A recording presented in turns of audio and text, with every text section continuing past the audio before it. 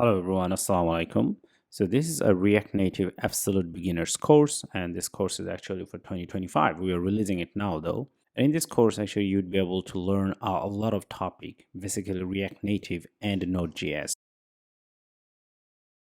Here are the things that we would be covering for building complex UI using React Native. First, we'll cover the basic topics like React Native navigation, managing splash screen, bottom tabs, loading images, loading custom fonts, and as well as Lottie view.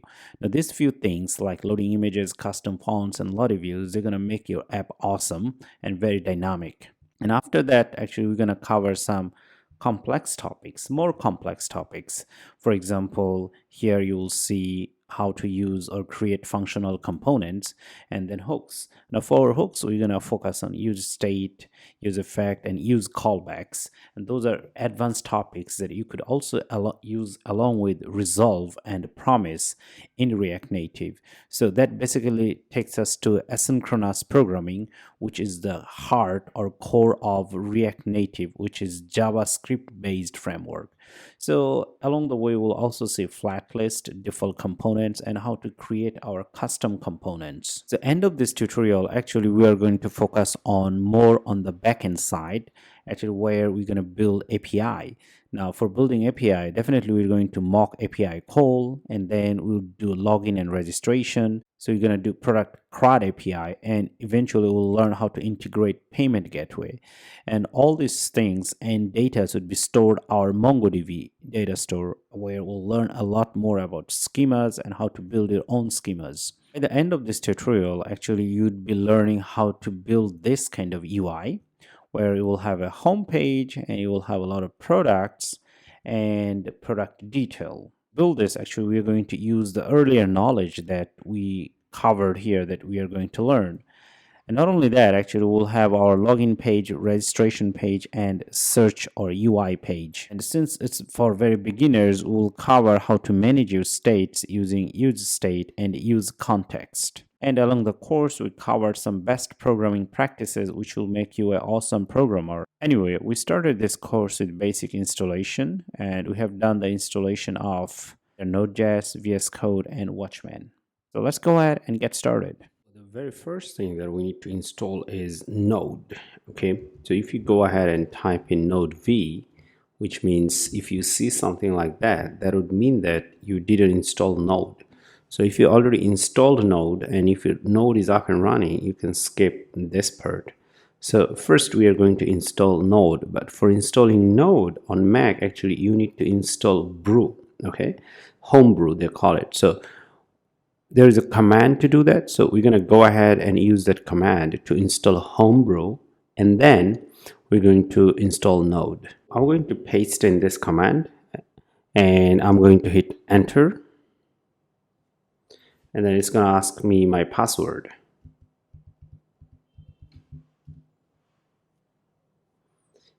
And then it wants you to continue. So I'm going to press enter.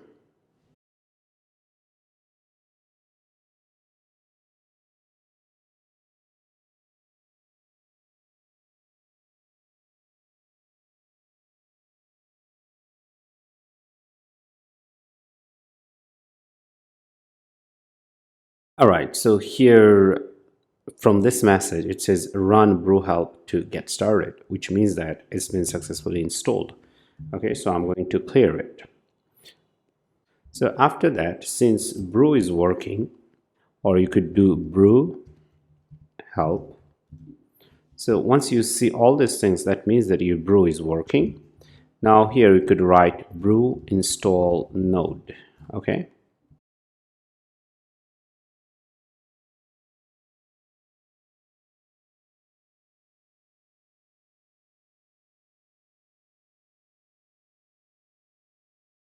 And over here it's done again, so I'm going to do clear. And after that, here we could just simply do node minus or dash v actually. So here it says that we already have a version installed. Now this should be done, but there is another thing I suggest you to install, which is brew install Watchman. Let's go ahead and install it. It's good for debugging and many other aspects. So let's go ahead and do that.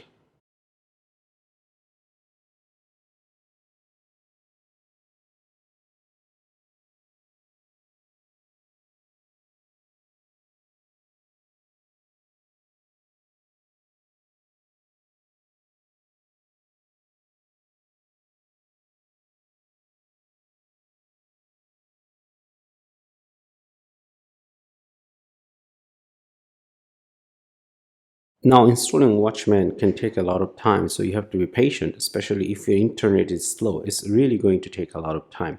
But anyway, I'm done over here installing this Watchman.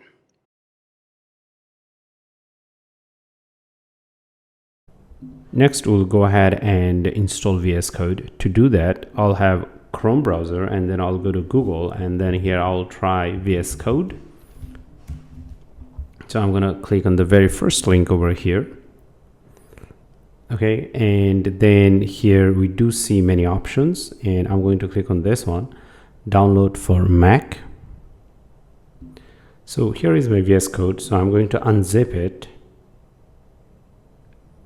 and now it is here, and then I'm going to double click on this.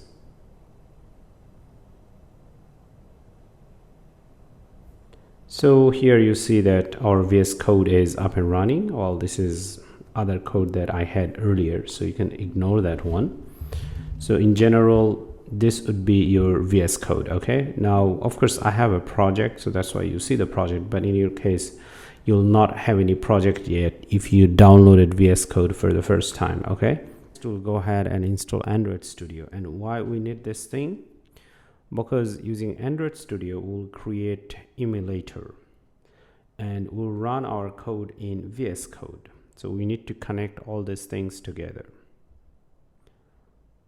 Now to do that, so we'll continue to go to our Google browser, Chrome browser over here, and then here I'm going to type in Android Studio download. So here we'll get it. Go ahead and click on this. All right, so I'm going to switch to English. It doesn't matter, I'm in China. And then here it says download Android Studio. So once you click on that, you have to agree on that. So I'm with Apple chip. If you're with Intel chip, you choose this one. Because I'm with Apple chip, I'm going to choose this one. So now it's going to install. So now it's going to download, and downloading may take a lot of time depending on your internet speed. So the downloading is done, and I have moved to a different folder. You can keep it as it was. And after that, over here, I'm going to do drag and drop. Make sure that you double clicked on this, otherwise you will not see this kind of UI. So now it's getting installed.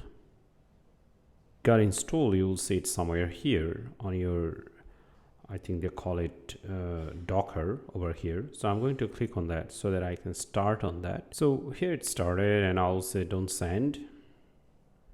And then I'm going to click next. And I'm going to keep it standard because we are not really going to use it. We just need to use Android Studio to create Emulator. And I'm going to accept it. So this one, choose this one and then select accept. And then here you'll see that there are also different things.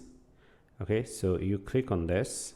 So you're going to accept the license. So once you do both of them, and only then you can finish, because once you accept this Android license, it's going to install all these things for you. Okay, so let's go ahead and do this.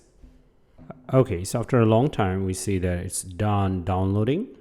Okay, so here I'm allowed to click on this finish button, which I will do, and here we go. So this is our Android Studio.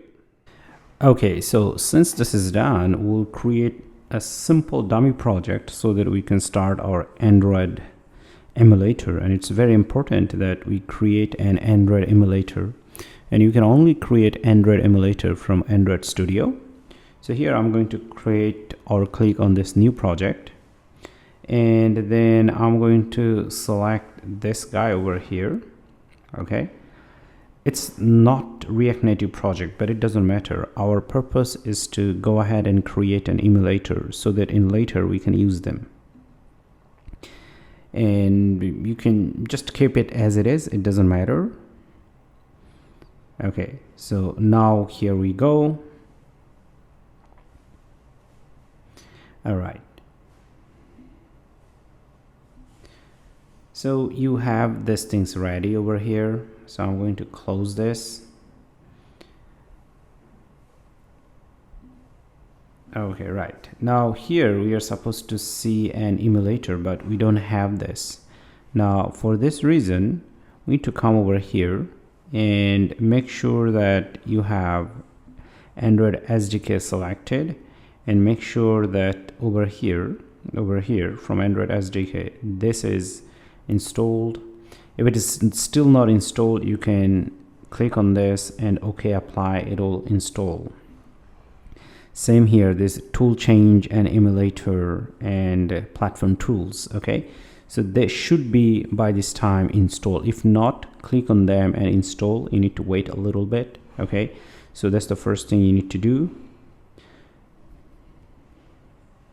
All right, so once that is done over here, in general you should be seeing your emulator over here. Okay, all right, and here it would be an app, but of course it's not a React Native app, this is an Android app. So you're going to go ahead and run, click on this. So our emulator would show up over here for the first time.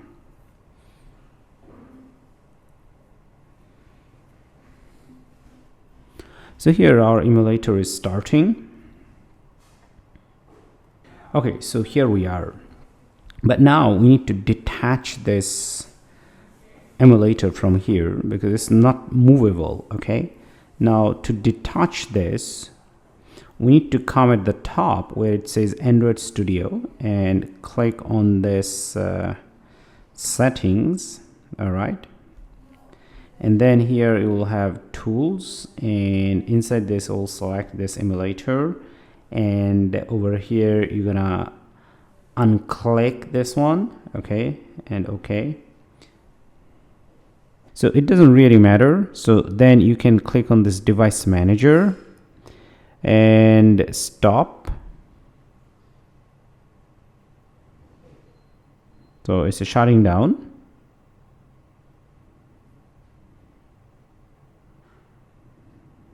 Okay, right. So what are you going to do? You're going to click on this, and now you'll see that the emulator will start separately. So right now the emulator is up and running. Okay, now of course this was not a React Native app, it was Android app, but the idea is next time we go ahead and React Native app, go ahead and create so next time we go ahead and create React Native app, just make sure that your emulator is running, and then our React Native app would auto run with this one. Okay, you can just select it, or you can just type npm run Android and it would auto select. But anyway, we'll see that in other sections when we actually run our React Native app. One more thing too, actually here you can add more devices if you want. Okay, so you can create more virtual devices. All you need to do, go ahead and select your favorite device, for example that you want to go ahead and create another one like this, and then okay, you could go ahead and do next, or you can select a different API. But the idea is first you need to go ahead and download them. Okay, so it's gonna download, and the whole process is pretty much same. So you need to go ahead and click next, next, next. All right, and next time when you go ahead and select your device emulator, you would actually be able to select it from here, like what kind of device you want to do. Okay, so you'd be able to select it from here. All right, okay, anyway, so I'm not going to go through the process again, so I will see you in next section. So this is here we are, and we are going to start creating a complete new project. And I already created a directory and I call it React Native, and I'm gonna be inside. Okay, now inside this, actually I'm going to go ahead and here we'll have npx create expo app React Native e-commerce. So this is our app name or project name, and we're gonna start with template blank. So with this we'll have a completely new project doing from scratch, and this is what we actually want to do. And then here we are going to wait for it, and it may take a bit of time to get started with everything. So let's wait. Now this command is the same for if you run on Windows. So regardless Windows or Mac, it should be the same.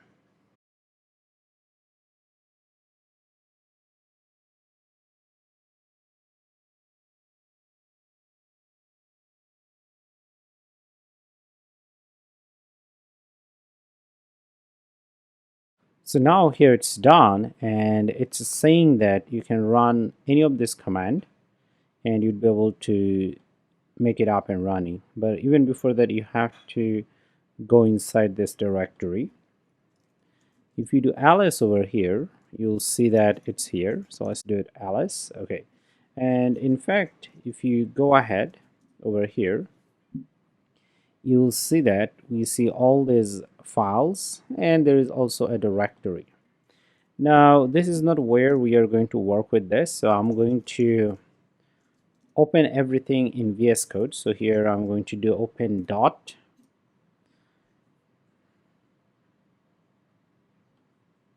So here we see that it is over here.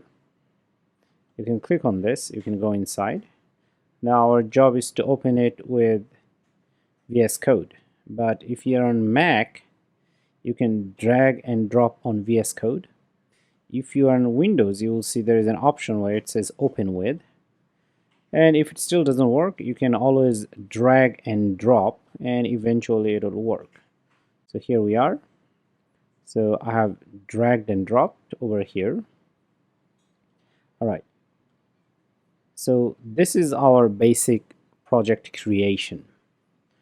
In next section, we'll see we'll have a route about this files and folders, which I mean we'll have basic understanding before we go ahead and write code. So here first we'll understand this one and what's going on here. Well, definitely this is our project name, the name that the project that we created over here.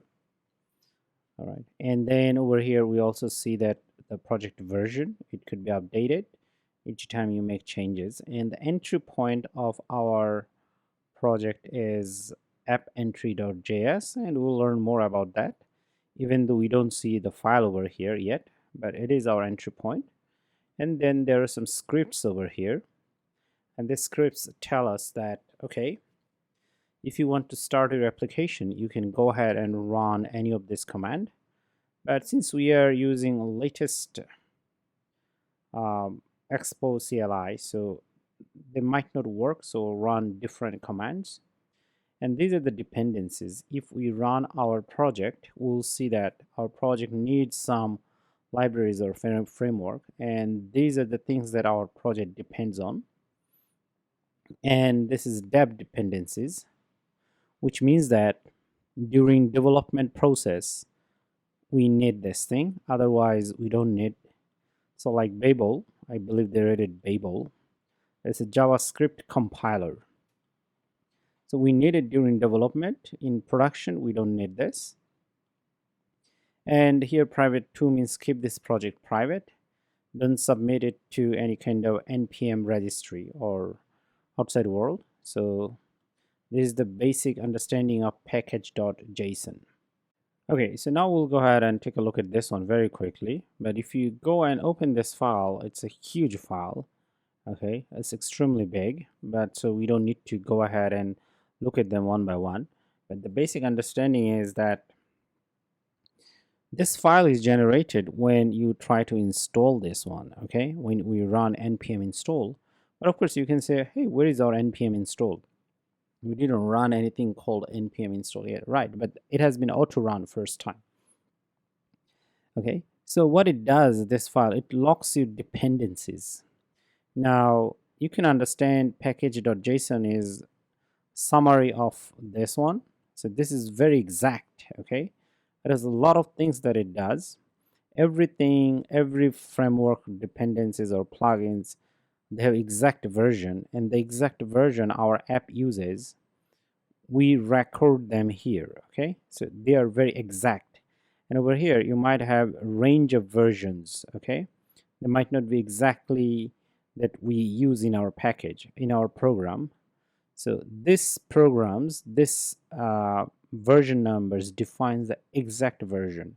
And not only that, anyone who runs your application this React Native e-commerce app, when they go ahead and are npm install, actually because of this file, they will have exact versions of every dependencies, the one that you have used. Okay, so I build this app, and because I build it, so there would be a lot of versions over here, and you take my app and try to run it. So when you run it, this packages, they will have exact version. Okay, so this is one thing that you have to remember. A lot of other usage of this file, so we don't need them for now, because this is a very different topic. So anyway, so next we are going to go ahead and take a look at this one. So this is a configuration file for Babel, and as I talked earlier, that Babel over here, as you will see, that it's a JavaScript compiler, and because of this compiler, this React Native code runs on different modern devices, including old devices. So because of this Babel, the code could be compiled correctly. That's the first thing you have to know. So over here, we are actually returning a Babel configuration. So this is Babel configuration, and this thing has to do with the compiler. And here we also see that API.cache.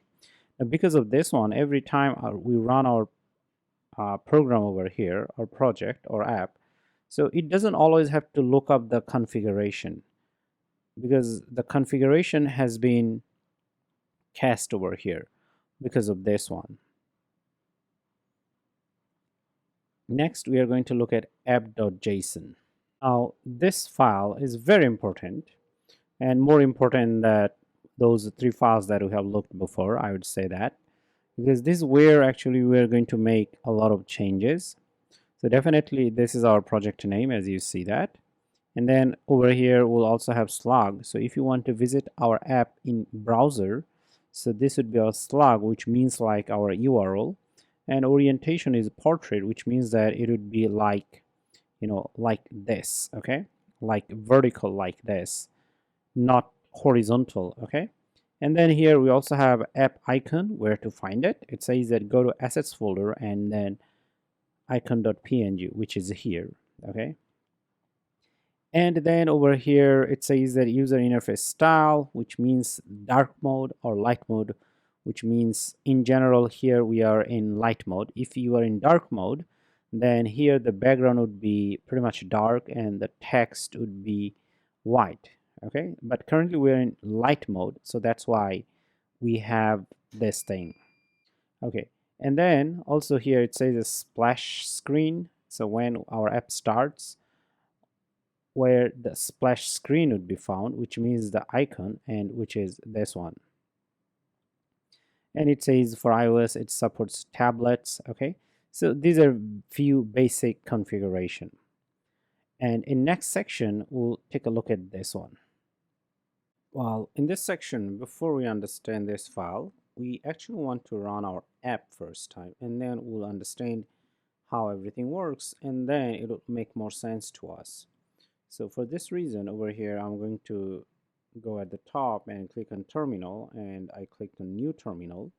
So right now I'm going to go to the terminal, and then over here make sure that you are in the right directory, which means that in our directory, this one, the one that we created, and inside this I'm going to run here npm run Android. If you want, you can also run it on iOS. So here you do iOS, and I'm going to do Android. And regardless you run on iOS and Android, make sure that your simulator or emulator is up and running first, otherwise it's not going to work. So then you're going to hit enter, and definitely it says that it's starting Metro Bundler.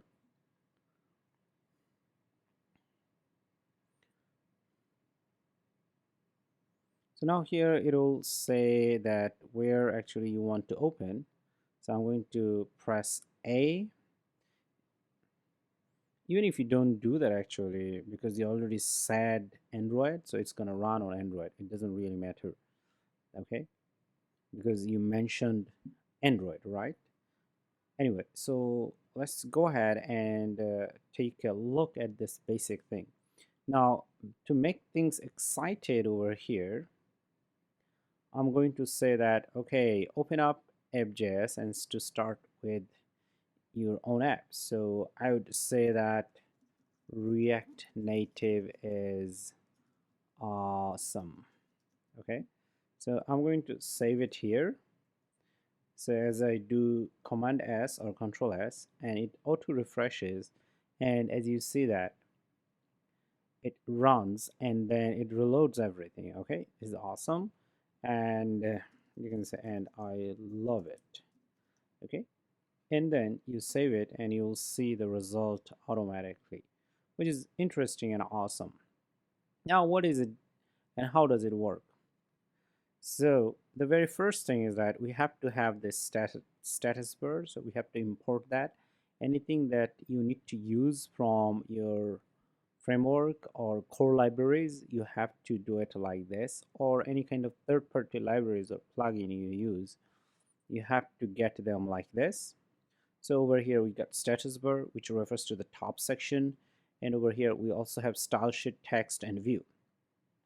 Now pretty much for StyleSheet itself, StyleSheet is for styling your app over here, and we see that we have used StyleSheet, the one that we imported at the top, and then we also see that we have text over here, which is this one, and then we also have view, which is this one. Okay, now everything is wrapped inside a component. This is called a functional component.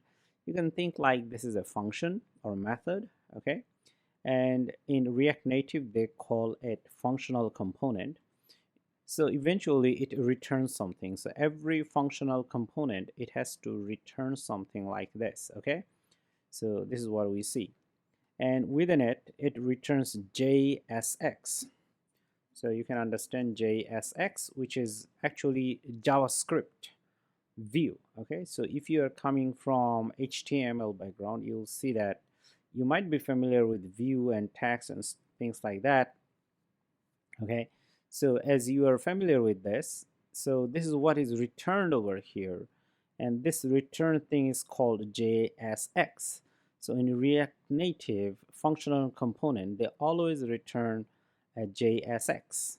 Okay, and JSX is a thing that is returned and you see it on the screen, and this is what we see.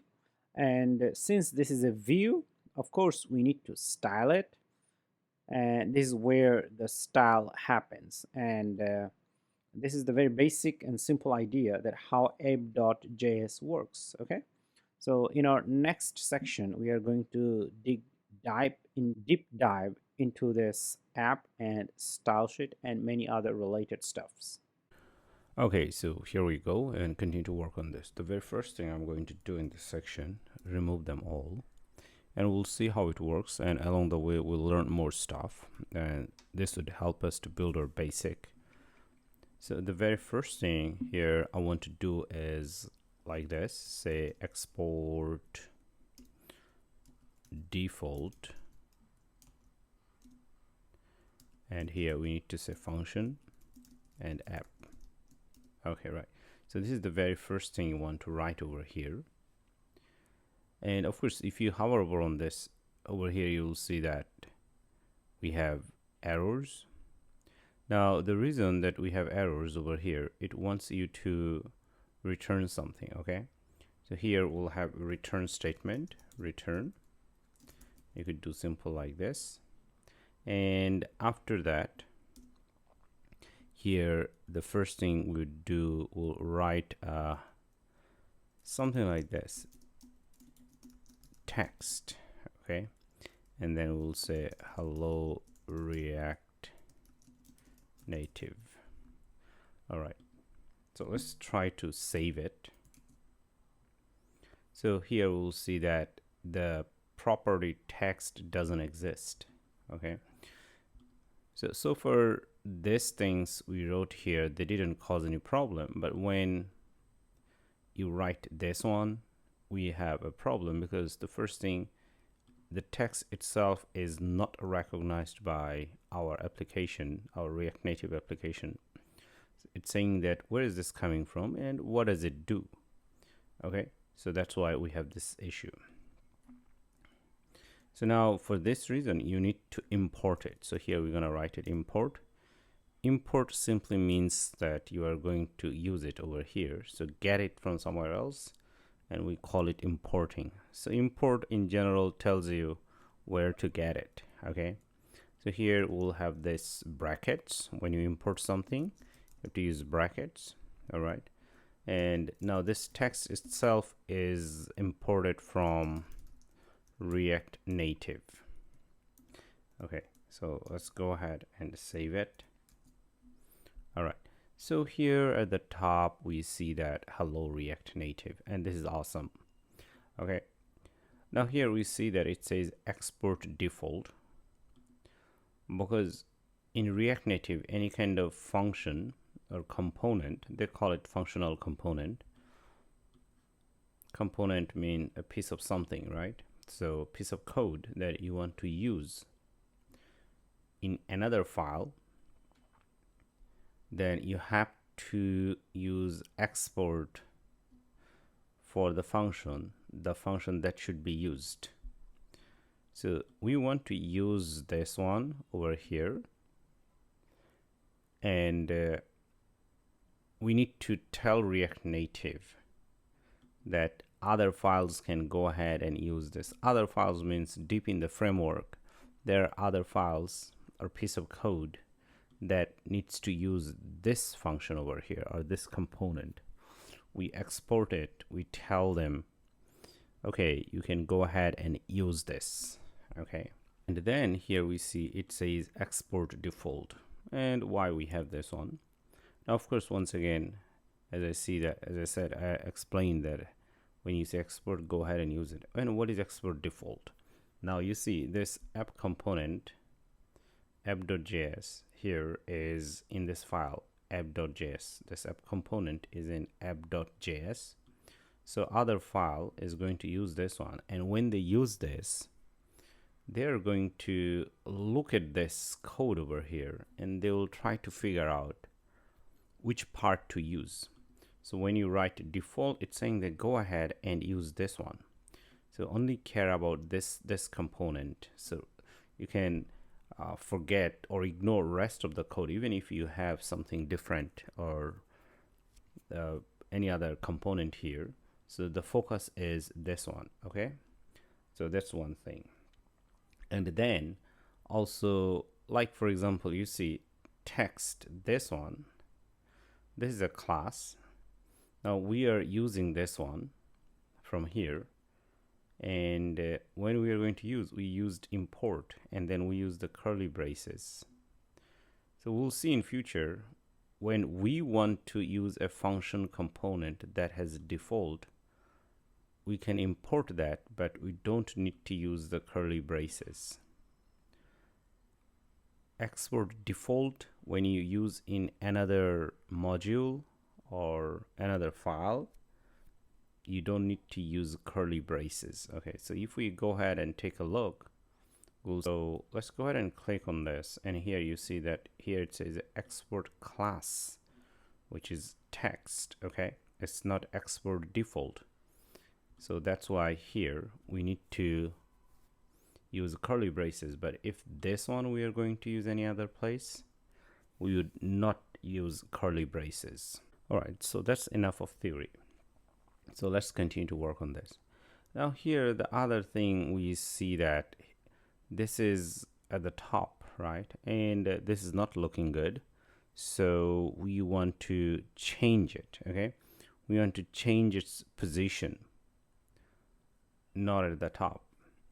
Now, in general, in a React Native, if you have a text class, or you can also call them text widget. So we can call it, of course, here it says class, but you can also call it text component or text widget. Okay, in Flutter they call it text widget. A lot of people also call it text widget in React Native. Anyway, so we need to change its position and styling. Now to change position, this text component, you need to wrap around something called view, like this, and we need to import this component or this view component, and here we need to mention by view. Okay, this also comes from React Native. If you didn't do that, you'll get error. But of course, we don't see any changes over here. Now, to change its position, we have to use a property which is called style. Okay, so you write here style, and then you'll have this equal sign, and then this curly braces, and then you have to use another curly braces, 2 curly braces, and here something is called flex, and we'll set it to 1. Okay, remember we are using colon. You gotta see that carefully, and you gotta save it, and then here we're gonna do align center. Let's save it. So it's centered, but not here vertically, it's centered horizontally. And then there is another property you need to use that's called justifyContent. JustifyContent center. Now here you see that it is centered. So alignItems, this is more of, you can think like horizontally centering, and we also have justifyContent, which is vertically. Okay, so if you remove this, now let's go ahead and save it. So it's vertically centered, as you see that it's vertically centered, but not horizontally. Okay, so to put something in the center, in general, you'd use alignItems center and justifyContent center together. Okay, so remember, alignItems is horizontal, justifyContent is vertical. Okay, now we want to change it. Okay, we don't want it centered.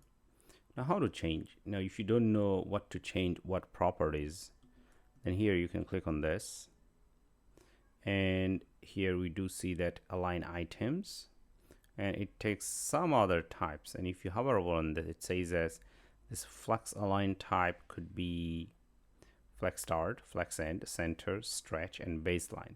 So currently actually we are using center. I mean, we defined it as center, as you can see that. Okay, so we can change it to something different, like as we have seen over here, maybe flex start or flex end. So different properties. I'm going to do here flex start. So it's gonna put at the beginning horizontally. So let's go ahead and save it, and as you see that it's there.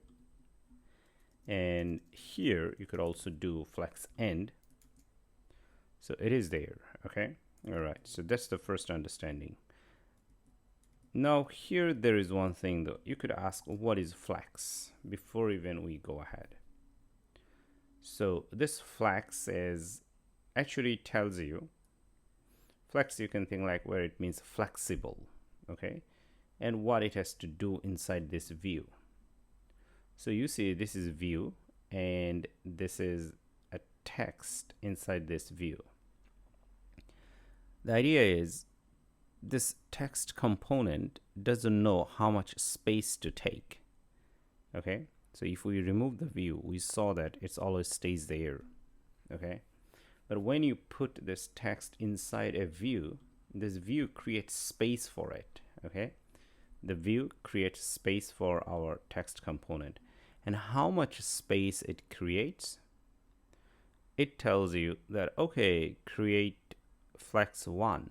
And what does that mean? That means that create space, all the available space, take all the available space on this screen.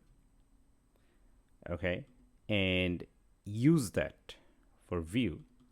Now because view, this text component is inside the view, so now this text component we can put anywhere we want inside the view. Okay, so for it makes sense. When you write view flex1, that means take all the space for this view. And now we have text inside this view. Now, since we have this text inside this view, we'd be able to position anywhere this text we want. Okay, and of course, to do that, to position this guy, we are using this things over here. Remember, this things not for view itself. These properties are for the things inside this view. Okay, so hope it makes sense. And then over here, when you say flex1, of course, as I said, that it takes all the available space over here, okay, on the screen. And then you could do 0.5. That means take half of this screen, okay? But how do you know that it's taking half of this screen? Give this view a background color. So here I would do background color, this one, okay? And to give it color, I would write colon and then first quote, and then I have this sign over here. I think they call it whatever the sign. Anyway, so here, for example, you could do BBB. So let's hit enter, and here you see a little gray. Isn't it awesome? Because right now here, when I say flex 5, 0.5, that means take half of the available space, okay? And then inside this space, put this one. Hopefully it makes sense, right? And then again, over here, we have this text align center, justify center, right? Of course, this time, if you say change this guy over here, instead of center, we can use other properties. And what properties to use? Here we already see, once again, flex start, flex end, space between, and space around, space evenly. So here we could do flex start, and that means whatever the space this flex has given you, you vertically put it at the beginning. Okay, so this is vertical, right? So if this is vertical, then put it at the beginning. Okay, so in React Native, this kind of position would be vertical and this would be horizontal. Okay, so when you say flex start, it's gonna put everything vertically, and then you could do flex end, so it's gonna put at the bottom, because vertically this is the end. It starts from here and it goes down. Okay, all right. Of course, if you align, if you change this one here, also say flex end, so can you guess where it's gonna put? So it's gonna put it actually here, as you see. So we have this view, and inside the view we can use something called styles, and then we can change its position. Okay, not only that, we can change the background color. Okay, so you have to understand, once again, when you apply the color takes effects for the view, not for this guy. But then when you use align items and justify content, they actually move this component over here, not other things. Okay, so this is one thing to remember. Once again, when you apply this kind of style, it's not going to apply to this guy itself. It's going to apply to whatever the child, we may call it child. Okay, it's like a father, this is the child, so child inside stays inside this view, and these styles are applied to this one, but the background color itself is applied to the father or the parent, and this one is also applied to the parent. So hopefully this makes sense and makes our idea about React Native more clear. So let's continue to work on this. Anyway, so we have this text over here. Now one thing we could do right over here, actually we can increase the font size. So here we can use the style property. Okay, so view and text component or widget, they all have the style property so that you can style them.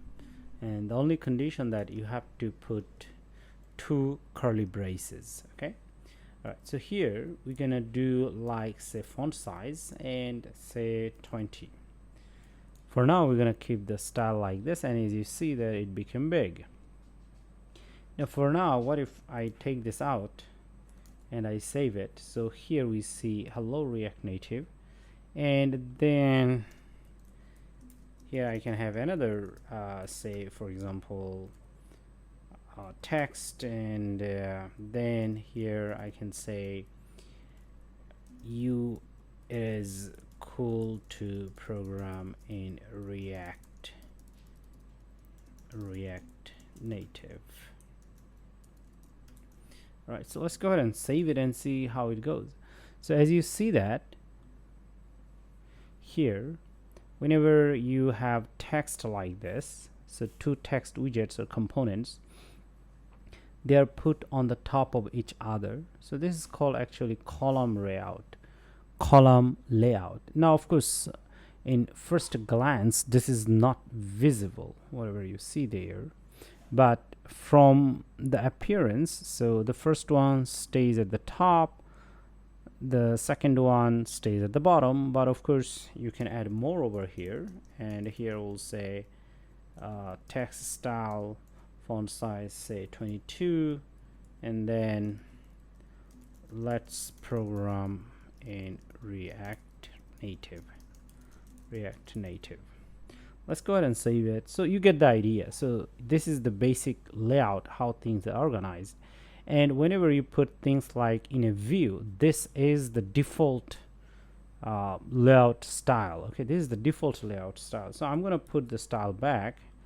Okay, now of course it'll change a little bit over here, because here align items, which is over here horizontal, and we said end, so this is the end, right? And justify content vertically, this is also end, right? Okay, anyway, so it doesn't matter, I can take that out again and say okay, it goes back, right? The only thing that it is taking half of the whole screen, because I said that flex is 0.5. okay, all right. And there is something called flex direction. Okay, flex direction, this one. Now flex direction, here you could use something called column, and this is the default property actually. So if you come over here, and here you see row, column, and row reverse, column reverse, things like that.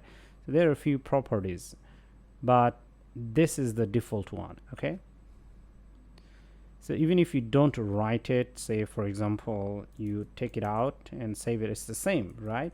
But now we are going to go ahead and change it to row, and we'll see something different happen. So let's go ahead and change it to row. So what you should imagine, instead of they're sitting on the top of each other, actually they would all get together, and of course it will look messy. So as you can see, but here I can remove that so that we get better visualization. So here, so let's go ahead and save this one, and here hello, let's program in React Native. So when you change to row, so they are all horizontal layout. Okay, so that's how basic view works. So you have to remember, for React Native view, whatever you put inside this, whatever you do, it would always be by default on the top of each other. And if you want to change then of course you could do row, all right, and many other properties. Okay, but basically most of the time either you want to use row or column. So do remember, by default it is column property. Okay, so this is all about how the flex direction works and why the default layout is column format, right? So that after this your idea should be very clear. Now here let's learn more about view. So here we see that, okay, we have only one view, okay, and we have taken half of the screen for this view. So here I can put one and it would take the complete screen, and here we see this, right? Okay, but if I take it out, so here it's gonna be like this. So interesting enough, here you can also use view inside view. Okay, so let's go ahead and see. Now of course we came back to the complete view, which take the whole one. Now here I can cut this, I can put another view over here. Okay, so this is one view, and for now it's empty, and then we can have another view over here, and this is empty as well. Okay, and now to understand better, so let me change it to column. Okay, now let's save it. Okay, all right, nothing is there because inside view you don't have any content, so it's an empty screen with just default style like this. Okay, these are not applied because, well, you don't have any content. So to have content you should always have text property. Okay, now I'm going to put this text over here. Okay, all right, now here I can have another text property, I mean not another, so I can copy them again and put them again. Now let's go ahead and save them.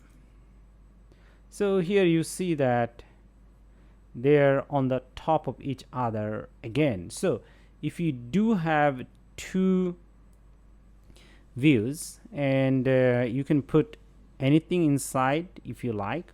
For now we are putting text, and then because they're inside another view, so that view property, this one, is applied to this view.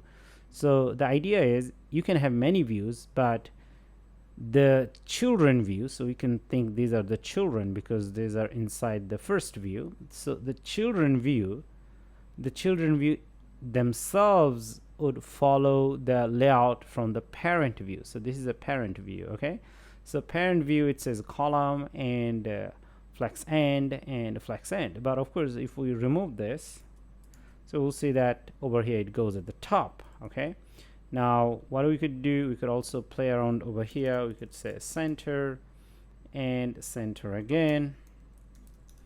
Okay, all right, so everything is centered. Of course this is not best looking, it does look a little bit ugly, so let me go ahead and fix part of it so that it doesn't look that ugly. All right, okay, now it's much better. Okay, all right, so now we understand that you can have many views inside a parent view. Remember, because any app component has to return a JSX, so that means you have to return at least a view. We can also return other properties. Okay, so you need to at least return a view. I mean, that's the expected way of going ahead. All right, and whatever view you put inside parent view, those views, they are going to follow our parent view. Okay, so our parent view says column, so that's why we are column. If our parent view said row, everything would be row, as you can see like that. Okay, so this is awesome. So now it's column. Awesome. But here we are actually these two views, they're dictated by the parent view. Okay, but now the components inside this individual views, we can also control them. For example, you can have style over here, and then here we could say like this, flex direction, say for example here I can say for the first one is row. So what do you think how they are going to apply over here? So actually the first one, this three, they should be horizontal. So let's go ahead and check that. So as you see that, let's learn it. So what happened here? So the items inside this, the component inside this, now they are following this one, okay? And the component inside this, they are going to follow the default one. And what is the default one for any view? You know that this is column layout, because everything has to be column, like vertical. But here, because we mentioned it is row, so it changed. But on the bigger picture, these two view, they are still column. So this view, you see this view, and this is the other view, and these two views, they're sitting on the top of each other. So over here we have so many views inside other views, but they're all following their pattern. So the idea is you can have a parent view, and parent view would control the subviews, but parent view would not control the component or elements inside the subview. Okay, so parent view just would control the layout of the subview, but the things inside the subview, they follow the layout of the subview. Okay, so hopefully it makes sense.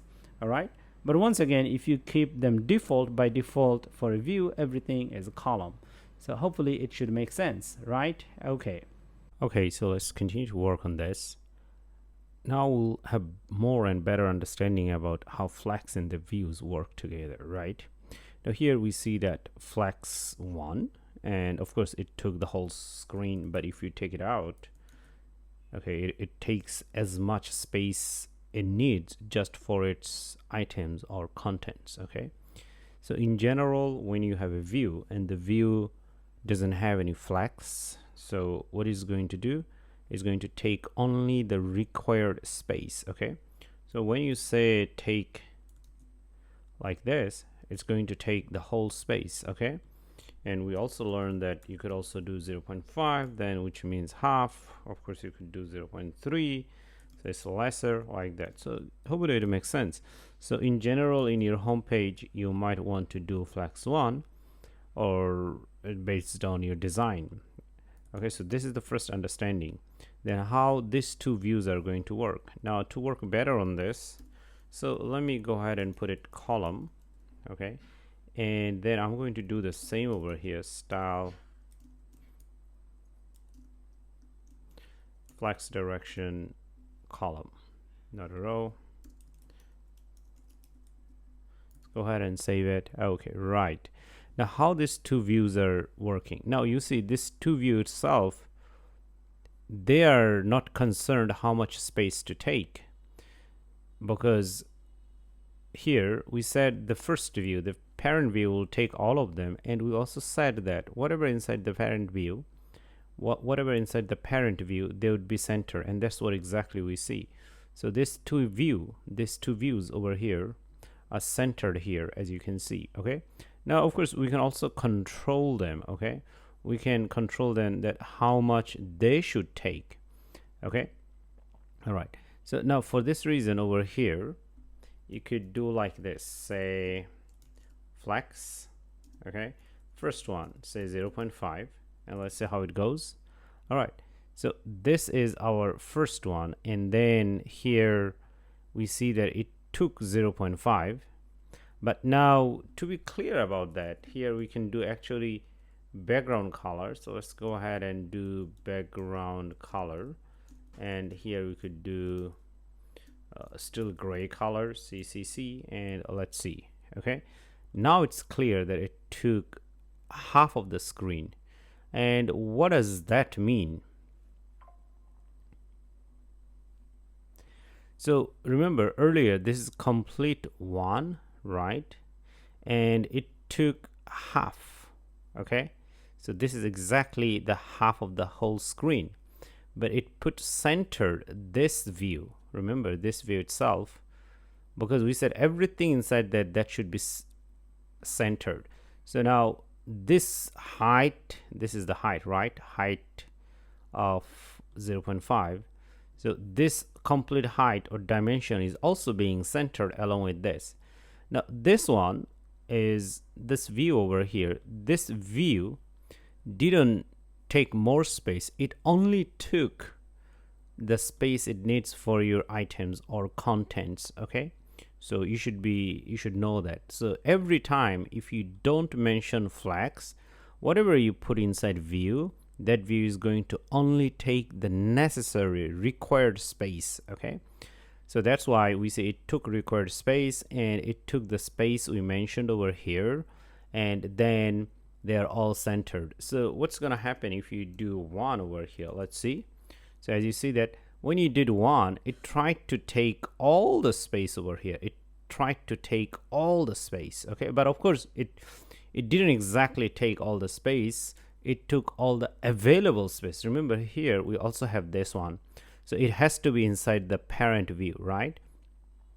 So whenever you mention certain flex amount for dimension, it would take, I mean, the mentioned one, and it would try to take as much as possible based on this. In this case, we see that it didn't take all of it because there are other children or child over here. Hopefully it makes sense. All right, so let's put it like this. Okay, now if you go ahead and take a look, these items inside this view, they are not centered, but actually we can do that. Let me go ahead and format our code. So I'm on Mac. I'm going to hit Shift Option F. So it's going to format the code.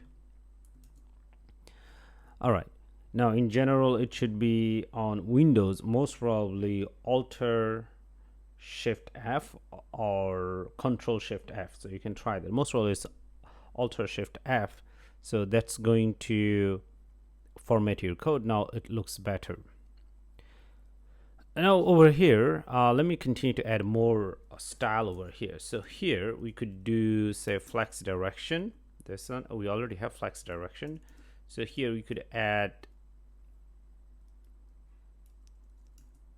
align items center.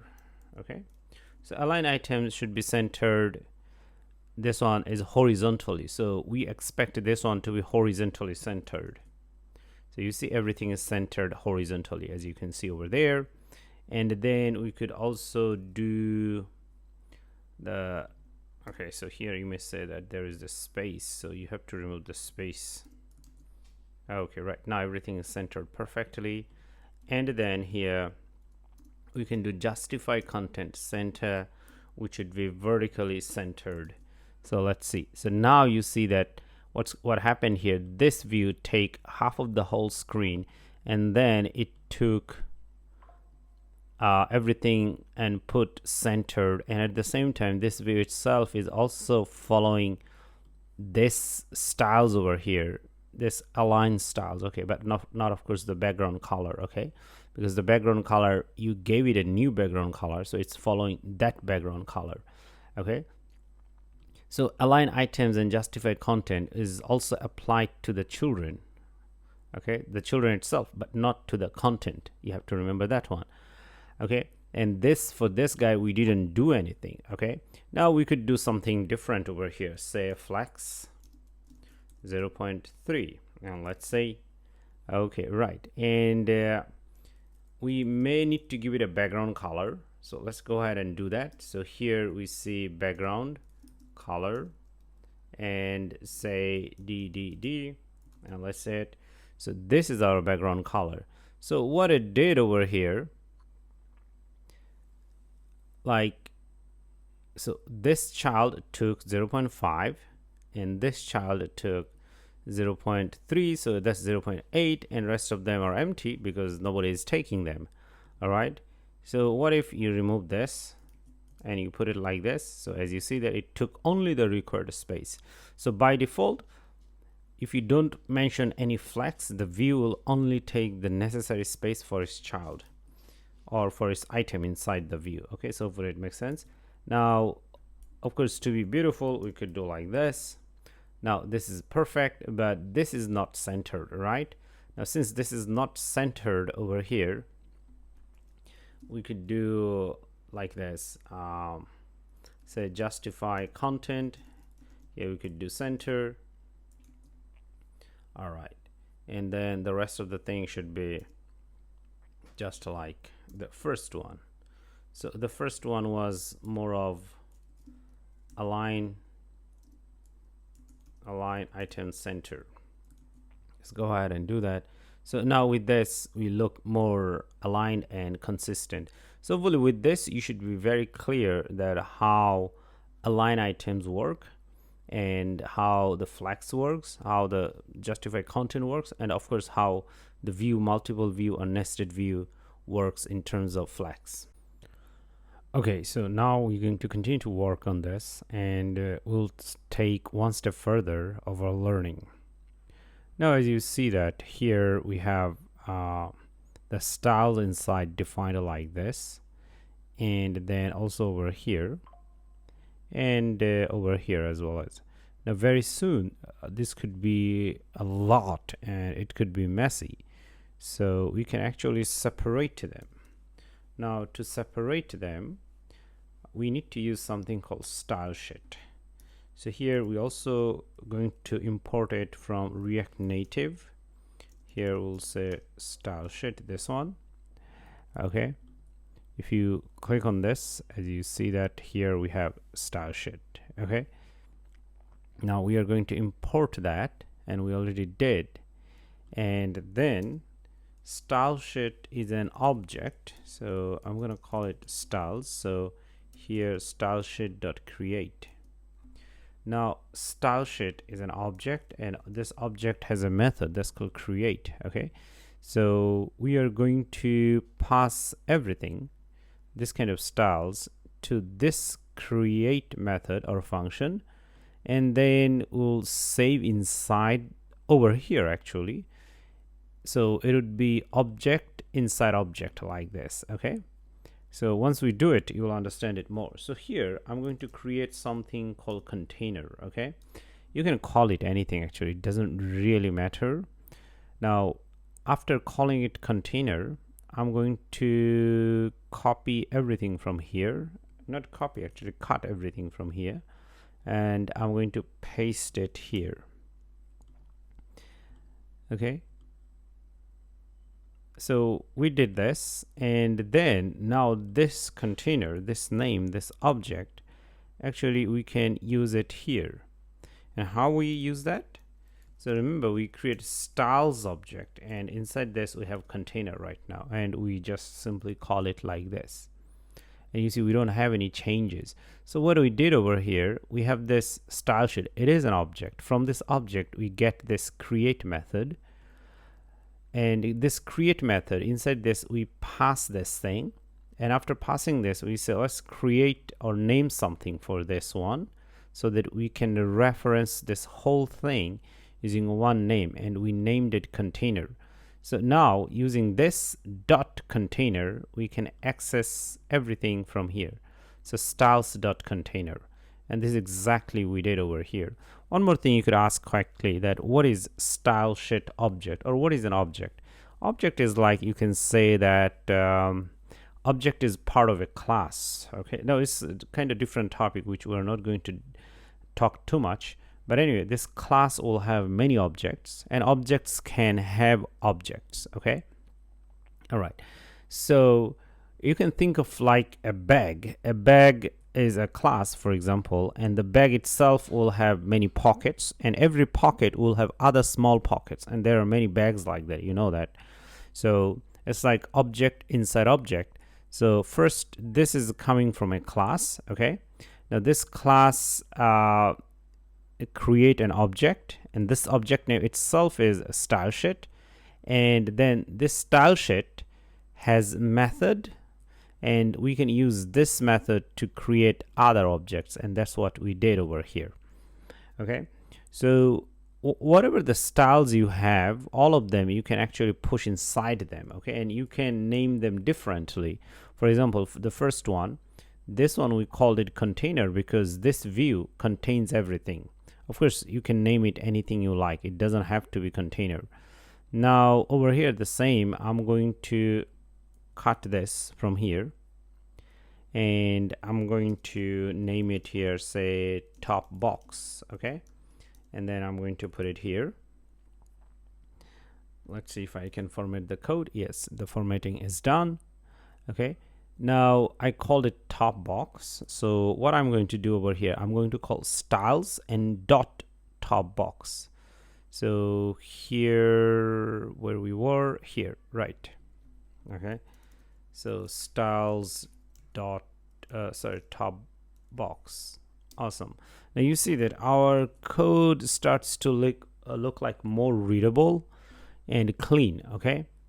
So if I want to know that what style this top box has, I can just click on this and it will take me here.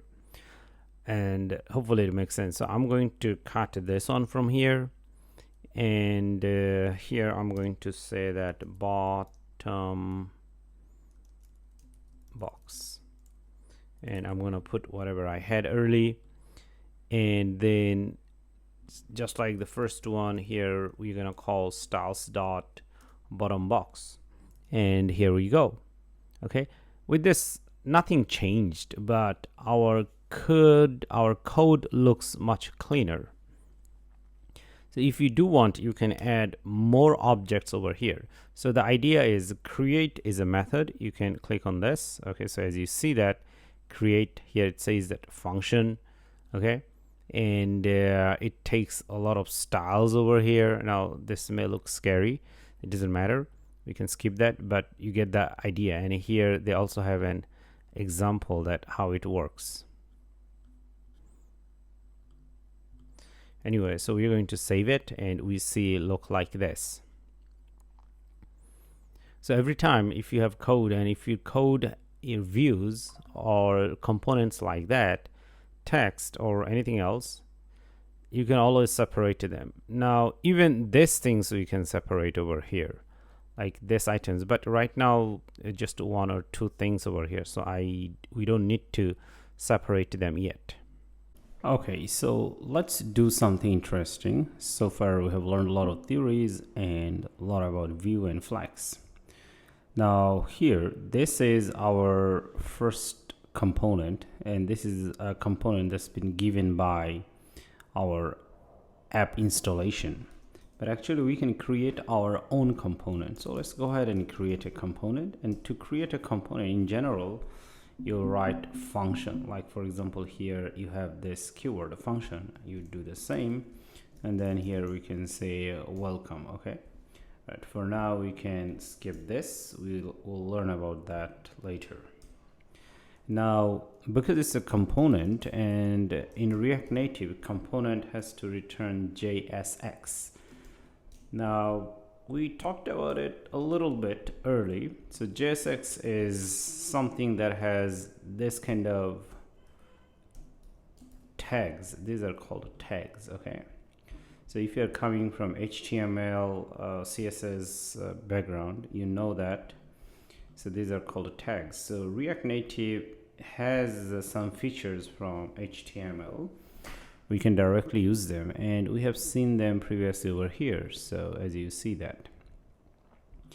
Now you have to return something that has tags, but of course you cannot return empty tag like this. But yes, of course you could return like this, but of course it doesn't make any sense. Okay, so we don't want to return empty tags like this. Okay, but for now we are going to return something that has text. So in general, say for example view. So here we are going to return a view. Okay. All right. So that's our JSX. Okay. When you return something like this that has a text, that has a tag, then you call it returning JSX. Okay. So that's what we did. And inside this here, we could do text welcome. Okay. Welcome to our app building course. Okay, like that. Now you can save it, but of course if you save it, nothing is going to happen, because once you create a component, to use it you need to call it from your main component, which is app. In general, app component is the main component of your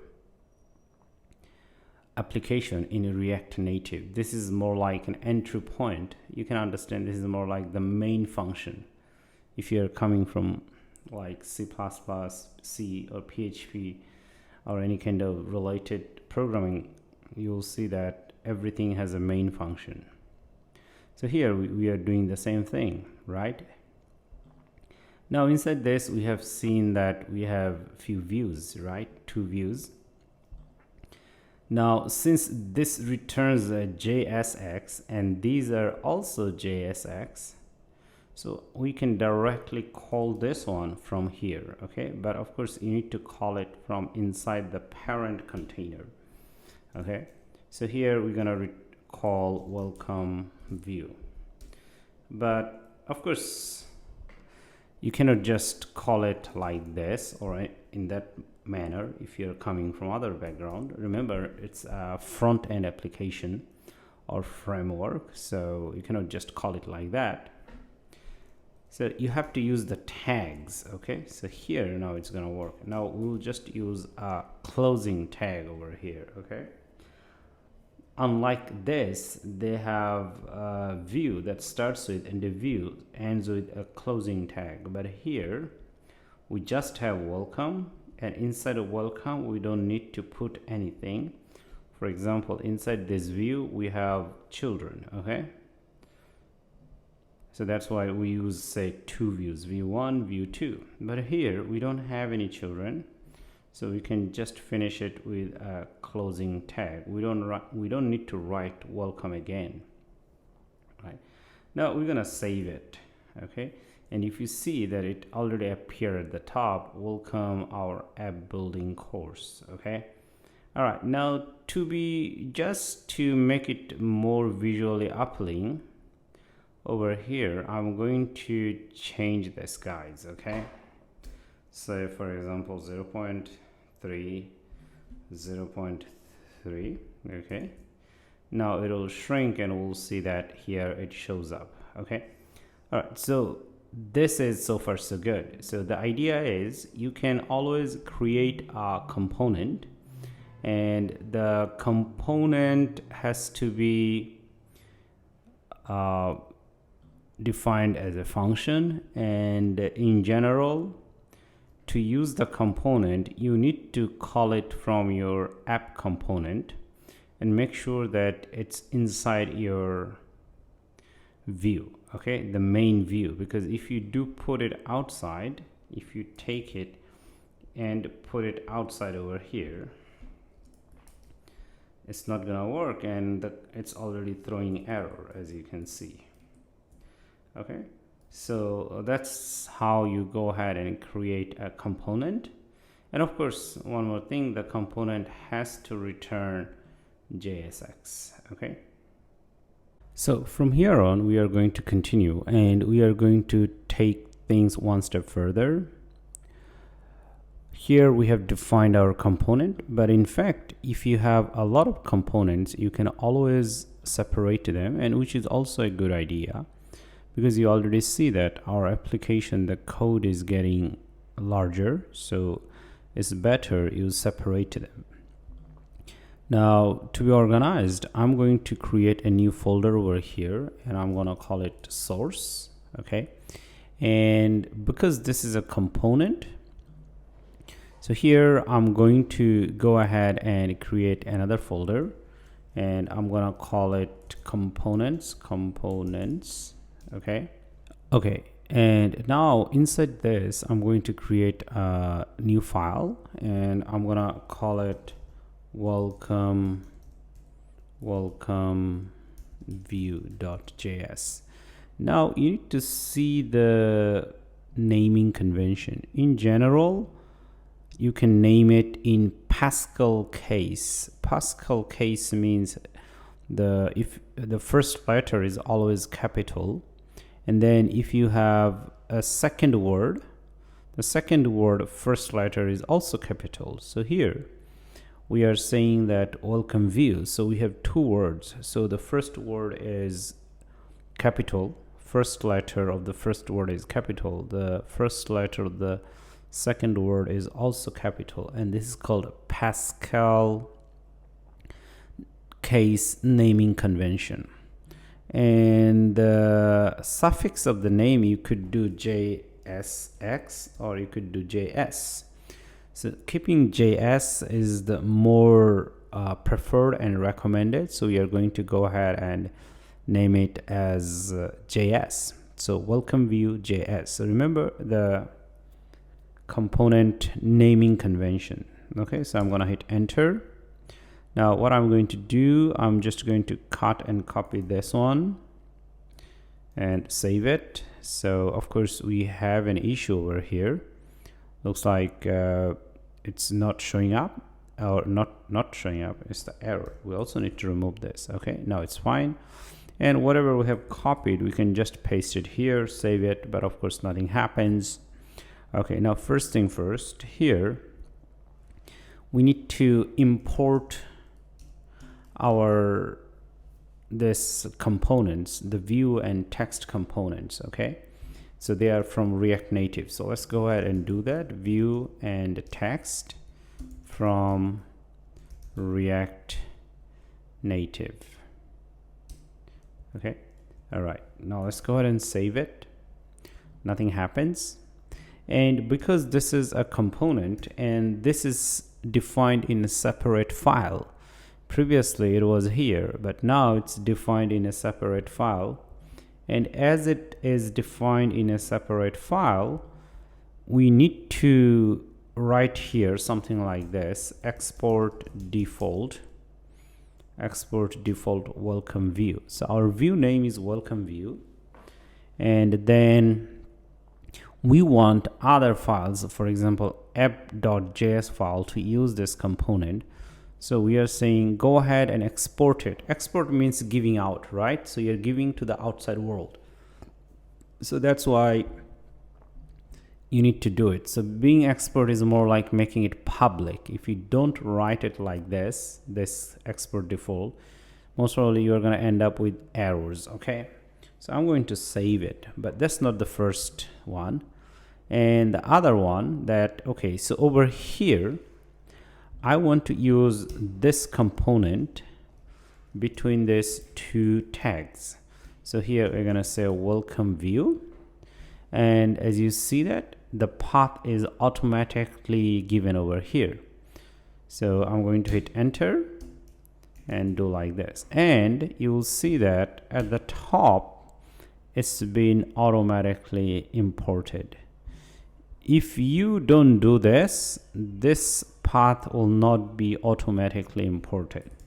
Okay, so why we did this thing? Just like, for example, here we have used view and text components, and we have to tell our compiler where to find them. So we said view and text find from React Native from this library. Okay, at the same time here we are going to use this component, and then we need to tell our compiler or our program that where to find this welcome view. Okay, all right. And the other thing is that here, because this is a component, you have to use tags. Okay, starting tag, this one, and closing tag. Okay, if you just write here say welcome view, it's not going to work. Of course it's a string. Okay, it's not going to work here and it'll throw an error. So you have to have this starting tag, this one, and then the closing tag. Okay, so as it is there, you see. So hopefully it makes sense. And second, the other thing is that you'll see, okay, this view or this text components, they all have an ending using the same component name, but here we don't have. The reason is because this component doesn't take any children. For example, this view has a children, so that's why we put the children within this closing tag. Okay, all right. But at the same time, text is the same. This text and this text, in between we have children. Our children is hello or things like that. Okay, or the text like that. So that's why over here you don't need to do like this. Okay, you don't need to do this. Even if you do that, it's going to work. Okay, but then if you say, for example, here put text hello, okay, you're not going to say there's a hello over here. The reason is this component doesn't take any children over here. As you see that it doesn't take any children. Okay, of course you can pass the children over here. We'll see and talk about that later, step by step. But for now, our component doesn't accept anything. Okay, because here you put text in between welcome, but our component is not designed to take anything from the outside world. It only takes whatever inside this component. Okay, hopefully after this your idea about components and how to use them should be more clear. Okay, so now we're gonna continue to work on this and boost our understanding about everything. So right now we're gonna take one step further and try to style our app. Now right now we do see that our app boxes, they have edges, sharp edges, but we want to apply style to them. One of the style that we want to apply to the first box, the top box over here, I want to apply something called border radius. Okay, border radius, and then I'm gonna apply 10. So as you see that it's not sharp anymore, and which is beautiful. And not only that, we also see that over here, this one, it's this text and this box, they're too close to each other. So I want to create some distance between this view and this text itself. Now I want to apply some space out of this view, outside. Now if you want to apply view, apply some space out of a view, you should use something called margin, and say, for example, we do margin 10, and let's save it. So as you see that here it created 10 pixels. But not only that, actually it also created 10 pixels over here and there, but of course there are no other things on the left and right, so we don't see that. Okay, but it actually did. But since we are just interested to create some space at the bottom over here, we might not need to use margin 10, because when you do margin, just margin, it creates space everywhere. So now we have 10 pixels here, 10 pixels here, 10 pixels here, and 10 pixels here. Okay, now since we don't want to create space everywhere, we just want to create space here, then to keep it simple, actually we could do just margin bottom. Okay, so at the bottom we want to place 10 pixels, not 10 RMB. So here we have 10. Okay, all right. Now the same could be done about this one, which is bottom box. Now here the top, here we could do margin, first border radius. Okay, and we also want to apply 10, and then we can see it, and then over here we can also apply margin again. So let's start, just do margin, and then we do 10, and of course here it created another 10, so 10 here and 10 there. But for this box itself, which is bottom box, we just want to apply the top.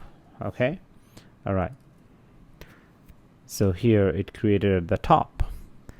Now the question is, how about the item inside the box? Now if you want to squeeze things inside box, inside a view, then you need to use something called padding. So here we're gonna do padding. All right, and we want to apply padding everywhere, and say 10. Okay, so here you see that it created 10 space, but of course as it created, actually it made it bigger. because the text itself, it cannot squeeze it anymore. So what it did, it's created some space, okay, outward from the text, but still within the view itself. So it took 10 pixels from here, 10 pixels from here, and here, and here. Okay, now this is also applied everywhere. Okay, top, bottom, right. For example, let's take this out and keep it.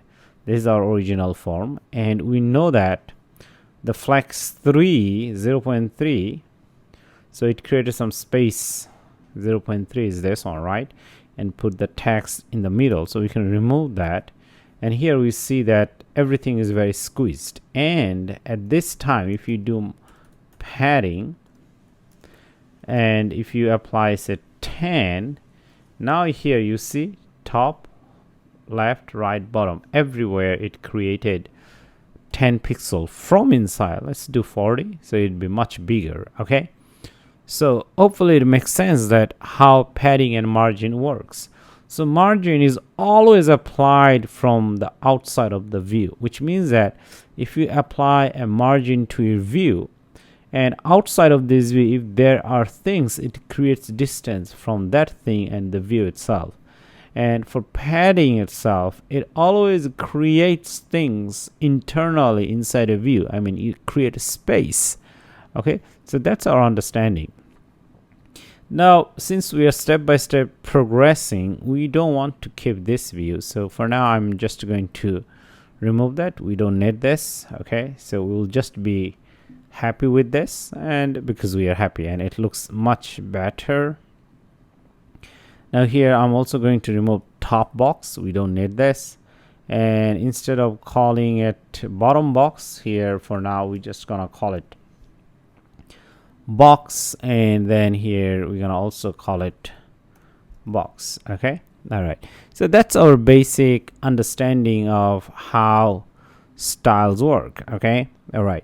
Now here we also have this text itself, right? So for this text, we have this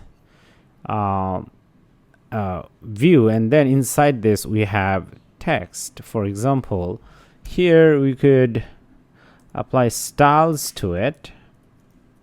Now here we could say font size, say for example 38. Right, so it's a very big one. Okay, it's very big.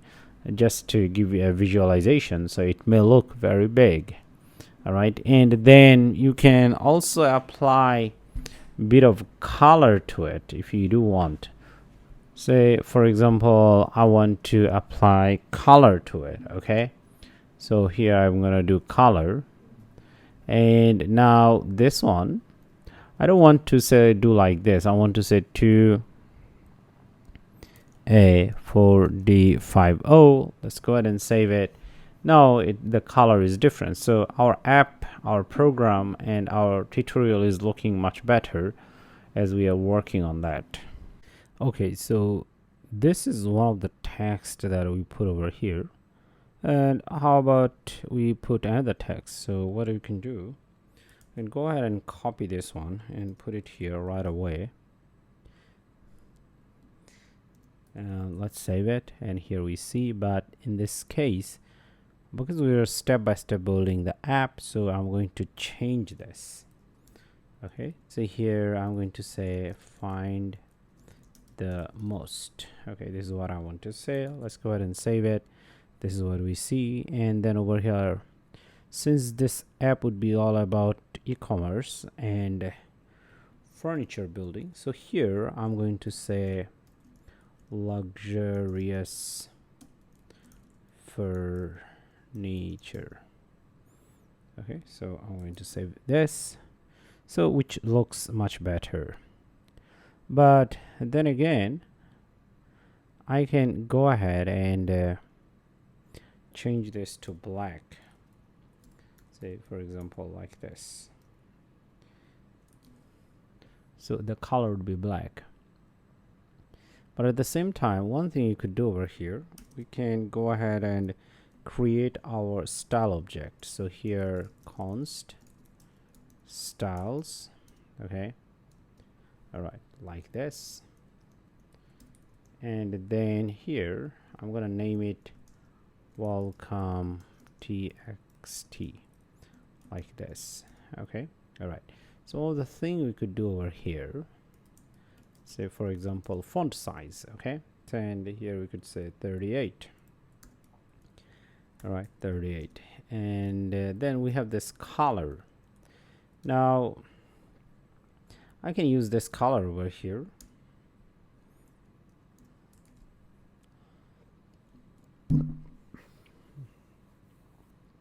Now of course we have an error. The reason is we are using StyleSheet, this one, and we need to import it at the top. Okay, so here we're gonna say StyleSheet, go ahead and save it, and the error is gone. Now what about we go ahead and just remove it from here, and here we can styles.WelcomeText. So we can copy this and remove these things from here, styles.WelcomeText. Okay, right, but now it does look similar, right? They're very similar. So how about we go ahead and create a reusable one? Okay, I mean, we want to keep the text size the same but the different color. And how to do that? Now to do this one over here, we can actually do it like this. First I'm going to cut the whole thing.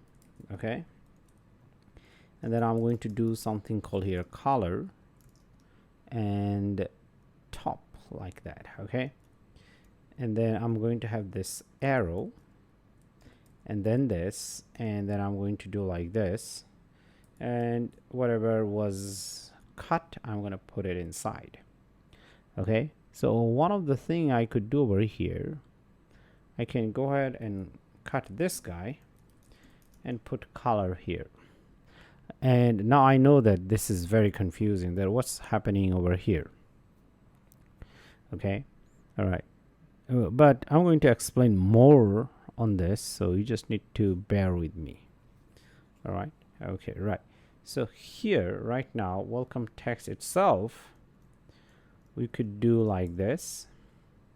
Whatever the color that we copied, we pass that one. Okay, and for now let's say you pass over here nothing, say you pass here 0. Okay, so let's go ahead and save it. Okay, now it does look like the first one, this one, which is this one, is taking effect. Why? Because the color is the same, right? As you see, the color is the same. This color we are passing. So when we pass, actually we call this one, we call welcome text, and then over here this two information. Okay, these are two parameters, these are called parameters.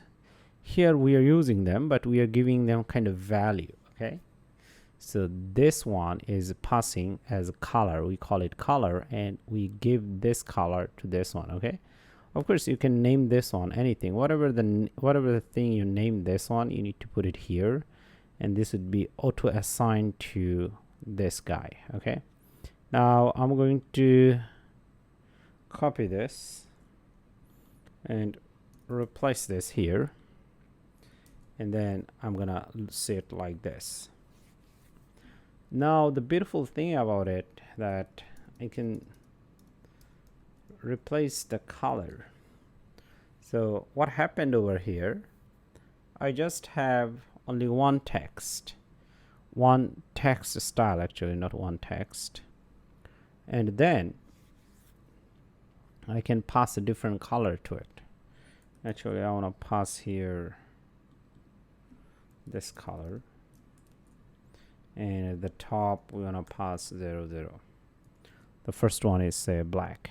Okay, and of course now this top thing is a different thing, which we'll see soon. Now before we go ahead and proceed further on this one, let's come over here and let's change the style over here. Okay, so here we said that justify content is center. Say for example we don't want this one as center, and I remove this, and it goes at the top, right? It goes at the very top over here. Now I don't want it at the top so much, this text. And how do we control this? Now to control it, actually we have to control it from here. Remember, we have something called margin top. We have seen that one. Now say I do 12 and I save it, so we do see that it came down, right? Okay, or I could do say 70. All right, so it comes down a lot. Now what happens here, not only this comes down, this one also comes down, 70, 70, right? So what we want this one to be used here. So I'm gonna do top. Let's save it. Okay, now for the first one we're gonna pass 70. So this is 70 pixels. The second one we are passing 0. So what means that first time when we call welcome text, actually you see that, so font size is same, the color is black, and then this is 70. The next time we call this one, so font size is same, the color is little green, but the distance is 0. So margin top is 0, which means that this is very close to this one. So with this, actually you just learned how to create a reusable text style object. So this is an object. So to create a reusable object, the thing you want to change and reuse, you need to mention them here and assign them to their related properties. These are called properties. Assign them to their related properties over here, and you have to call the object from your text component, and as you call, you pass different values, and then it will take effect. So hopefully this makes sense, how to create a reusable text component. Okay, so now we are going to continue to work, and we'll do something more interesting and fun. And this time we are going to work on clickable events, and then we'll see how it works, and then from there on we're going to continue to work on images, icons, like that. Now before we continue, I'm going to wrap this around inside another view so that we can stay organized, because over here I'm going to put a view. Okay, so this is a view, and I'm going to create a separate view, and inside that view actually we are going to work on clickable events where you'd be able to click. Now in React Native, unlike JavaScript, pure JavaScript, you cannot use on click directly. Okay, so if you're coming from JavaScript background, you know that there is something called on click, and you work with that. So in React Native we don't have anything like that. Instead we have something called touchable opacity. Okay, touchable opacity, this one. Okay, so we have things like that, and make sure that you have it at the top, otherwise you will get an error. And then inside this, if you have a text view and say here click me, all right, so let's go ahead and save it.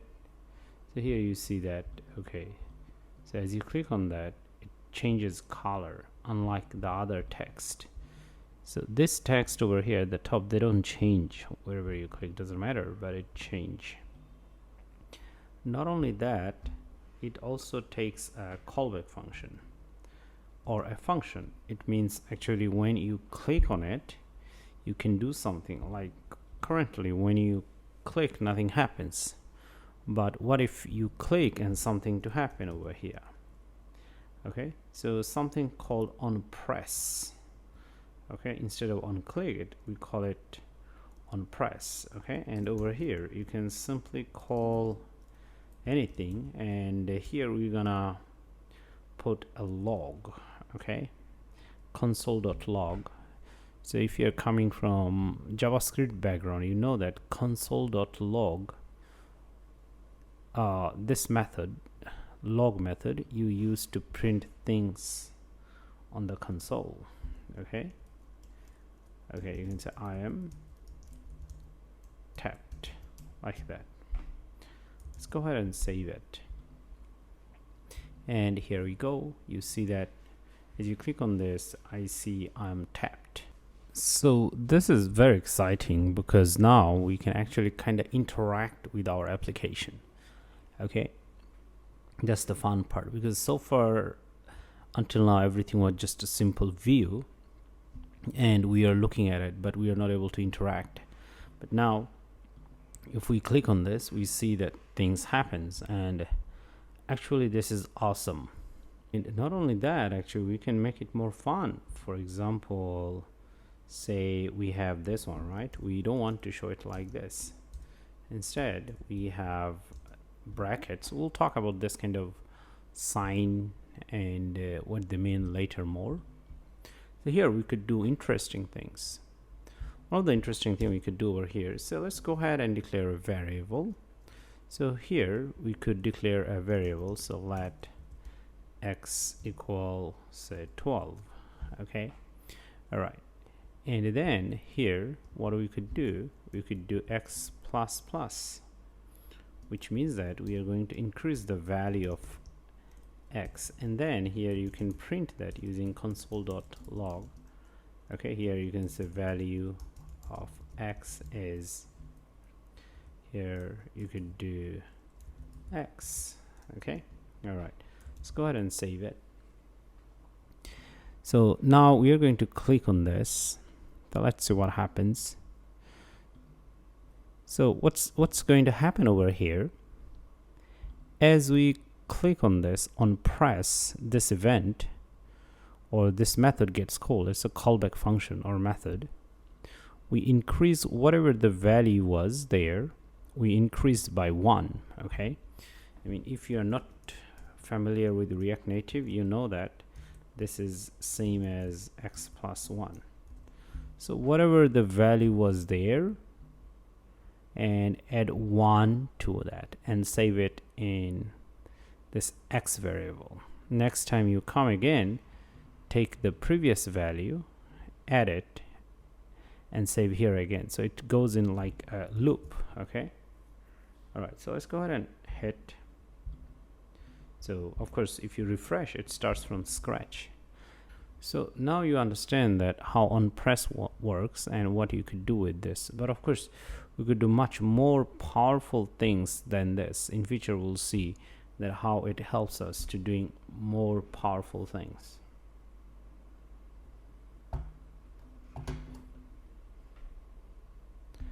But for now we are not going to actually work exactly like this, so I'm going to remove this. We don't need this, and as well as the whole thing over here, I am gonna remove this. And actually over here we want to work with icons, so let's go ahead and install packages for icons, or library actually I would say. Okay, all right, and let me go ahead to find a new shell over here, because we don't have React Native in its core library. It doesn't have icons actually, but we can use third-party icons, and to do that we need to install them. And to install, you can use npx expo install at expo vector icons, this one. So it would help us to install Expo vector icons, and they provide a lot of icons that you can use for your application. All right, so here we see that invalid root project. I should be here.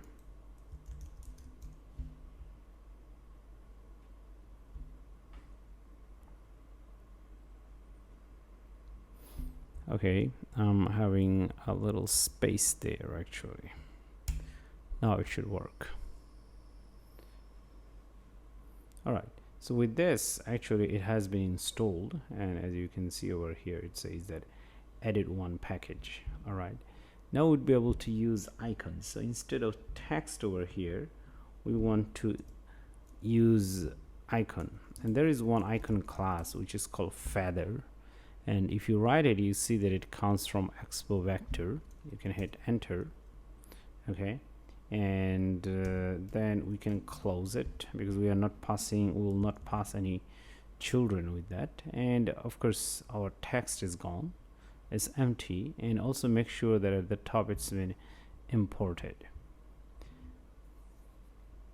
Now over here, actually we can pass our icon name, the icon that we want to use. Here we want to pass an icon name called search. So let's go ahead and save it, and you already see it there. Okay, all right, now this icon is a little too small, so we want to actually style it and give it a different feeling.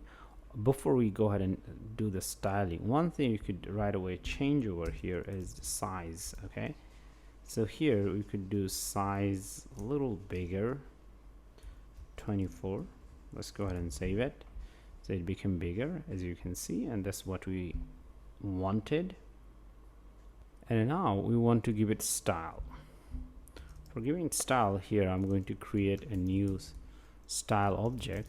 I'm gonna call it search icon, and inside this we're gonna first create a little bit of margin. Okay, margin top, which means that the text over there at the top and this one, they'll have some space. So here we're gonna do 12. Okay, all right, but of course this one didn't take effect yet, because even though we created this search icon, we didn't use them. We can use it here. So here there's a property called style. Okay, but in this case we are not using welcome text. The thing that we are using is this one. Let me go ahead and redo it. So here we're gonna do styles dot search icon, this one. Now let's go ahead and save it, and you see that it came down, so it took effect. The other thing you could do right away is also changing the color. So here we could say color change to, we want 83829A. So you're giving it a little bit different color, so a little gray color, as you see it worked. All right, and let's go ahead and apply margin, margin horizontal, this guy, and then here we're gonna do 10. Let's go ahead and save it. So margin horizontal, it does left and right at the same time. For example, you can just do margin left. Okay, so here it would be on the left, because on the right side we don't have anything, so that's why it's not able to we were not able to see just now. But with this one, the margin or the space is applied just from here. Okay, so yeah, now our program is getting more and more exciting.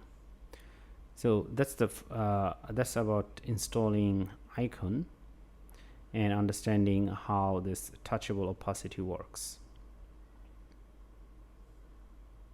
But before we wrap up, even with this feather, you can still able to go ahead and click. So all you need to do like this, I'm tapped. Okay, so I'm gonna save it, and let's go ahead and check it here. So if you click on this, now you will see it says I'm tapped. So our icon, this feather component, is responsive. Okay, so let's continue to work on this. Now, since we have this icon over here, and that means that we'd be able to actually put things in it and search. All right, and for that reason, actually, we need a text box over here. Now, in React Native, if you want to use text box, so you can use a TextInput component. Okay, so here we're gonna do TextInput. Okay, actually it should be auto imported at the top, and then this component doesn't take any children. Okay, so we're gonna put it like this, and you can just go ahead and save it. And over here, of course, we don't see anything yet. Let's make sure that it's imported at the top. Okay, right. Now here inside this, you could something called placeholder. Okay, now placeholder is something that you tell your users, like you give user a hint. Okay, all right, what are you looking for? Okay, so let's go ahead and save it, and here we see that. Okay, so it's already here, and hopefully you would be able to type over here, I'm learning blah blah blah, or searching something. Okay, all right, so this is already here. Good, but our purpose is putting this two together next to each other. Okay, now this is where the styling of this view comes over here. Okay, so here we could do style. All right, well, okay, right, and here we could also do, say, container. Okay, or the better name is search container.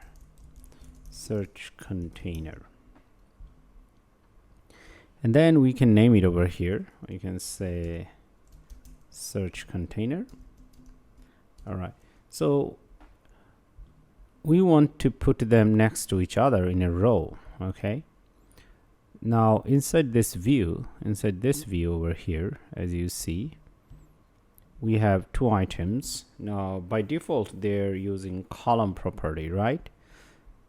So we can change that, and what to use to change the column. So here is something called flex direction. Okay, so here we can simply say row. Let's go ahead and save it, and you see that it went up. Okay, so now they're next to each other. Now at the same time, this is little went up, right? So here we could do like this. So vertically we want to center it, so that is justifyContent, and let's type in center and let's see how it goes. But of course the whole thing went to the center. Okay, so we see that this icon and this text, they are not actually aligned horizontally. Here the reason is because they don't have same height, so here we can give them height. So whatever inside this search container, it'll take the same height.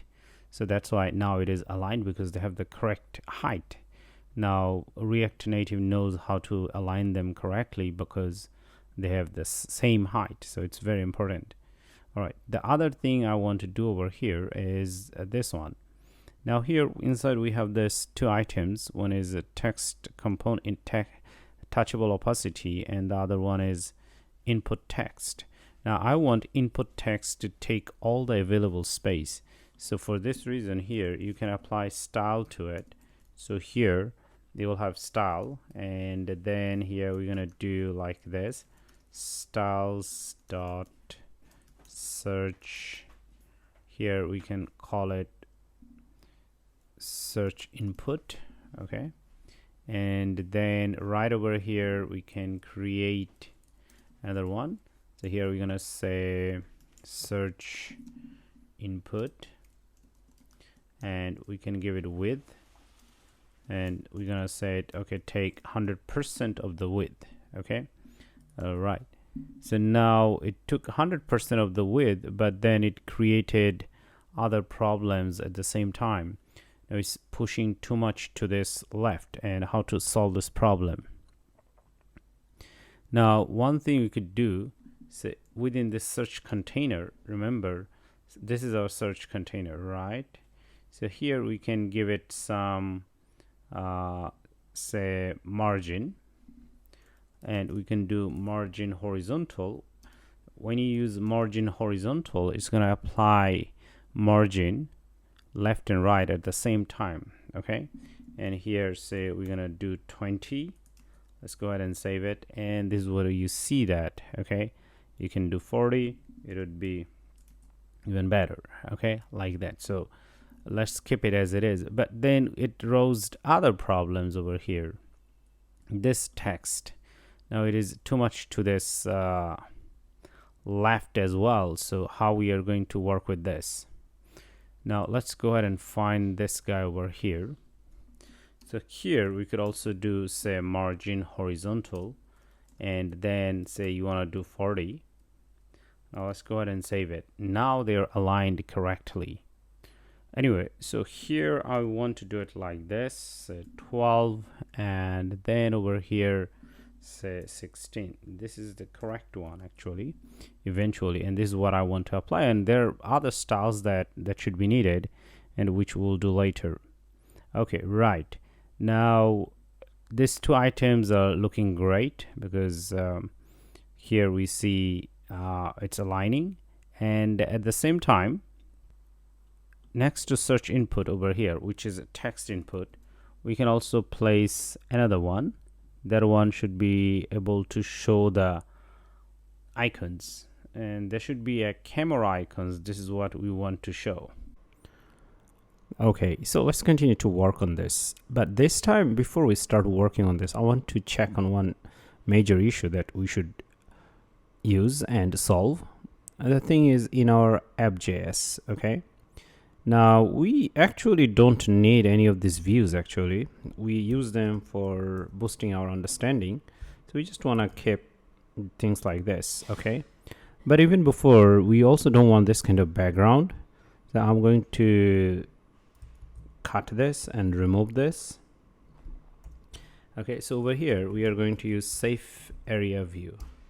So this is a component given from React Native library, and inside this you can use like this, and which is more beautiful right now. And speaking of this, we also don't need this items over here, and let's go ahead and keep things clean over here. Whenever you use SafeAreaView, it does come with its default color and setup. Okay, if you do want, you can continue to go ahead and check on this, but for now we're gonna skip this. We don't need this one. Okay, so since we are done with this, now we can continue to work on this section. Okay, over here, this text input, we want to wrap it around another view so that we can have better styling control on this. All right, and over here we are going to create a new styling option. And what's the option? Here we say styles.search wrapper. Okay, because here inside this we are going to wrap things, search wrapper. Now I can actually go ahead and do it here. So we'll say search wrapper, this one. Okay, right. So let's go ahead and save it. Okay, now it does look a little weird that it came back to this place again. Now to help with this, you can do flex 1, and which means that go ahead and take all the available space there. Okay, so now it is working, but this time this search input, this style messed up. Now we can solve this one by using height, once again 100%, which means take all the height and based on that do adjustment. Okay, so now once again, as you see that it's looking better. Okay, cool. So that's the first change that we made inside this. Now for this one, for now, we can also go ahead and apply background color. And say, for example, I'm going to put some random background color for now because we are going to change them later. Okay, because we'll have a final touch where we change the color and font size and everything. Okay, right. Now over here, we could also do margin, but for now it's not important. We'll do that later. Okay. So this is one, and the other thing we want right after this is another view, and inside this view we'll have our icons. So here the icon itself is this one, and then here we're gonna name it. So name is camera outline, this one. Let's go ahead and save it. And I think we are missing the closing tag, so that's why we have this issue. Okay, it showed up over here and it's very small. Okay, we can actually apply size to it.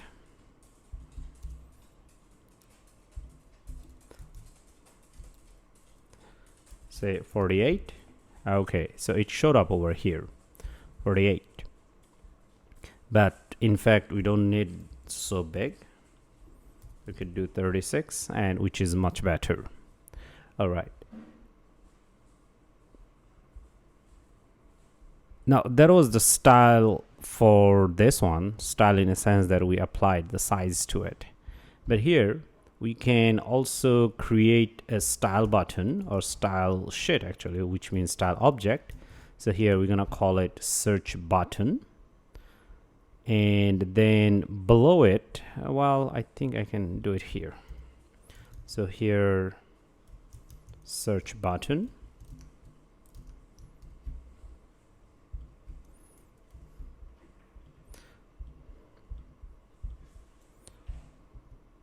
So inside this, you can do like this. Say, let's give it a background color. And say, for example, BBB. We're gonna change them later, so you see that it has a background color. But now the problem is, you see that it is not aligned. So here we want to align it vertically. So justifyContent center. Okay, so it came down. We can also do alignItems, which is horizontally centered, but it's already centered, so it doesn't really matter. Okay, all right. And then you can also give it a bit of border radius. Say, for example, 16. Okay, now it looks like this. Well, it's not the best looking, but now you get the idea that how things should be working. So in our next section, actually, we are going to retouch it so that we can make this look and feeling much better. Okay, so in this section, we are going to actually retouch the styling, especially the color and some other naming conventions. So one thing, I'll do it first over here, rename this thing, because it shouldn't be view actually, it should be component, because this is a component, right? So we can go ahead and rename it as WelcomeComponent. Okay, all right. Of course, it's gonna throw some errors because it's not recognized here. So only thing you need to do, change here, component. All right, and let's go ahead and save. All right, so now this is gone, the error is gone. All right, so the next very thing we're going to do inside this, we are going to create a folder, and we are going to, I should call it constants. Okay, all right, and inside this we are going to create a new file, and here we're gonna call it theme.js. So here we're gonna put all of our constants related to our applications. Okay, so that we can refer them throughout our application, and if we just need to make changes, then we can just change in one file. We don't have to go ahead and change everywhere. For example, now say I want to change this color. Now you might see that this color most probably I've been using in many other places, for example here as well, like that. You get the idea.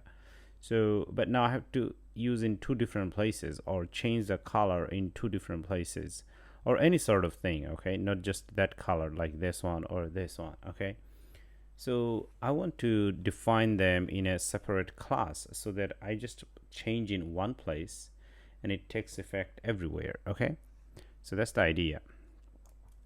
So here we can do something like that: export const theme. So we're gonna call it theme. All right, and then we're gonna create a JavaScript object. So this is gonna give us object, and object inside object. So here I'm gonna name it as colors. So here we are going to define colors. So the first color is our primary color, and then here we're gonna say as 2A4D50. So that's our first color, and here we can also do secondary color. Okay, all right, so DDFOFF. So you already get the idea. Okay, so you'll have tertiary color, tertiary.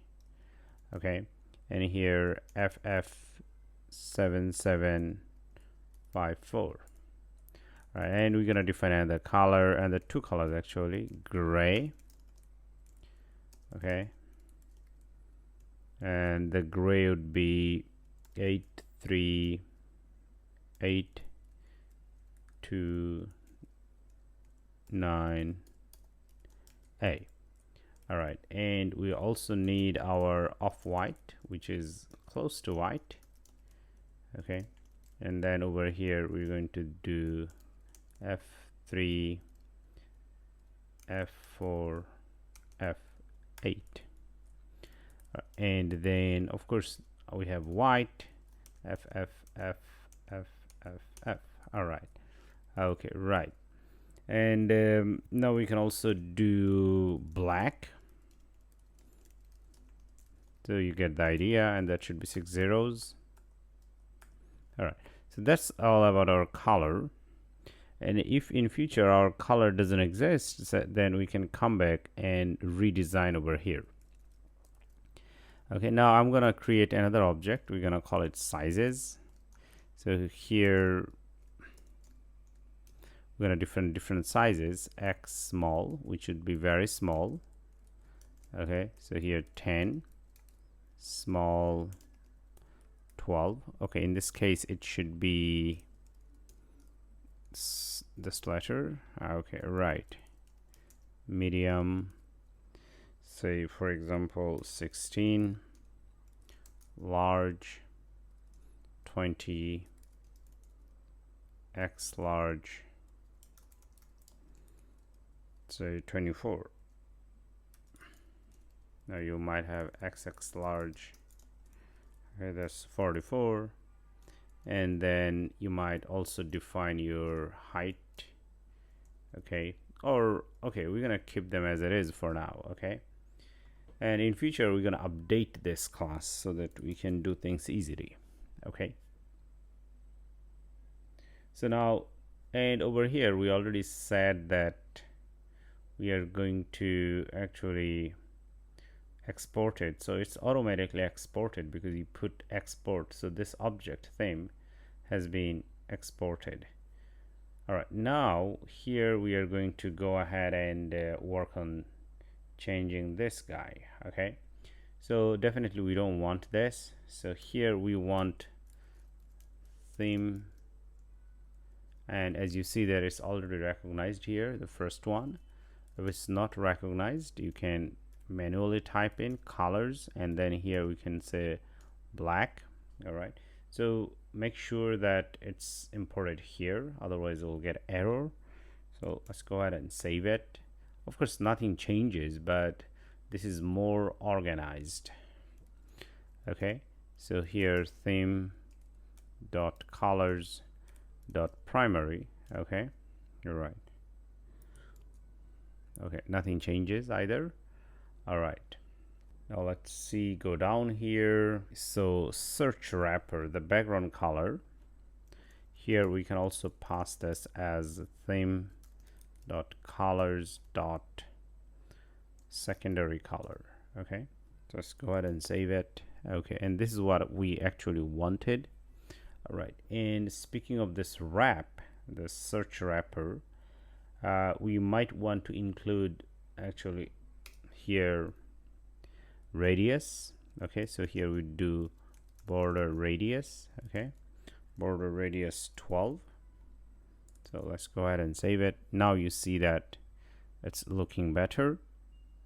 Okay, and then here we can actually create a little bit of margin. So margin right, this one, and let's do it as 12. Okay, let's go ahead and save it.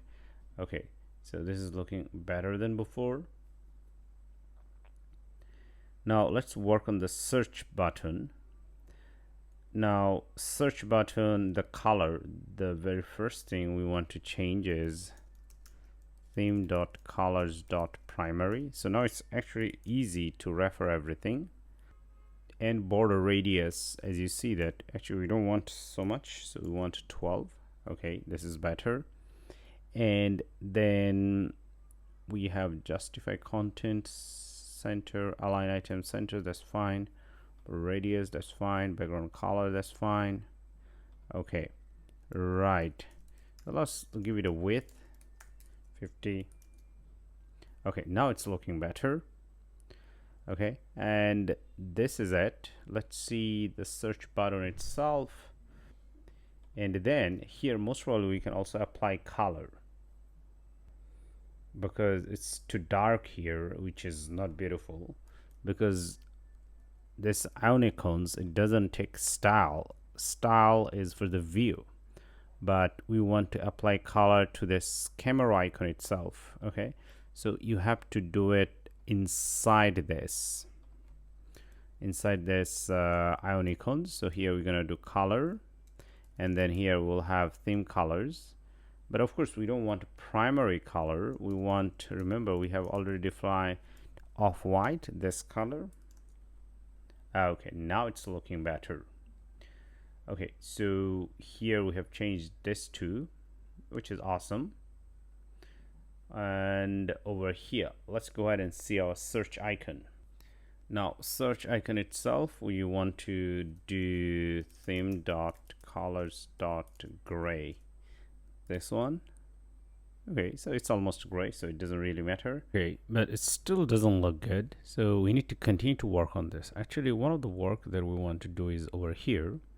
Now horizontal, this one we can also change it with our own const, the one that we have defined. So here we could do sizes and then small. Okay, let's go ahead and do that. Okay, so now it got bigger, and well, we have our background color. So let's go ahead and check our background color. So colors.secondary, let's go ahead and save it. Okay, right, now the whole thing got color, and it does look like everything is within this background. Okay, so it has its own background, and which is looking more aligned right now, and this is what we wanted actually. And then here you could also do border radius. Now for this one we can also use theme.sizes, theme.sizes dot medium. Okay, so here we also have medium one, so let's go ahead and do that. Okay, now it looks better. Okay, now you'll see this too close to the top, so for that reason we can also do a bit of change over here. So margin vertical, this is the one that we want to do, and then here theme.sizes.medium. okay, let's go ahead and save it. So here there is a space, so remember, margin always creates space out of your container. So this is our container. So it's putting this amount of space, which is I believe 16, at the top and at the bottom, because it's vertical. When you say vertical, it would apply style or space at the top and at the bottom at the same time. Just like horizontal, when you do horizontal, it's gonna apply left and right together. Okay, so awesome. This is just beautiful right now. And let's see what other places we need to change and make it useful, the one that we did from here. We want to take all the references from here. Okay, right. So welcome text over here. We have this one. So actually it's 12. 12 is the small size, but we can replace this with sizes dot small. It would still be the same, no changes.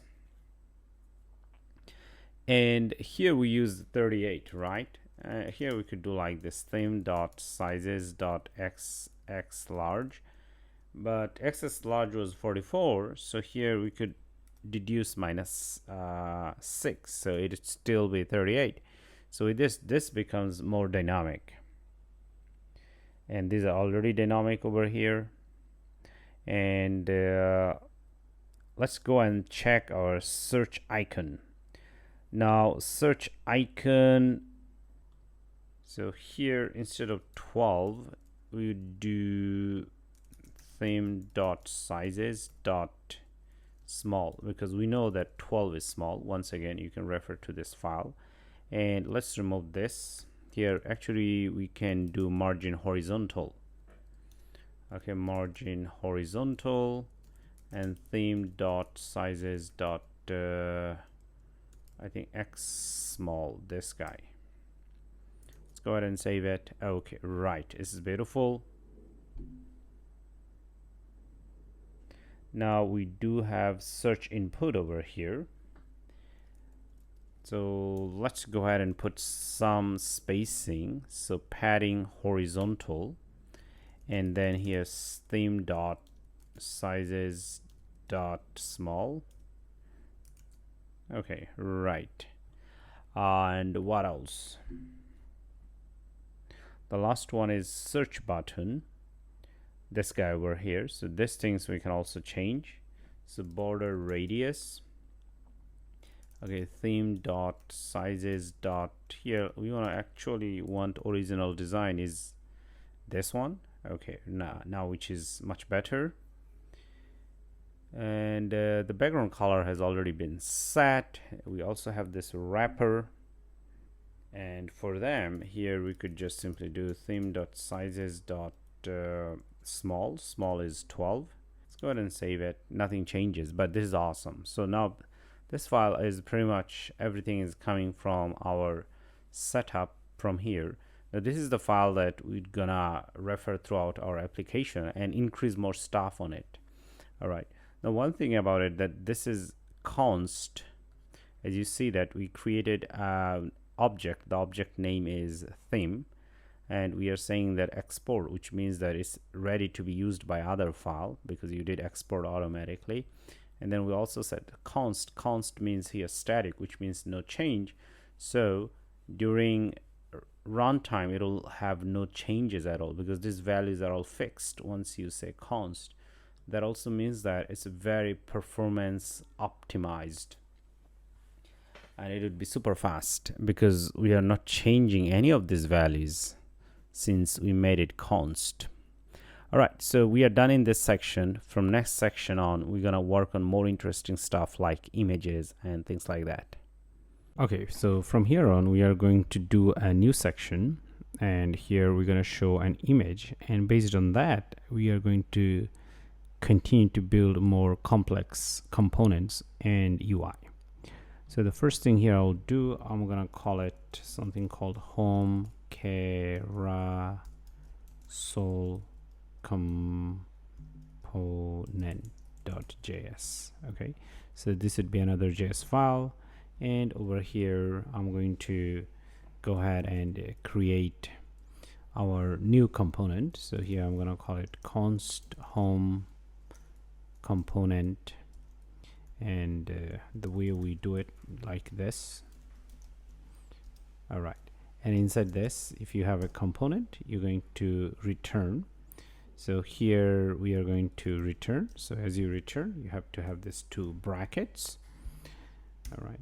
And then over here, first thing you could do, you can just return a text component. Yes. And make sure that it's imported at the top. Since it's not auto imported, here we could use import text like this, and within it here we could say I am here, just like this. And then we have to do export default home component. All right, I think we have to revisit the name here. I don't want to say home component, home carousel.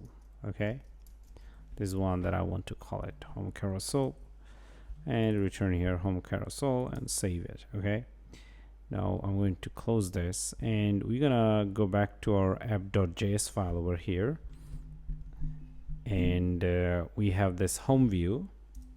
Okay, all right, and one thing we could do though, even changing the name over here, the very first one we can call it like this. Okay, so they're aligned, and then over here we could do like this. So let's go ahead and check here. We say home carousel, and as you see that, okay, all right.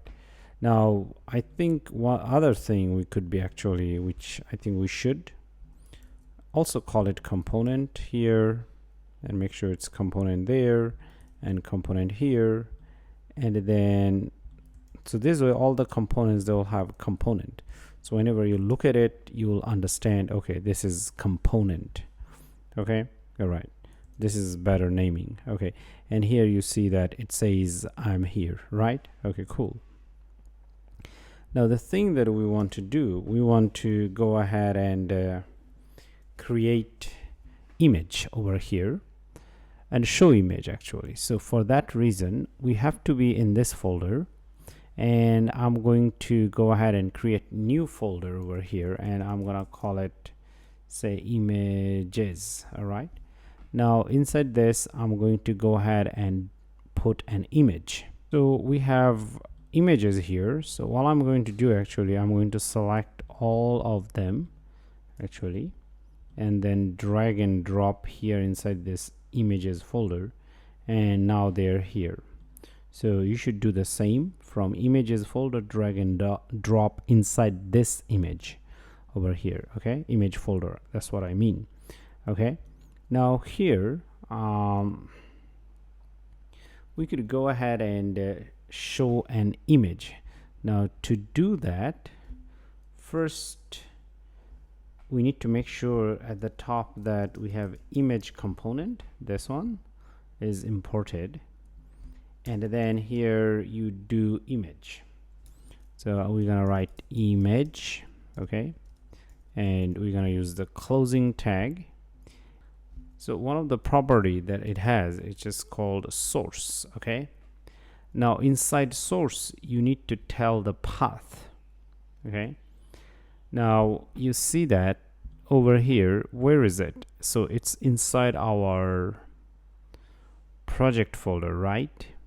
And then inside this assets and inside this images folder we have images, so we have to mention that. So in general you may think like, okay, so I have to over here go to two-step, or now how to find the image from here. So remember where this file is.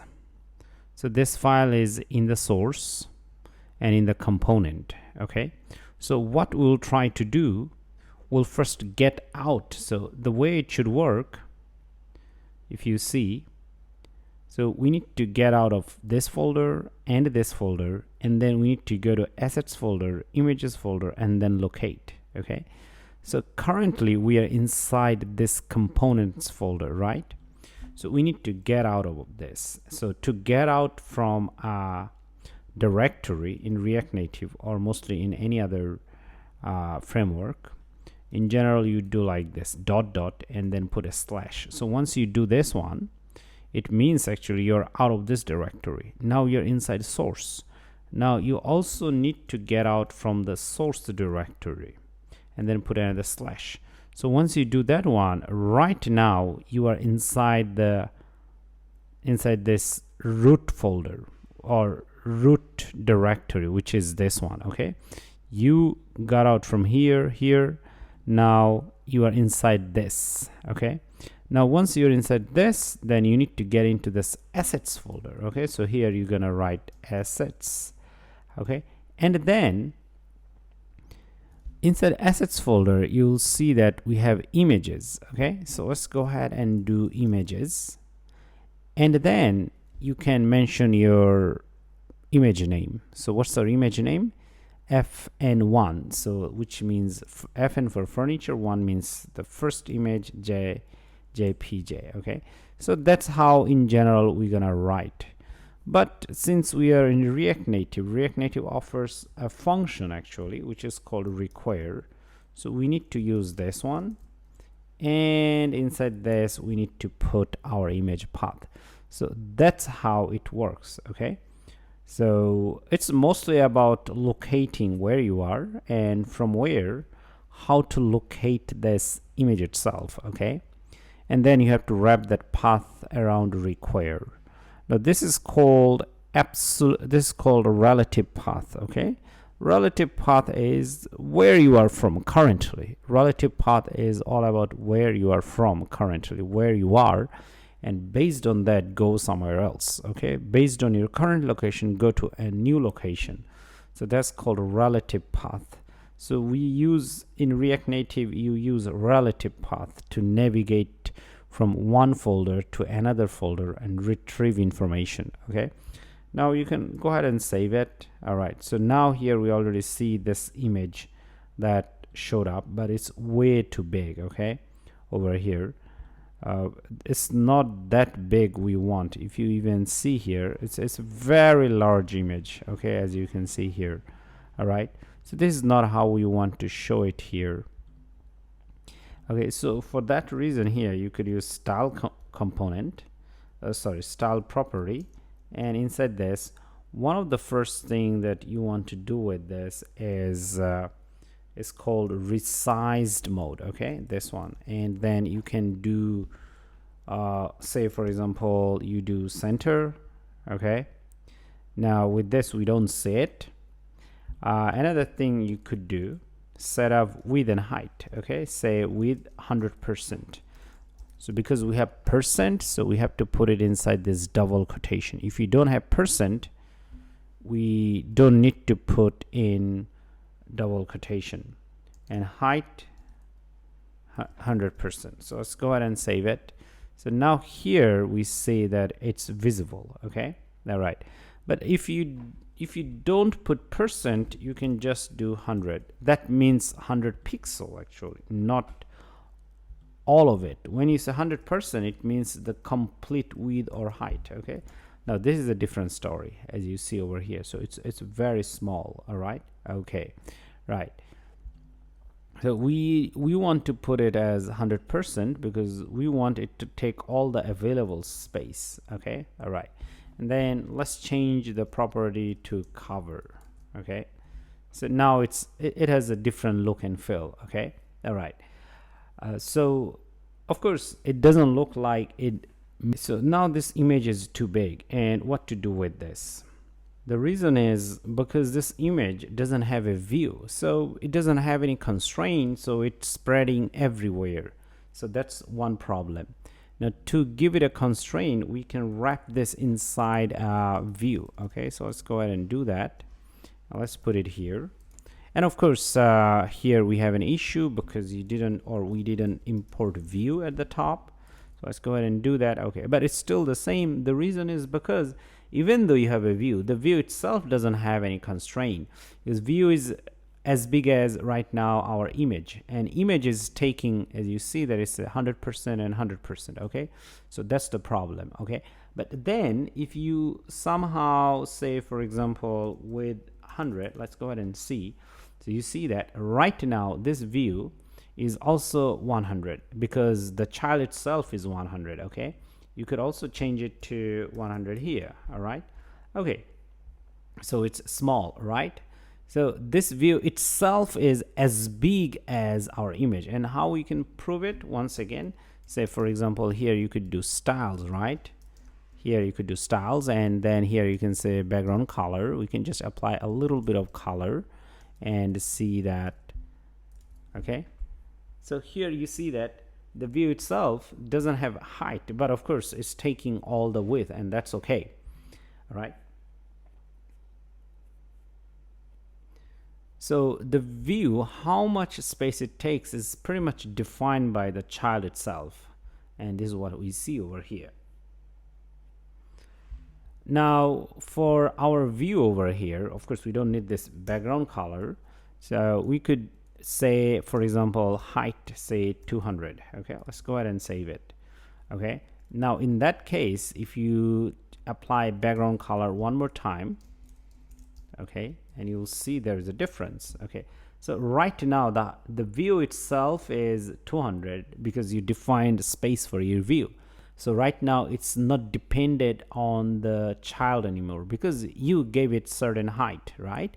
If you don't give it certain height or width, it becomes dependent on the child. Now the view itself is independent, okay, and the child itself has to be within this view. Okay, all right, so now let's go ahead and take this out and see what happens.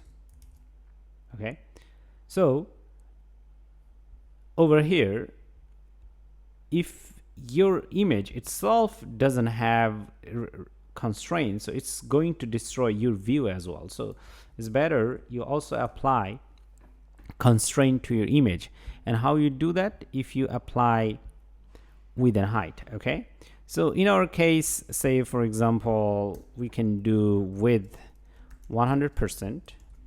okay, now it's 100%. And how about the height? So we could also do 100%. all right, okay, so now here we go. All right, so now these things are looking much better.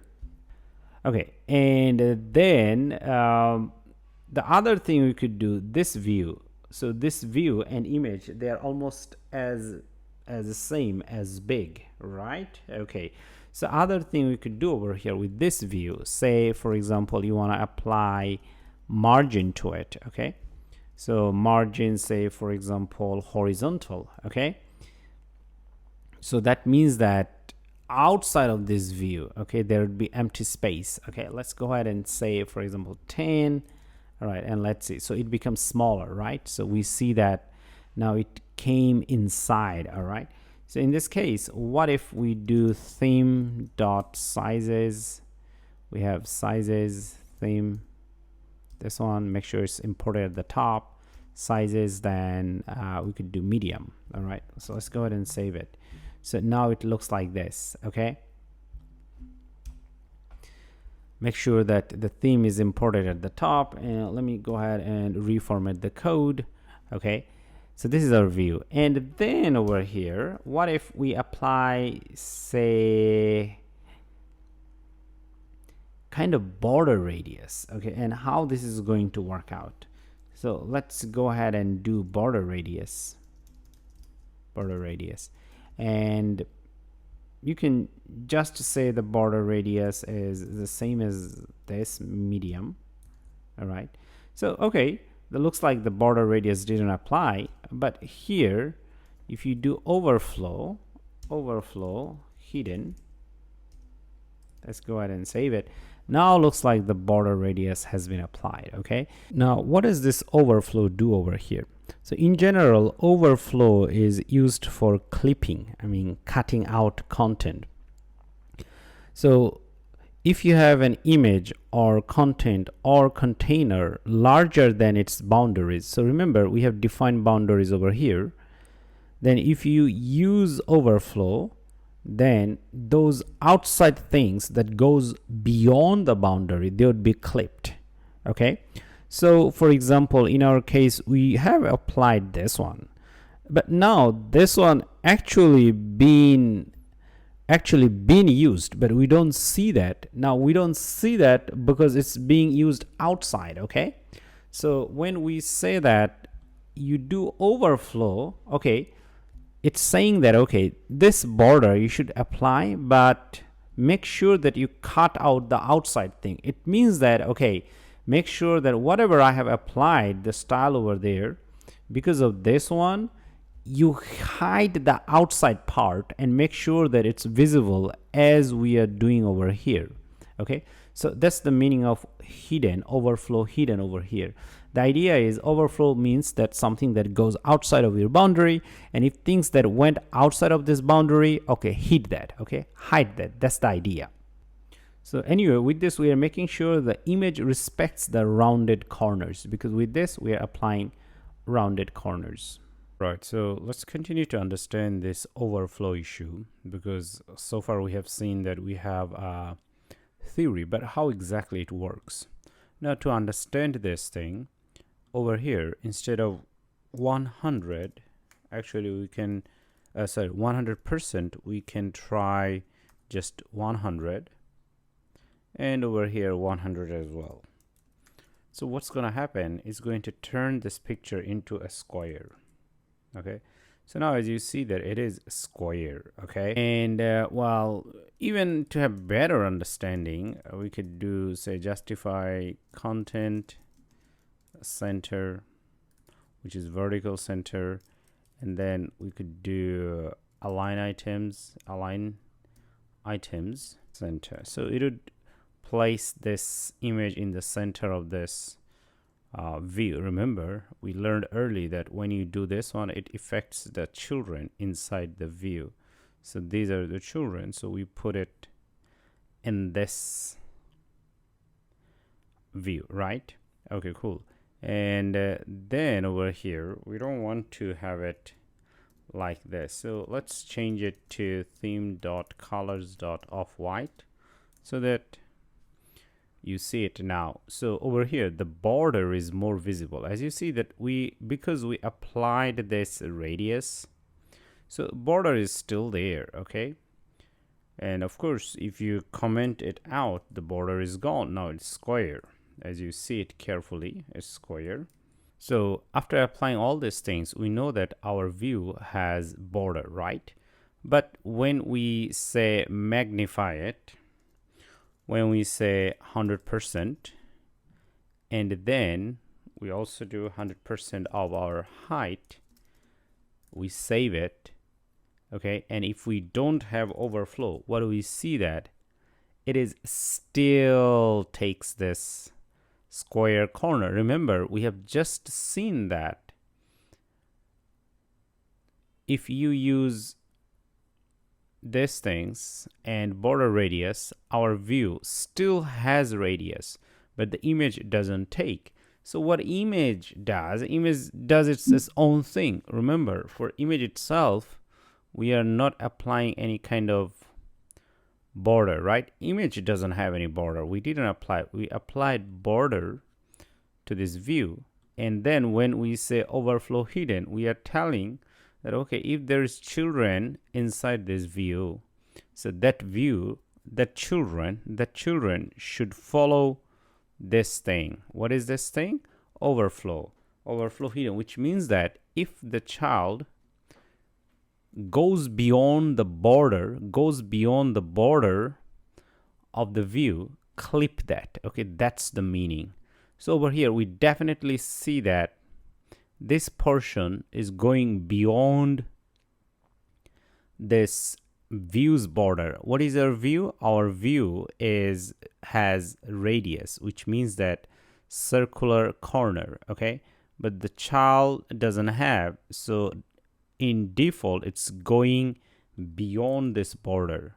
So once you have this one, it means that, okay, the child must follow and cut out the rest of the part. Okay, so this is where the overflow hidden comes in. Hopefully it should make sense to you. So from here on, actually we are going to deepen our understanding about a core concept in React Native that's called FlatList. Okay, Now, how does FlatList work and how to work with that, and what is FlatList? Okay, right. Now, to show you that how does a FlatList work, first let me do something so that it makes more sense to you. I'm going to write here const data, and then I'm going to declare an array over here. Okay, right, like this.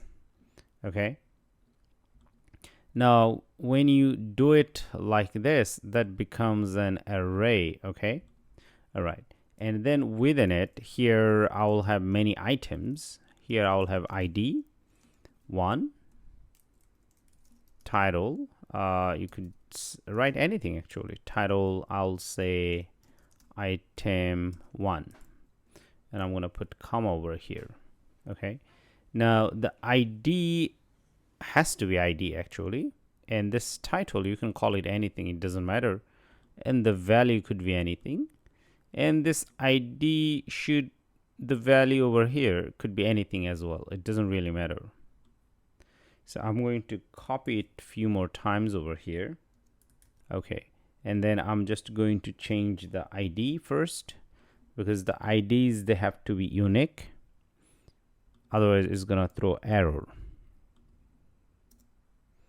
Okay, right, and then the title, they don't have to be unique, but it's better you do that so that you can separate them and know which one is which one. Okay, right, so we have this one. Now this is a collection of data, okay, which means that there is a lot of data inside this. There is a lot of information inside this variable, which we call data. Okay, all right, now to display this data on the screen itself, we need a mechanism. Okay, how we are going to display one after another. Okay, so we need a mechanism, and that could be done with something called FlatList. Okay, now over here I'm going to wrap this view inside another view, and then over here I'm going to have another view, just to understand that how things are going. Now inside this view over here I'm going to use FlatList. Now we need to import it at the top. I think it's auto imported. Now the FlatList itself is for displaying the items that we have done at the top. What is the item? These are the data, these are the variable. Okay, I mean this is the variable and these are the information. So we want to show this information one after another, and for that reason we have to use FlatList. So the idea is, if you have an array, this is called an array, where you have information one after another using this comma. So once you have this kind of information and you want to display, you have to use FlatList. Okay, so that's the idea. As you see, it says list. I think you understand why the name is list. Okay, and within it there are some properties that you can use. The first one is data. Okay, remember this data is not that one. Okay, all right, so within it you have to pass your array name. What is our array name? Array name is this data, and as you see, it already recognized as ID, string, and title. Okay, all right, that's the first thing. And second thing, it has something called render item. Render means drawing. Okay, so here it says that draw items. Okay, all right, so what it does, it takes each of the information from here. So here we have 5 items, right? So it will take one item each time and loop through it. Okay, go through it. That's the idea. So FlatList is more like a loop. Loop means when things happen one after another for a certain time. Of course, loop could be infinite. Said this, it takes one of them each time. And how does it take? Actually, you cannot just take each of them and put it here, it takes like a component. Okay, all right. So you have to pass component to it, to this guy. Okay, so that's the idea. So it takes a component. Now, what is a component? In general, you will have, say, for example, const function like we have over here, if you see. So this is a component, right? So what are you going to do over here? Say app component. Okay. And you simply do like this. Okay. Const. So this is how we create a component. And I think we have this equal sign over here. Okay, so this kind of thing we have to pass to this render item over here. So that's the first thing. Okay, you have to know. Anyway, so here, how do we directly pass a component? Okay, or call a component actually. So in general, you will see that, okay, so this is our component, right? This is our component. This is the component, and component has this bracket. So one thing we need to do, we need to pass the bracket inside this. So that's one thing, okay? Right. And then here you see that after that we have these things, okay? These things. So over here, after this, we put this thing. Okay, hopefully it makes sense that what I'm doing over here, because what I said that render item, it takes component. Okay, now since it takes component, we are passing a component. So this is a component, but this component actually it doesn't do anything. It doesn't really do anything. So here right now you could do one thing. So what you could do, just like inside component, we return, right? So we can return a text component and we can say hello. All right. So the idea is, as I said, that render item takes component. Okay. But of course, you don't pass the component name. Like this is a component name and this part is our component sign. Okay. From here. And everything else stays the same. So this guy, render item text component, and this is exactly what we did over here. Okay, we just returned a component. But of course, to do this, I believe we still need like this, otherwise we'll get an error. Okay, these components always return, as you can see, and they have this brackets over here. So this is what we are returning. Okay, and is this the only thing? No, there's one more setup to go ahead and work with this. There is another property which is called key extractor. Okay, we also need this one. The key extractor here, you see that it's used to extract a unique key for the given item at specified index. Okay, key is used for caching and as the React key to track item to re-render. So default extractor checks item key, then falls back into using index like React does.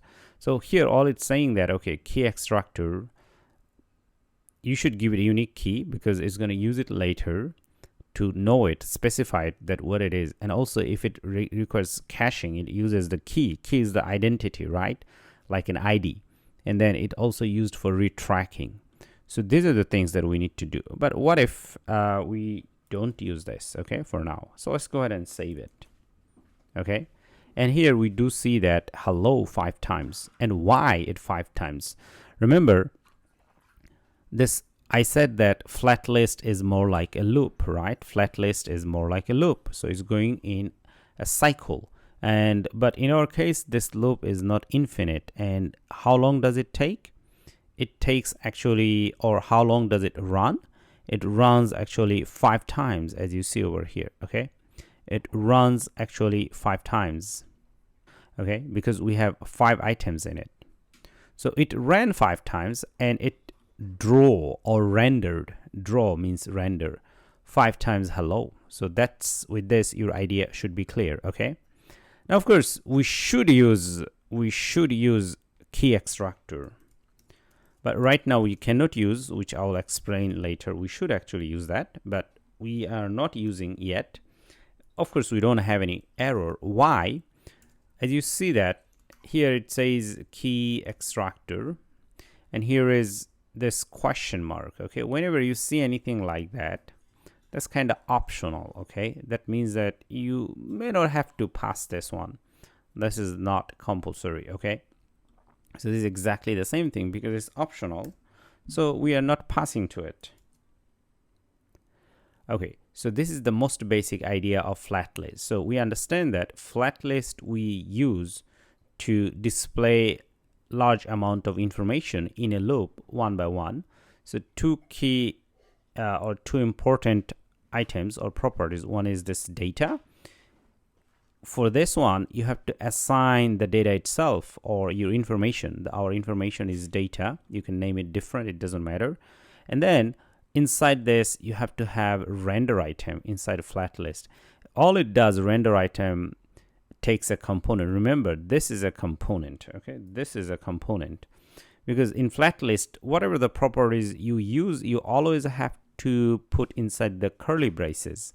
And within curly braces, you put your stuff. For example, the first one is data, the array. The second one here, it says a component. And we know that we write a component just like this. You will have bracket, then this arrow sign, and this one, and inside this, you return. Okay, all right. And one interesting information in React Native, especially, that we use, you don't have to always write return like this. You could be very concise. What do I mean by that? So here, this one, all these things, this bracket and this return and the first bracket and all these things could be right in one sentence. How to do that? So here we go. So we can just simply remove this from here. Okay. And then over here, we could just simply do text. And then here we can say hello. All right. So let's go ahead and save it. And we see it's still there. We can add more. Here we can say, how are you? All right. Let's go ahead and save it. And here I say, hello, how are you? So this is a very concise way of writing. Okay. And why it works? Because you have this arrow sign. Okay, arrow sign means here return everything in one line. Okay, this is called flat arrow, and that means that return everything in one line. So we are returning everything in one line. So just return this one. But if you don't want to return like this, you can always use the curly braces. And then you have to do like this, and then you have to use return. Okay, all right. So this also works. Okay, of course, you see it's still there. It doesn't throw any error, but in fact, we are just returning this as a JSX. Okay, so what if you put item over here, say console.log. Here you can just simply say hello. Okay, so what it's going to do is going to process whatever you put inside this one is going to process internally, but not going to display. For example, here you'll see that we see hello 5 times. Why? It runs 5 times and it processes the information, but for display we just return like this. Okay, for display on the UI you can only show this thing, otherwise it's not going to, I mean other things it's not going to do. Of course you can also return complex view. For example, you can have a view, okay, not just this one. Okay, and inside view you may have many things, you may have many texts. Okay, so how many how are you will see on the screen. Can you imagine? Can you guess? Of course it would be 10 of them. Okay, as you see, but each time both of them are being shown over here. Okay, but these guys are only being shown 5 times. Okay, yeah, so if you actually restart your app, you'll see that only 5 times, but this one is 10 times total. Why? The reason is because we have 2 text components. Okay, so since we don't need a lot of them, and we also don't need to print this or process any kind of information, okay, so we could just skip this one, okay, and we can remove all of them. In fact, we can also remove this one, and then here we could do text hello. Okay, so simply just to return one line. So it depends on you, okay, whether you want to return this kind of curly braces or you want to return this one. Now if you have this arrow, then you can always return one line if it works with you, okay, and that's definitely fine. All right, so that's a lot about our flat list, and then also how does this arrow sign works. Okay, so let's continue to work on this. And now, since we have better understanding of how FlatList and how this arrow function work, or this flat arrow, so we'll continue. Now we are able to print this hello 5 times because it runs it 5 times. I mean, there are 5 items. And of course, we want to print the items, and why? Not why, actually, how. As you see that this value is static, which means that it's not dynamic. In fact, when you assign this one, we already see that it runs 5 times. So that means that this value, we can also make it dynamic. So how to make this value dynamic? So here you can just simply pass a prop, or I would say property. Actually, it's an argument, so they call it prop. You can name it anything. In our case, we'll name it item. Okay. All right. Once again, you can name it anything. But in fact, when you pass something to a component, remember, this is a component, right? When you pass something to a component, when it takes the argument, it has to be inside this bracket, okay? And we'll call it item right now. So that's how it works in React Native. Now, to give you a better example, for example, say you have a function if you're coming from another programming background, say, for example, C or PHP, and you call it, say, my_func, okay, and in general you do like this. And if you want to pass something, maybe you'll write, say, int x, okay, so you mention this variable, and then you mention this the variable type, and then you call it x, and you could do whatever you like with this x, for example, print x blah blah blah, whatever, right? You get the idea. But in React Native, when you pass a prop, or they don't call it argument, so you have to pass it inside a curly bracket like this. So in React Native, you just pass like this, okay? You don't actually mention the type, okay? So that's how it works in React Native. Now, if it works in React Native like that, we exactly followed this thing. So we have curly bracket. Remember, this was a component, and in the component, we want to pass something, or actually the component receive an item. This is the better way to talk, okay? So this component receive an object, we called it item, okay? And you have to put the object in this curly bracket, okay? So that's how you work, okay? And then now each time it loops through, goes through, each time each item will represent one of them, okay? So first time item will point to this one, and next time it will point to this one, and next time this one. So you know how it works, okay? So it's going through it. And then over here we can print something. Not printing, we can display. So because this time we are going to show here dynamic values, so that's why you also have to have a curly bracket, okay? All right. Now this is more like in Flutter, if you learn about Flutter. So that would be pretty much the same thing, okay? Anyway, so here we're gonna find item, and we're gonna say, for example, print title, okay? So what is this title? Remember, our data and each of the item over here, they have ID and title, ID and title. ID and title, they are the key, okay, and these are the values, okay.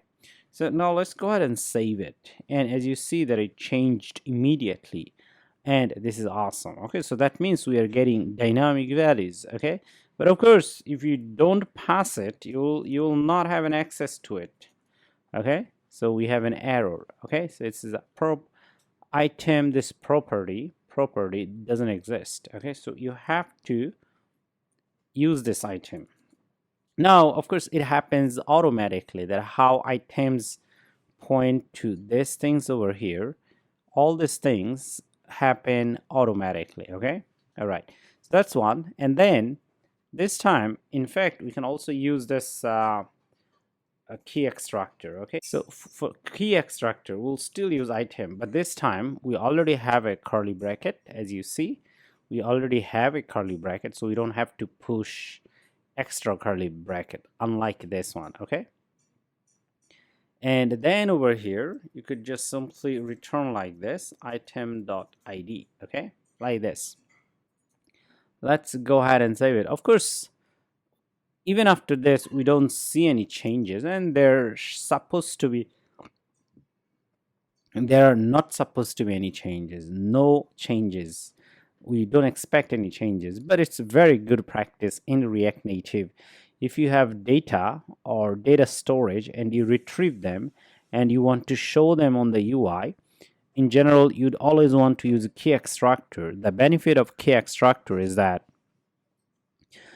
you're gonna actually make your caching, updating, or rendering UI more fast, and it would make your program less error prone, which means that your program will not have any, most probably it would have less bugs. So that's the idea. So you always should pass key extractor, okay. So otherwise you'll get error, not always. There is no definitive guarantee that you will get error, but passing key extractor is a recommended thing, and which you should do that, okay.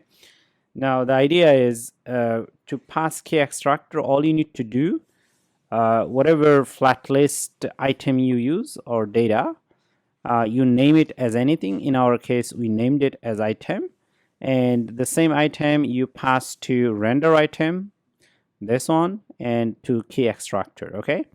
All right, so with this we have much better understanding of how FlatList works. Now we did everything, all of this thing, just because actually we want to show more image one after another in carousel, and for that reason we needed FlatList.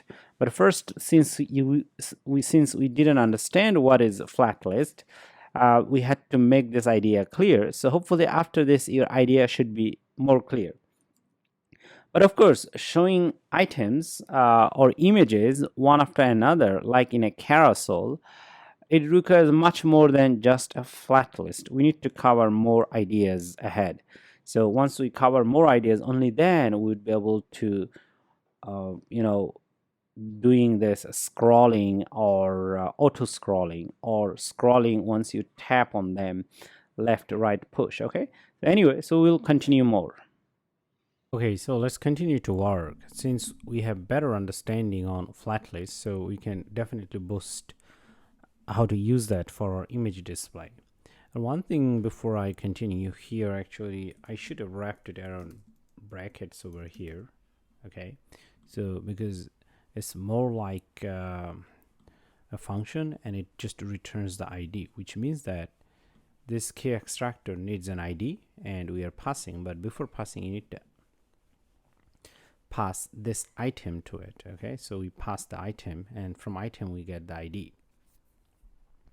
So render item takes a component and it just takes a simple function, okay, and it works. All right, anyway, so now over here we're gonna work with more images, and here actually we are going to post our images. So we need this information. So here we are also getting window width, so the width of this window, okay. And then over here, the images, these are the images that actually would be displaying here. All right, and these images are already in our assets over here, as you can see. Okay, all right, so that's the first thing. And now we have this flat list. Okay, so in this flat list, actually we are going to show our image. Now, one thing, earlier we had this text, and this is the text we see over here. Okay, now we don't want to show the text, actually we want to show the images. Okay, now to do that, over here, instead of data, we want to take the images as well. Okay, so flat list has to work with the data. In our case right now, the data is our images, this images list. Okay, all right, you need to pass this one, so that's what we did. And then over here, this is a component, we know that. And over here, the component itself, we can render image component. Okay, all right, okay, now the error is gone. Okay, now within this, here we could do tons of other things. Okay, so here we could say resize mode. Resize mode is cover. Okay, so let's go ahead and save it. All right, and here it says that dimension doesn't exist, most probably this one over here. So we need to import a dimension. So at the top, just let's go ahead and import dimensions, and the error should be gone. Okay, right, all right, okay. So anyway, so this is our image. Well, for image, actually this part should be inside a style though, not directly we can use it. So I'm going to cut this one and put it inside a style. Okay, so the earlier part, resize mode, should be inside a style. Okay, and of course we also need to do it like this. All right, okay, and then here we could do width, say 100%, and height 100%.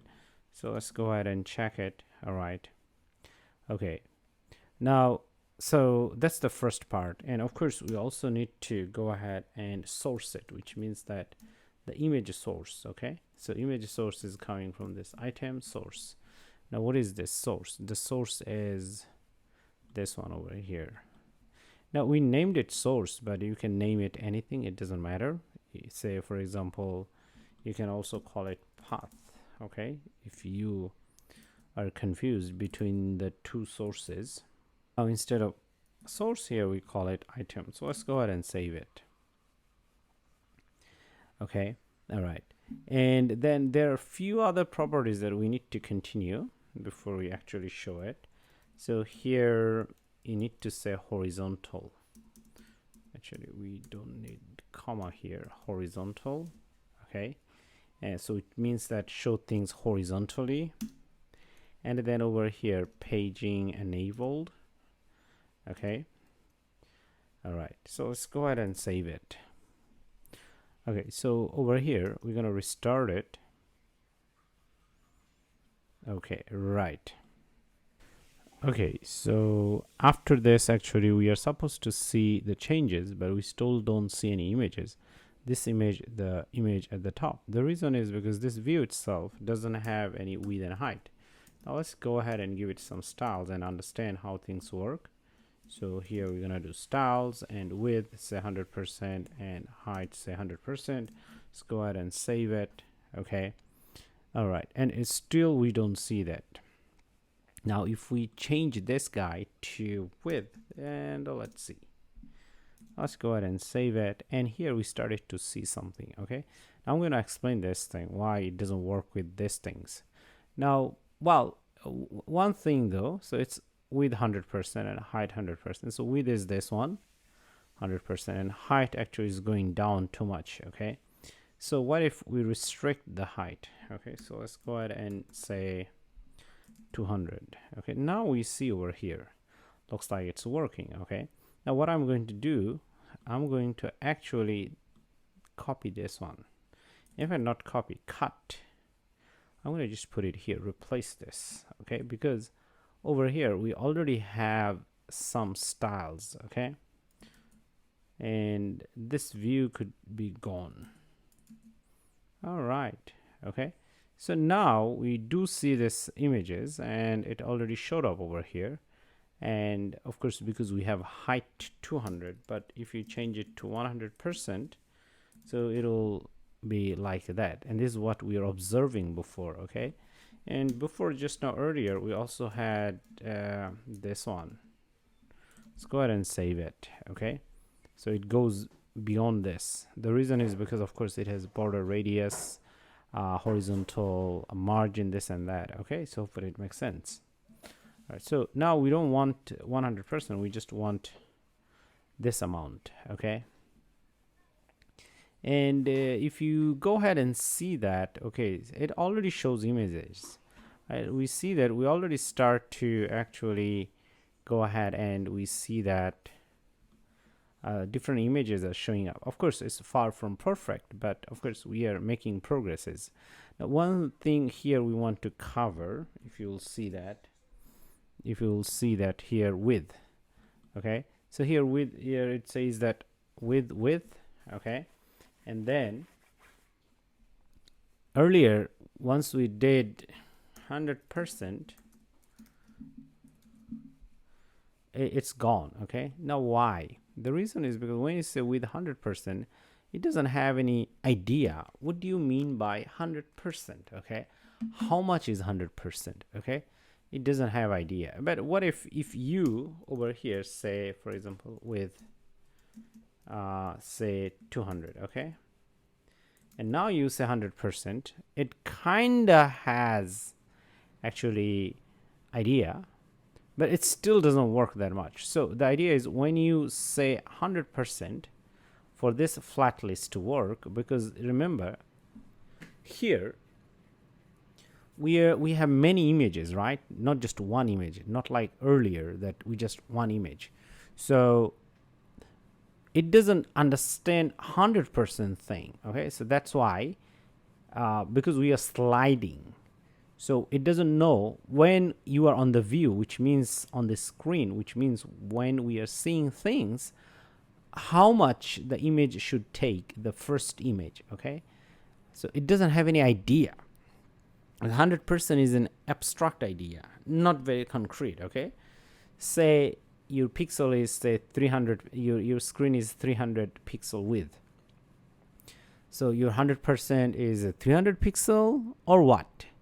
But you also have 3 images here, not just one. So this is where it get confused. So that's why we need to use width like that. Okay, and now this width makes more sense, because this width, it takes this width, okay, it takes this width, and then it also takes other information if you have, and based on that it does do a combination. Okay, now here you say that, okay, this width is 200, which is the parent view, so it can only do parent view dimension. Okay, so the understanding is this, the parent view dimension. Okay, all right, now let's go ahead and if you do want to print, say for example console.log, the width is, here you can do width. Let's go ahead and save.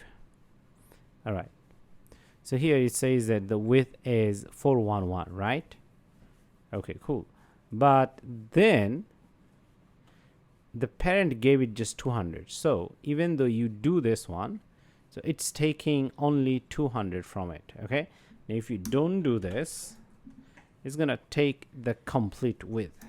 Okay, so the idea is it needs something concrete, so the concrete, not a percentage. Okay, so this is more concrete. Concrete means that something very specific. Okay, so with this you get a specific amount. Okay, and based on that it's easy for React Native to make an adjustment.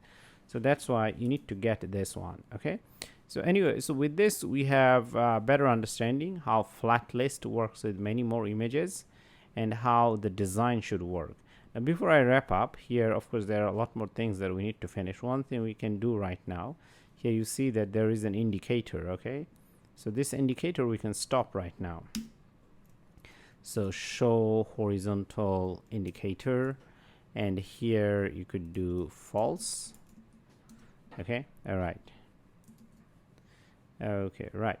Now this other value, horizontal, is by default, is I believe is by default it should be true, so you don't need to you know, enable anything. And then here it's a paging enable, which means that when through the scroll view stops on multiple scroll view size when scrolling used for horizontal pagination, the default value is false. So paging enabled, by default the value is false. Okay, all right. So there are some default values, but this one by default most probably is true, so that's why here we want to do it false. Okay, so the current problem is that if you do like scrolling like this, there are some issues. As you see, that it's not smooth, as well as it gets stuck in half.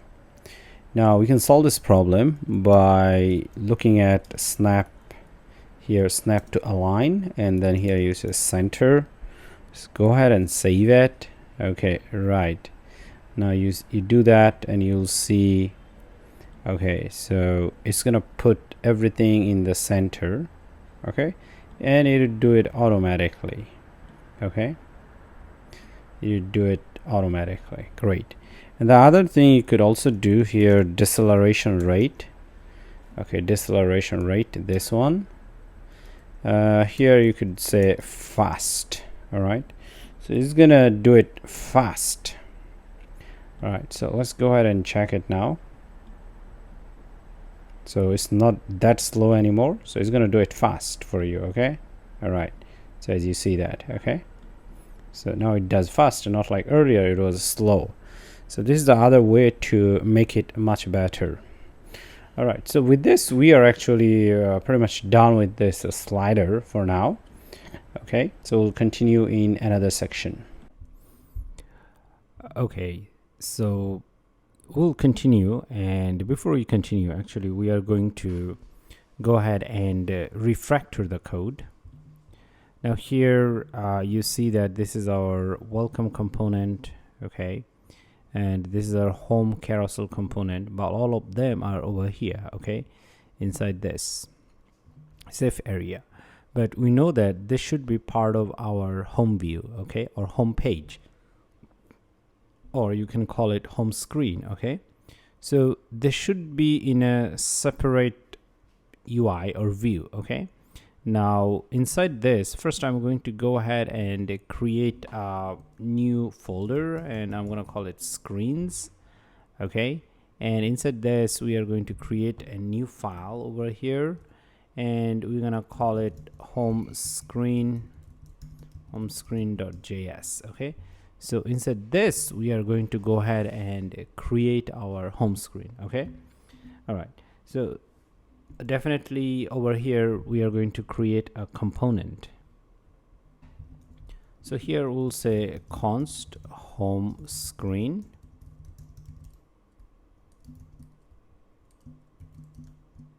just like this, and then inside this here we are going to return JSX, and that's it. And after that over here we're gonna say export default. Okay, and then here we are going to do home screen. All right, now inside this we need to return our component, and what component we want to return. In fact, here I'm going to go ahead and copy or take all this over from here, and I'm going to put it here. Okay, now of course it's gonna throw errors because a lot of these items are not at the top. So here we can say that import and say SafeAreaView, okay, from React. That's the one. And then over here we can also import, say, welcome, this one, welcome view component. Okay, all right. Well, I believed we called it welcome component. Okay, all right, now this is better. And after that over here we can also do home screen component. Okay, all right, and I believe we don't need this one. Not sure how did it get here. So that's one. And then over here inside this, we can just simply return for now home screen. Okay. All right. And that's all. And by saying that, we also don't need any of these things. Okay. So we can save this one, and then, well, it'll have error because we didn't save this part. Okay. Now you see that this is the error is gone, and this is more organized because eventually we have a home screen. Okay, so this is a screen, this is not a component, because this home screen over here, it would represent everything over here. That means we can add actually more components or remove components if we want. Now app.js file is also very clean over here. Just now, for now, we have only one screen, so we can have more screen or navigational stuff like that. Okay. All right. And at the same time, I think we can also remove this log over here. So this is a very good structure right now. And then this carousel itself, we're going to do more in future, not now because we are not ready. So far we have learned FlatList. Since we have learned FlatList, based on that, actually we can continue to do other things. So in next section, actually, we would be focusing more on navigation, which means that clicking and going to another page or screen like that, so that it becomes more exciting. Okay, so of course we're gonna do more exciting stuff right now, and we also see that we have a home screen over here, and so we are going to go ahead and create a new component over here. Okay, and here I'm gonna name it. So let's go ahead and do that, and here we can say home heading component.js. Okay. All right. And for now we can close this welcome heading, and we also don't need app.js. We also don't need this one. Well, we need this and this guy over here. So we are going to go ahead and do const home heading and component. All right, like that. Okay. And then over here we are going to go ahead and return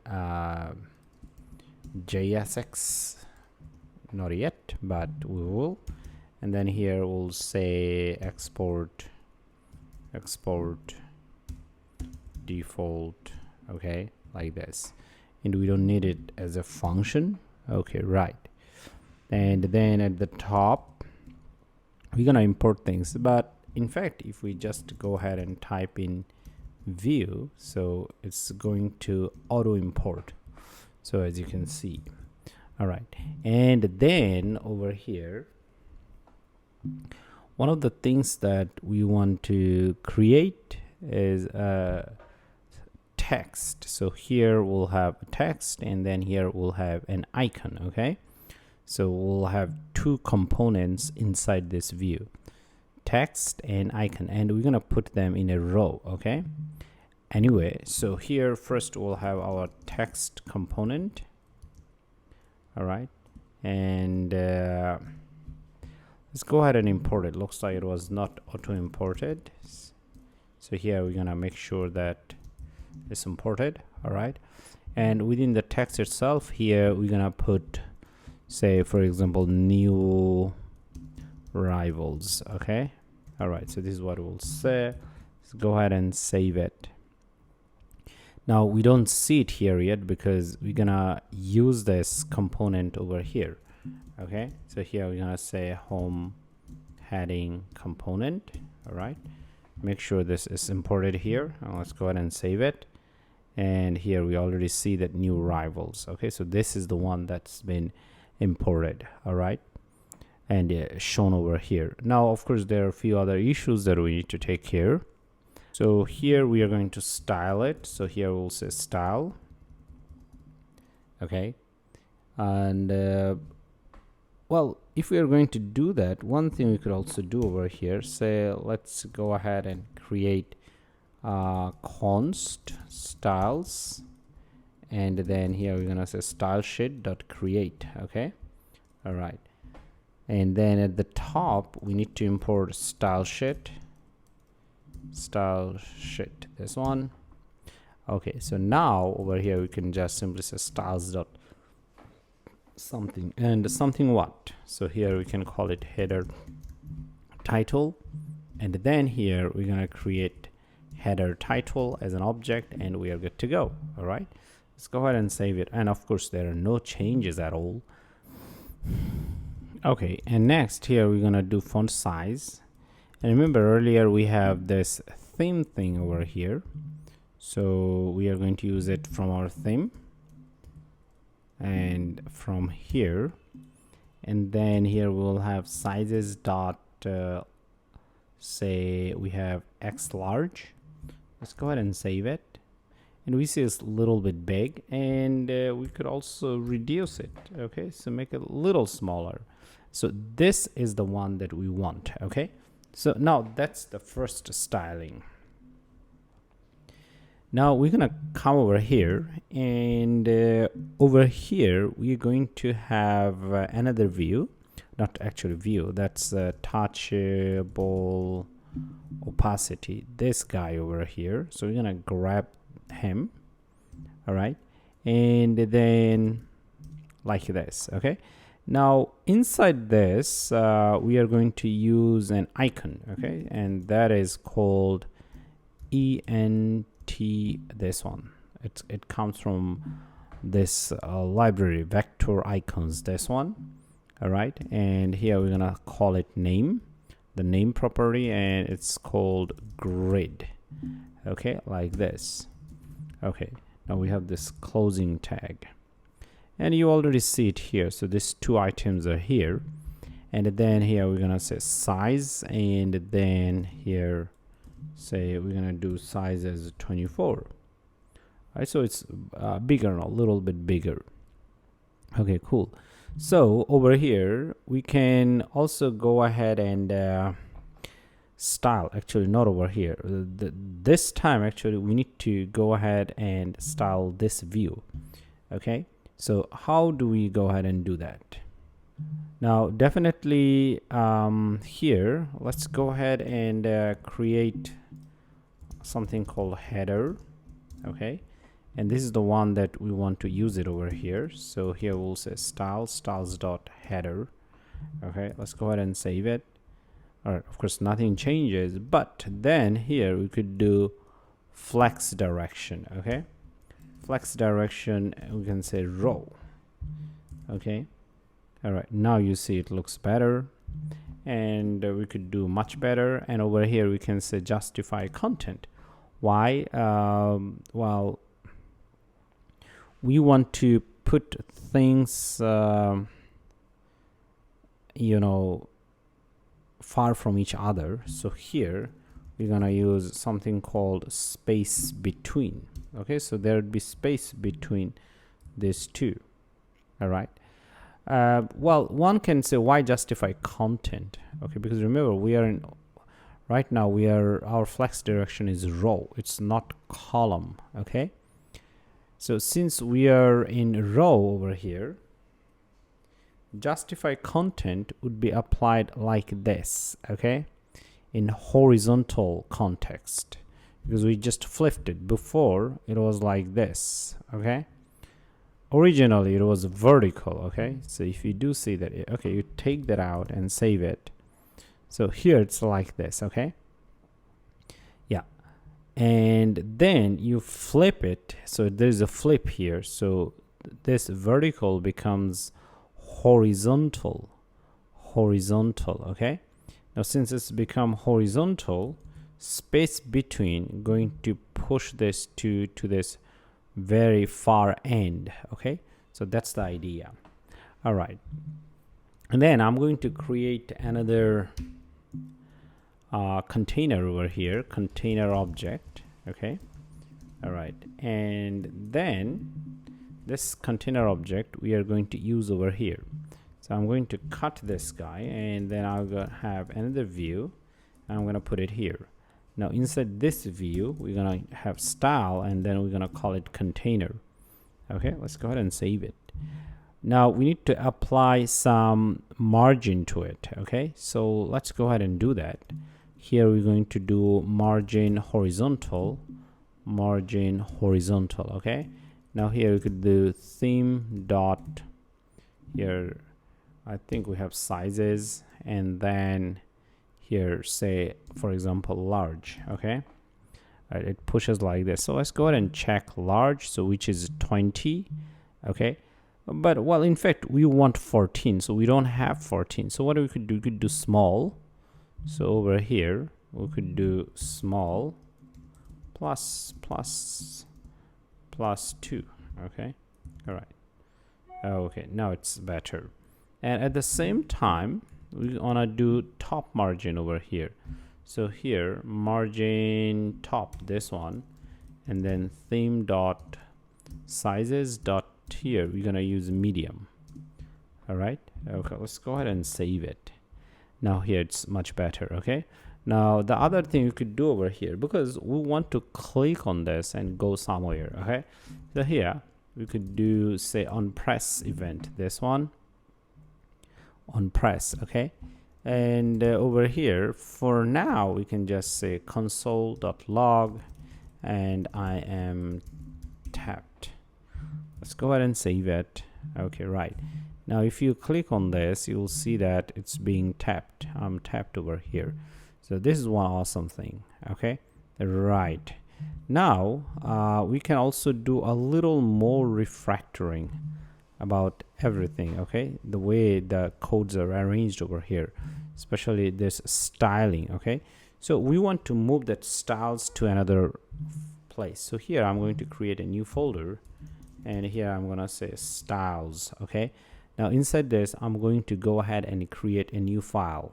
So let's go ahead and create a new file, and the file name would be say headings.style.js. okay, this one. And then I'm going to go ahead and cut this whole guy over here, and then I'm going to put him over here. Okay, right. But then we have to make sure at the top we have imported few of these guys, like for example I do believe this guy, him over here. Do we need theme? Yes, we need theme. Okay, all right. And then we also need part of it, so I'm going to copy this and then I'm going to put it here. But in this case we don't need text view, any of these things. All we need is StyleSheet.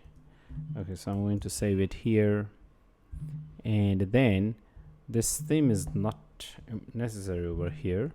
So what do we need to do over here? This styles, this guy needs to be imported over here. So you're gonna say import, and this one. But of course there's one more thing though, that we need to export it. To do that, here we'll just simply say this one. Let's go ahead and save it. So remember, here we are doing export default, and to do that, here we could say styles. As you see that it's already recognized. Let's go ahead and save it, and awesome. Okay, right. So with this over here, this is more clear, and all of our styles would go there.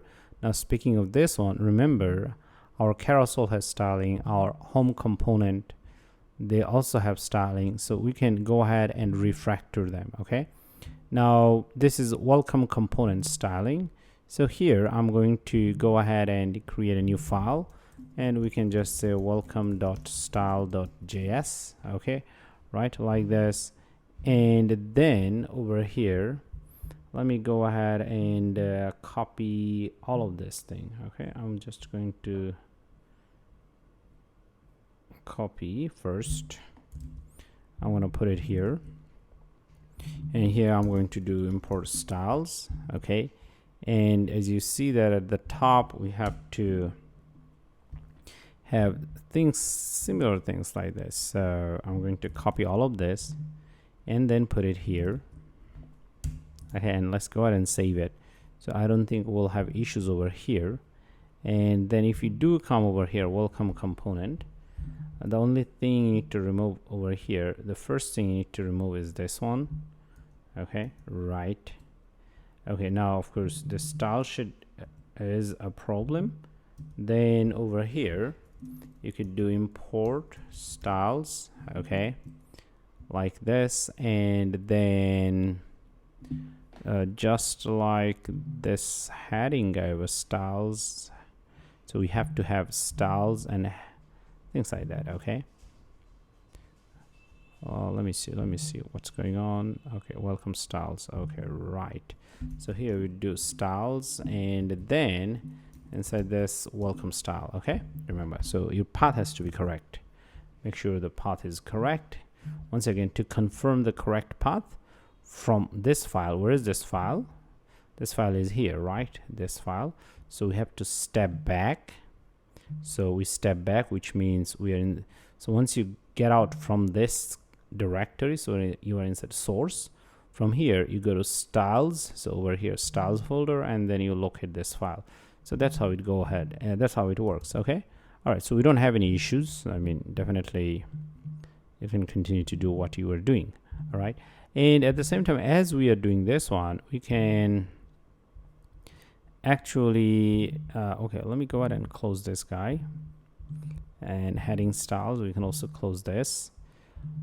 Okay, so and then we do have this home carousel. Okay, now we do see that for home carousel itself, just only a little bit of styling, which was here and pretty much there. So I'm just going to keep it as it is, and then over here we don't need this as well. Okay, so let's go ahead and save it.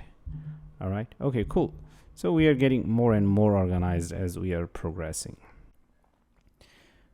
Okay, let's continue to work on this, and for now we can also close this one and this, and we also need our app sorry, not this one. Okay, so we also need our file, which is app.js, this one over here. Okay, now there are a lot of things we need to do. The reason is because here we want to go back to a new page and come back. So this is what we want to do. Okay, now how does it work actually? Well, very first we need to go ahead and install some libraries. Okay, so that's what we need to do. So we're going to install two. The first one, or both of them, is actually about navigation. So npm install react navigation native, this one. Okay, so we are going to install this one, so you can go ahead and install it. And there is something called navigation stack. We also need to install it. npm install react navigation stack. So let's go ahead and install it. Okay, right. And there is one more. And this navigation stack may need some other extra dependencies, maintaining screen size, this and that, and context. So that's why here we need to install this one. Okay, cool. So now once we are done with this, actually we are pretty much ready. Okay, because all these libraries and dependencies are installed. So here at the top we need to import navigation container, import navigation container, and you see that it's already imported from the first library that we have installed. Okay, and we also need to import another one, which is called stack navigator. So here we can say create native stack navigator, this one. Okay, make sure you spell it correctly, and then you also have the path correctly. Okay, so this is the first step. And then over here we are going to create a variable which is called const, and we're gonna const type which is called stack. And then from this one, actually you already see that it pointed out. Okay, all right, so it is gonna give us a navigator stack object. Okay, this is gonna give us a stack object. Now some of these ideas are new and which I'll cover more, but first you have to bear with me to understand what it is and how it works. So let's see the full picture and then we'll talk about it. Okay, all right, and then over here, let me remove this guy first. Now inside this we have to have navigator container, the one that we imported at the top. So it's going to contain our navigational object. That means that all the things that we need for navigation, so it's going to hold everything. So that's the first thing. And second, here we need to have stack.navigator object. And within this, actually, we are going to hold our screens, actually. The actual screens. For example, this is a screen, right? And then if we click on this, we'll go to a new page or screen. So that's another screen. So all of them have to be registered here. Now, to do that, of course, you have to have navigator container, which will hold everything. And then it will also hold your navigators, which means here your screens. Now, we said that we are going to have navigation. So for this reason, now here we need to mention stack.screen, this one. Okay. Now, inside this here, actually you can define your navigation objects. Okay, so here we said navigation, the screen name is home screen. Actually you can name it anything, and then here you have to have a component, and component is well, in our case the component is home screen. Okay, so here we are going to say home screen. All right, so this is actually random. This is pretty random name. We'll learn more about it, that how it works. You can name it anything, but then whatever you name, you have to use it later. We'll see that what do I mean by that. Okay, so that's the first thing. All right, so let's go ahead and save it.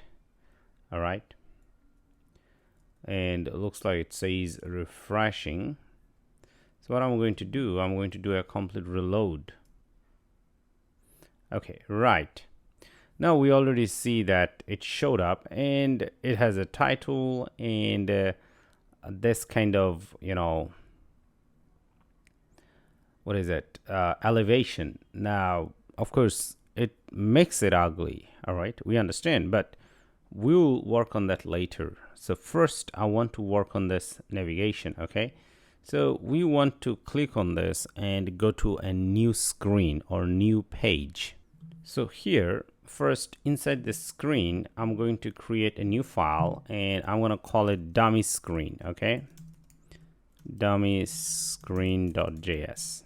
Just an example. Okay, of course we'll change the names later. So it's a basic component, and then it has some basic styles over here. You can also check it out from resources, or you can type it on your own. All it does is showing a text and then a little bit of color. Okay, so that's all it does. All right, so now since we have that screen, we also need to register here stack.screen, and then here we'll say name, and then here we'll say dummy screen. All right, and here it's a component. Okay, dummy screen component. All right, now it looks like it's not imported at the top, so you're gonna import it here. Dummy, I think it should be dummy screen. All right, and let's go ahead and check whether we are importing as dummy screen. So here it says dummy page. I'm gonna change all of this to screen so that we're aligned, and let's go ahead and save it. Okay, right. So now, of course, you still cannot navigate. Okay, you can say, okay, I have the screen registers, but why I cannot navigate? Okay, that's true, because you didn't connect to them. So remember, here we have this home component, home heading component. So from here, actually, we have to do another glue or connection, because right now So right now, I mean, this place over here, when we click on this, we have to go to dummy screen. First thing we did, register it. So our app knows, okay, there is a screen called dummy screen, but how to go there, it's up to you. From where you go, it's up to you. Okay. And how to go, you already registered, and from where you want to go, it's up to you. So here and there, we need to make some changes. Okay. All right. So now from here, we want to navigate to a new page. Navigate means go to a new page. Navigate means go there somewhere, right? So we want to, from this component, we want to navigate. So this component needs to know that we will do navigation. So that's why here we're going to import use navigation. Okay. We need to have this object from navigation native. Okay. This one, we have to have this one. And then over here, we could say const navigation, or you could use nav, and here use navigation. Okay. All right. So we created another object from this class or component, and we call it nav, and we are almost ready. Okay. So now, so far we are just doing simple console.log. So we don't need this. Here we could say nav.navigate. Okay. So this one will give you a navigate object. So you have to get that one. And inside this, all you need to do here, mention dummy screen. Okay. All right, let's go ahead and save it. Now, where is this dummy screen coming from? Remember, here you set it dummy screen. So here you need to find it as name as dummy screen. Okay. Otherwise, it's not going to work. Okay. All right, cool. So here, as you see that we can already go to a new page. Awesome. This is a big progress from our side. All right. And not only that, you can go back. All right. As you see that, click on this, you go back. So this is awesome. All right. So that means that our navigation is already working.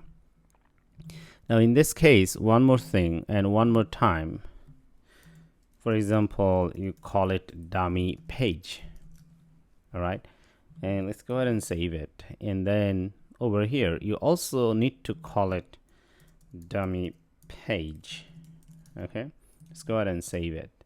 So because here it's registered as a page. The component name is the name that you export over here. Okay. And then this one is just a name to record it, mark it. And then from here, you need to use the same one.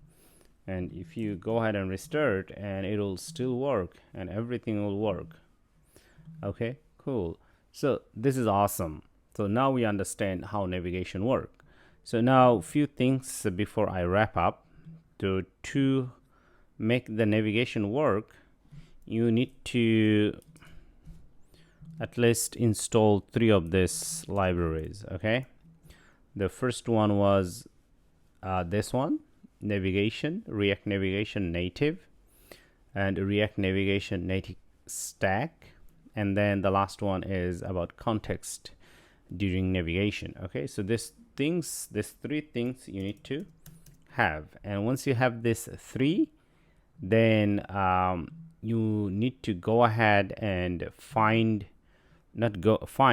need to create this navigation mechanism in your app.js. Okay, so you have to create it there. You have to have navigation container, navigator, and screen. Screen is actually going to register the actual screens your app uses. Okay, all right, so those are the things. And of course, you also have to register the name for your components so that you can find them later from other places. And in other places, you also have to have this navigation component, and from that component you create an object, and that object would help you to navigate. So these are the basic steps for doing navigation in React Native. Okay, so let's go ahead and continue to work on this. Now we're going to do something interesting in this session first, and then we'll go back to coding.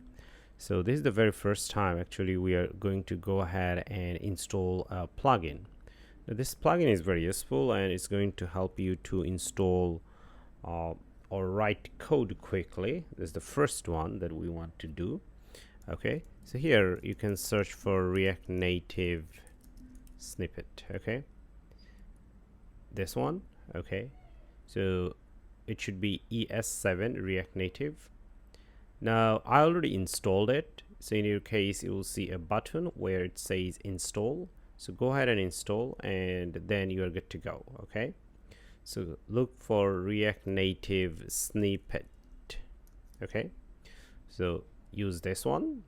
Okay, this one, and make sure that you go ahead and install it, and that's it. That's the thing that we want to do. All right, now we're gonna go back to a dummy screen over here. So this was just a dummy screen, but actually we don't want it like this. So we are going to remove all of it, and then here we are going to type in RNF. Okay, so here you see that React Native functional component. Okay, yeah, once you click on this, it's going to give you a code snippet, okay, to start with, and we're gonna call it product list. Okay, and this is all we want to call it. All right, and now this is exported by default. We don't have any problem with that. Okay,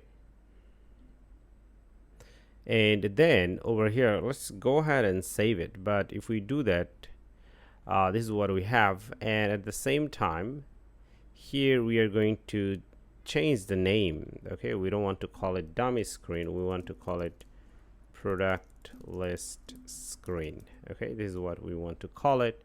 All right, and then over here there are a few places that we need to go ahead and change. All right, so this is something that we don't want anymore. And then over here, instead of dummy screen, here we're gonna say product list, so it should be auto imported, and here product list as well. Okay, you're right. Okay, now it's back. Make sure that at the top you go ahead and import it, and here you get it correct. All right, and I do believe there might be another place that where we need to go ahead and change. So heading component, and here it was dummy page, so here we're gonna call it product list. Okay, all right, and then if you go ahead and click on this, it's gonna be there. Okay, cool. So this is what we wanted. Now in this section we are going to do something more interesting. So we'll have the view as it is, I mean this part actually, and then we are going to remove this. Okay, and over here we are going to have SafeAreaView, this one. Okay, I think we are going to import it from here, React Native SafeArea component. Let's go ahead and check our home screen. SafeArea, well, it looks like we did it from React Native, so let's keep it as it is, React Native. Okay, all right, SafeAreaView, and just like this. Okay, let's go ahead and save it. Now let's come over here and see what it looks like. We don't have anything. Okay, so earlier we have knowledge about FlatList, right? So we are going to use that knowledge and show here images. So what's the idea? The idea is here we'll have new images, right? I mean, well, this is a clickable button. So if we click on this, we're gonna come over here and see some new products images. So that's the idea. Okay, so this is what we want to do. Okay, so that's why we are here right now. Okay, so here we want to show images, and for this reason definitely we are going to use FlatList. Okay, so here I'm going to say FlatList, as you see that, this one. Okay, and here we go. So inside this we'll have FlatList, and then here inside this we're gonna have So instead of this, we're gonna have some properties, right? But before we go ahead and put those properties, okay, so at the top we are going to declare an array. Now earlier we had an array from here actually, so this carousel. Okay, let's go ahead and find our carousel component, and here, and for now we are going to copy this. Okay, we're gonna copy this, and here, not this guy, so here we're gonna put them at the top. Okay, so let's go ahead and save it. So these are the images that we want to show, and for now we can say product list. All right, so this is what we can say right away. Okay, product list, local product list for now. Okay, local product. In future we're gonna load them from server, but for now we're gonna do it locally, and then once the skeleton building has been done, we can actually go ahead and load them from server once we build the server side. Okay, all right, so as you know that if you have data for FlatList, you can use local product list, this one, and at the same time render items. Over here we need a component. We know that we don't have the component yet, and as always key extractor, this guy. All right, so over here we're gonna have item and item.id. This is what we are going to use. All right, so for now, say, of course, this is a component. Now inside the component here we can just simply say text view hello there. Okay, so from our earlier understanding we know that this hello text, this is gonna be shown there 3 times. So let's go ahead and check, and as we see that here it is 3 times. Now interestingly, here we can declare our own component. Okay, so here we can say render item.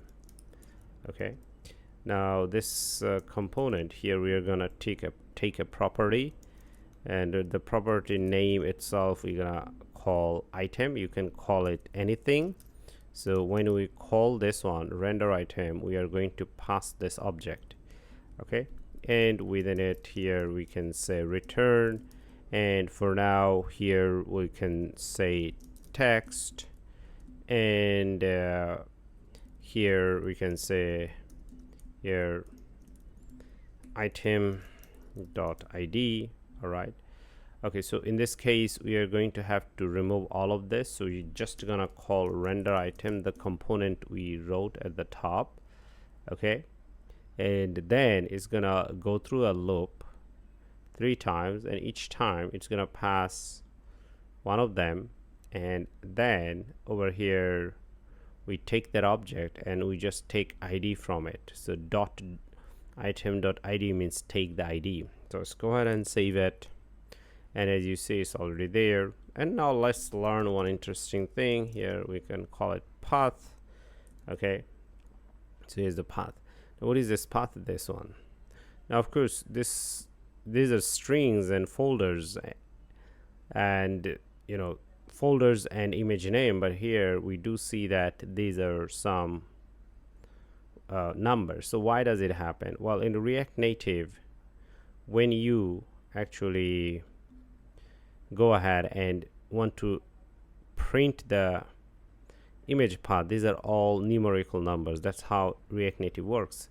React Native actually use numerical numbers to keep track of the image path, but deep down most probably it is not like that, but at least visually it uses numbers to keep track of the image path. So that's my point. Okay, so this is also something new that we have learned. Okay, all right, so we are going to continue from here, and definitely this is not what we want. So we want something very different, and here we're gonna say image. Okay, so here we'll have image component. So this is what we want to return. Okay, now since I'm going to have few lines, I'm going to return like this. Right, So one of the thing here we want to do first is for image itself, we can show like say source, I believe source. Okay, now the source is item.path.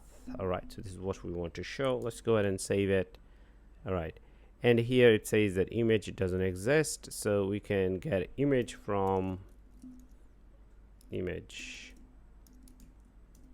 All right, and let's go ahead and save it and see how it goes, and we're gonna load it here.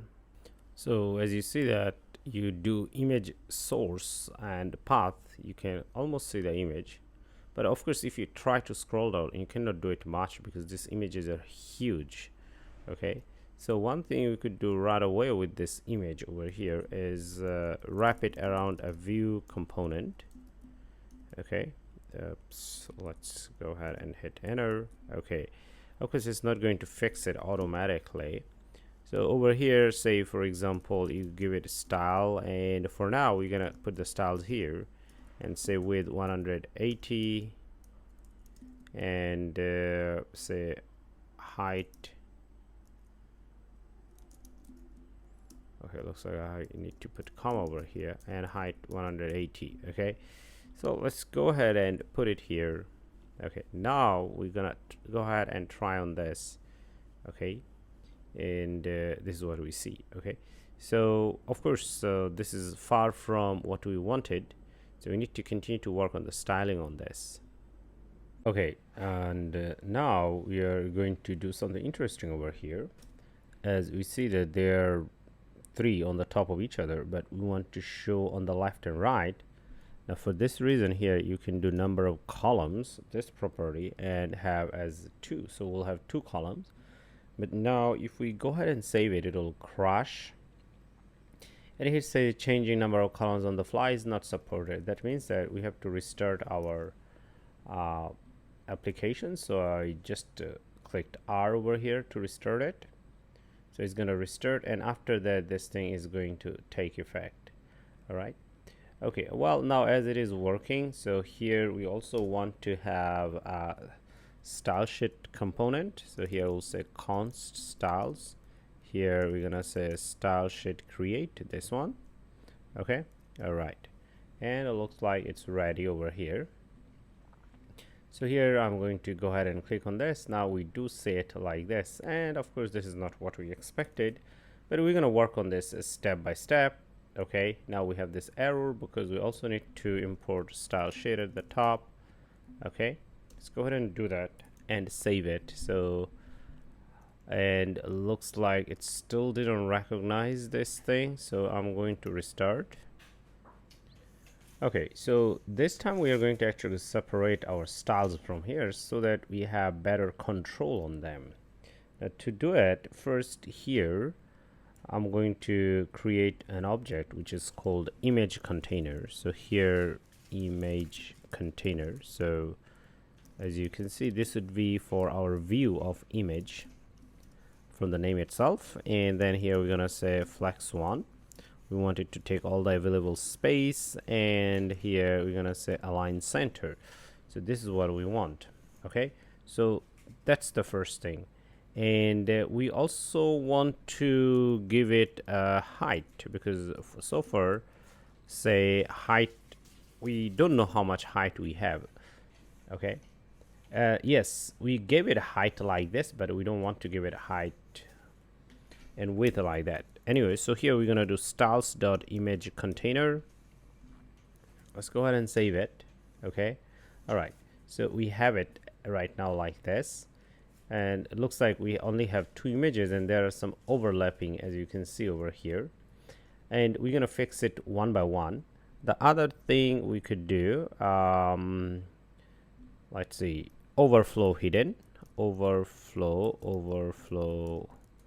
hidden. Let's go ahead and save it. Okay, now it's shown up over here, and let's go ahead and create style for image. Now here we can say width 100% and then height 100%. Let's go ahead and save it. All right, so now we are going to move over here, and here we're gonna apply style to it. So here we're gonna say style, and then we have styles.image, this guy.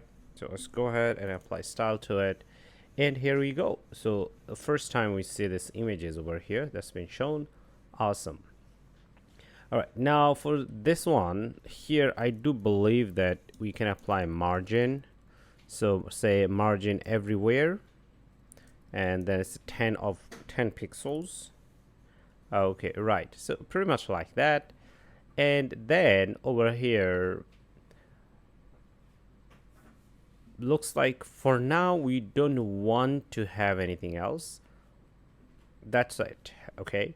So the idea, one thing, like if you don't really give height to your container, which is the parent container for image, in fact, images won't be visible actually, because once again, like in the earlier section, I have mentioned that when you write like this, it doesn't make sense to image itself. So always the image container or a view, in our case this guy, have to have a certain height and width, and only then it works better. Okay. All right, so with this we wrap up in this section, and in this section actually we learned how to show images locally, but we'll continue more in this section. Okay, so now we're going to continue and work on this, and as you see that actually I have used another image repeatedly just to show that if you have more images, so it becomes like a grid system, right? Because earlier, in our earlier session, we had actually just 3 images, and then I just added a new image with a different ID. But of course, if I take it back, so here we'll see like this, and I think it's not bad, and I'm happy with the current style and situation. Okay, but of course we're gonna continue on this and continue to work hard on our images. Okay, now the first few things that I would like to do over here is changing a little bit of style. Okay, now here we do see that our image height is this amount. Okay, now that's actually our image container. I wouldn't say image height. So actually I want to do it 240 because we also need to show text and image, text and title, this and that below it. Okay, or at least you need 220. Okay, all right, now the images would get stretched, and that's okay. Because we don't have other things right away. If we put text, it would be better. Okay, okay, so right after this, let's move on. So here we want to actually show more items. And what are the items we are talking about? So we want to show some text below each image. So over here, I'm going to have another view.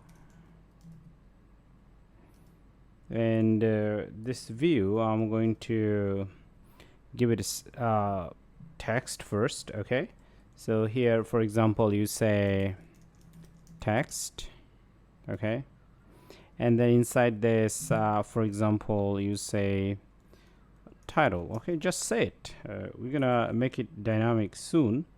Okay, now this view over here doesn't have a lot of information, so or styling, we're gonna do some styling over here, and then this one we're gonna call it details. Okay, but of course this details doesn't exist yet, so here we are going to go ahead and do it. So right over here, say details, and then here the first thing we want to do, theme dot sizes. Well, looks like this theme is not auto imported. Themes, well, it's not recognized here. Dot sizes dot small. Okay, right, so let's go at the top. So over here, actually let's see if we can import theme from, well, it looks like if I lost the track of this theme, so I'm gonna go ahead there, and not this guy, so let me get there, and this one. Okay, so actually I want to import this one, and we also don't need this and this guy anyway. So all right, now all we need to do, we need to make sure that we are on the right directory. So currently we are here, so we're gonna go out. So with this we go out one, and then we go to constants, and then we go to themes. Okay, so it should be good. All right, and we do see we have some errors. Okay, looks like it still didn't get recognized, so let's see what's going on. Okay, so one way to verify whether this theme works or not, looks like yes, we can access this, but just over here this guy is not getting recognized. Let me recheck everything. Okay, right, I know why. Actually I made a mistake, sorry about that. It should be actually padding. You cannot just directly do theme there without assigning anything. Sorry about that. So here we're gonna do small. Let's go ahead and set. All right, now it does look like our text is not visible yet. Now the reason is over here. Actually, even though here we said that 220, but then here actually it's taking all the parents height, right? So now with this one here we're gonna do 180 actually, and then it's gonna create space. As you can see that we see title, title, title. Okay, so this is awesome. Okay, now for each of the image here we're going to do border radius. Okay, and here we're gonna say theme dot sizes dot small. So let's go ahead and check that. Now here we do see that it's been applied, but of course it's not being shown over here at the bottom, and it doesn't matter. So here we can override. Here we can also do border radius. Okay, so for the image itself we are actually giving border radius. Now you see that actually it's available, and in that case what if we don't use this one, and it looks like it's still good because we can apply to the image directly the border radius itself. Okay, all right, so with this thing is working, and now after this we're gonna continue with the next part where we actually, instead of this, actually we show something dynamic. And for this one, let's go to our product screen. Okay, we are on the right place. So here it says ID. Okay, so here I can do title and okay, colorful furniture. So this could be our title. Okay, so you can add more items in key value pair. Okay, comfy sofa. Once again, in the future we're going to read them from our server. Okay, and then it's a beautiful home furniture. Okay, so I'm going to save this, and after that over here we're going to access them. So here we're going to do item, and of course we don't have description here, but we do have title. Okay, and now let's go ahead and save them, and as you see that it showed up immediately. Okay, so that part is working. All right, and then the next thing over here you want to do, say for example you want to do another text and you want to show price here. Okay, now how do you want to show the price? Now once again here we're gonna have price tag, price, and we can say for example 100 USD. Okay, and then here price, say 200 USD. All right, and then here maybe we could do something more bigger or larger number, price 500 USD. Okay, you're right. So let's go ahead and save it. Okay, but of course we don't see it yet because here I think this is where we want to show this, and then here is curly brackets, and here we could do item.price. Okay, let's go ahead and save it, and we do see that it showed up at the bottom. Okay, right there. Okay, so well, if it's not enough, so we can actually increase it, enlarge it. So here we do see that, okay, well, it's working. All right, so well, with this, we do have a basic understanding of how these things work and image and text style, but we're going to continue more on this. Okay, so we are going to continue on this and do more styling and coloring and then separate them. Now, one thing we could do with this image container, which would be the background color. Actually, here we could do also background color. This one, we could use theme dot colors here dot secondary color. We already have defined a secondary color. Okay, so now as you see that it's already been applied and it took effect. Okay, and then also about this alignment. So right now here we said align item center. Actually, if you do take it out and save it, and you'll see that, okay, let me go ahead and save it. So now it's at the beginning, and this is what we wanted. I think this is much better. All right. Okay, but the image, this one, as you see that the border itself has a bit of issues over here, so it's too close, right? So we don't want it to be so close, the text and this thing. Now this one, and how to work with this.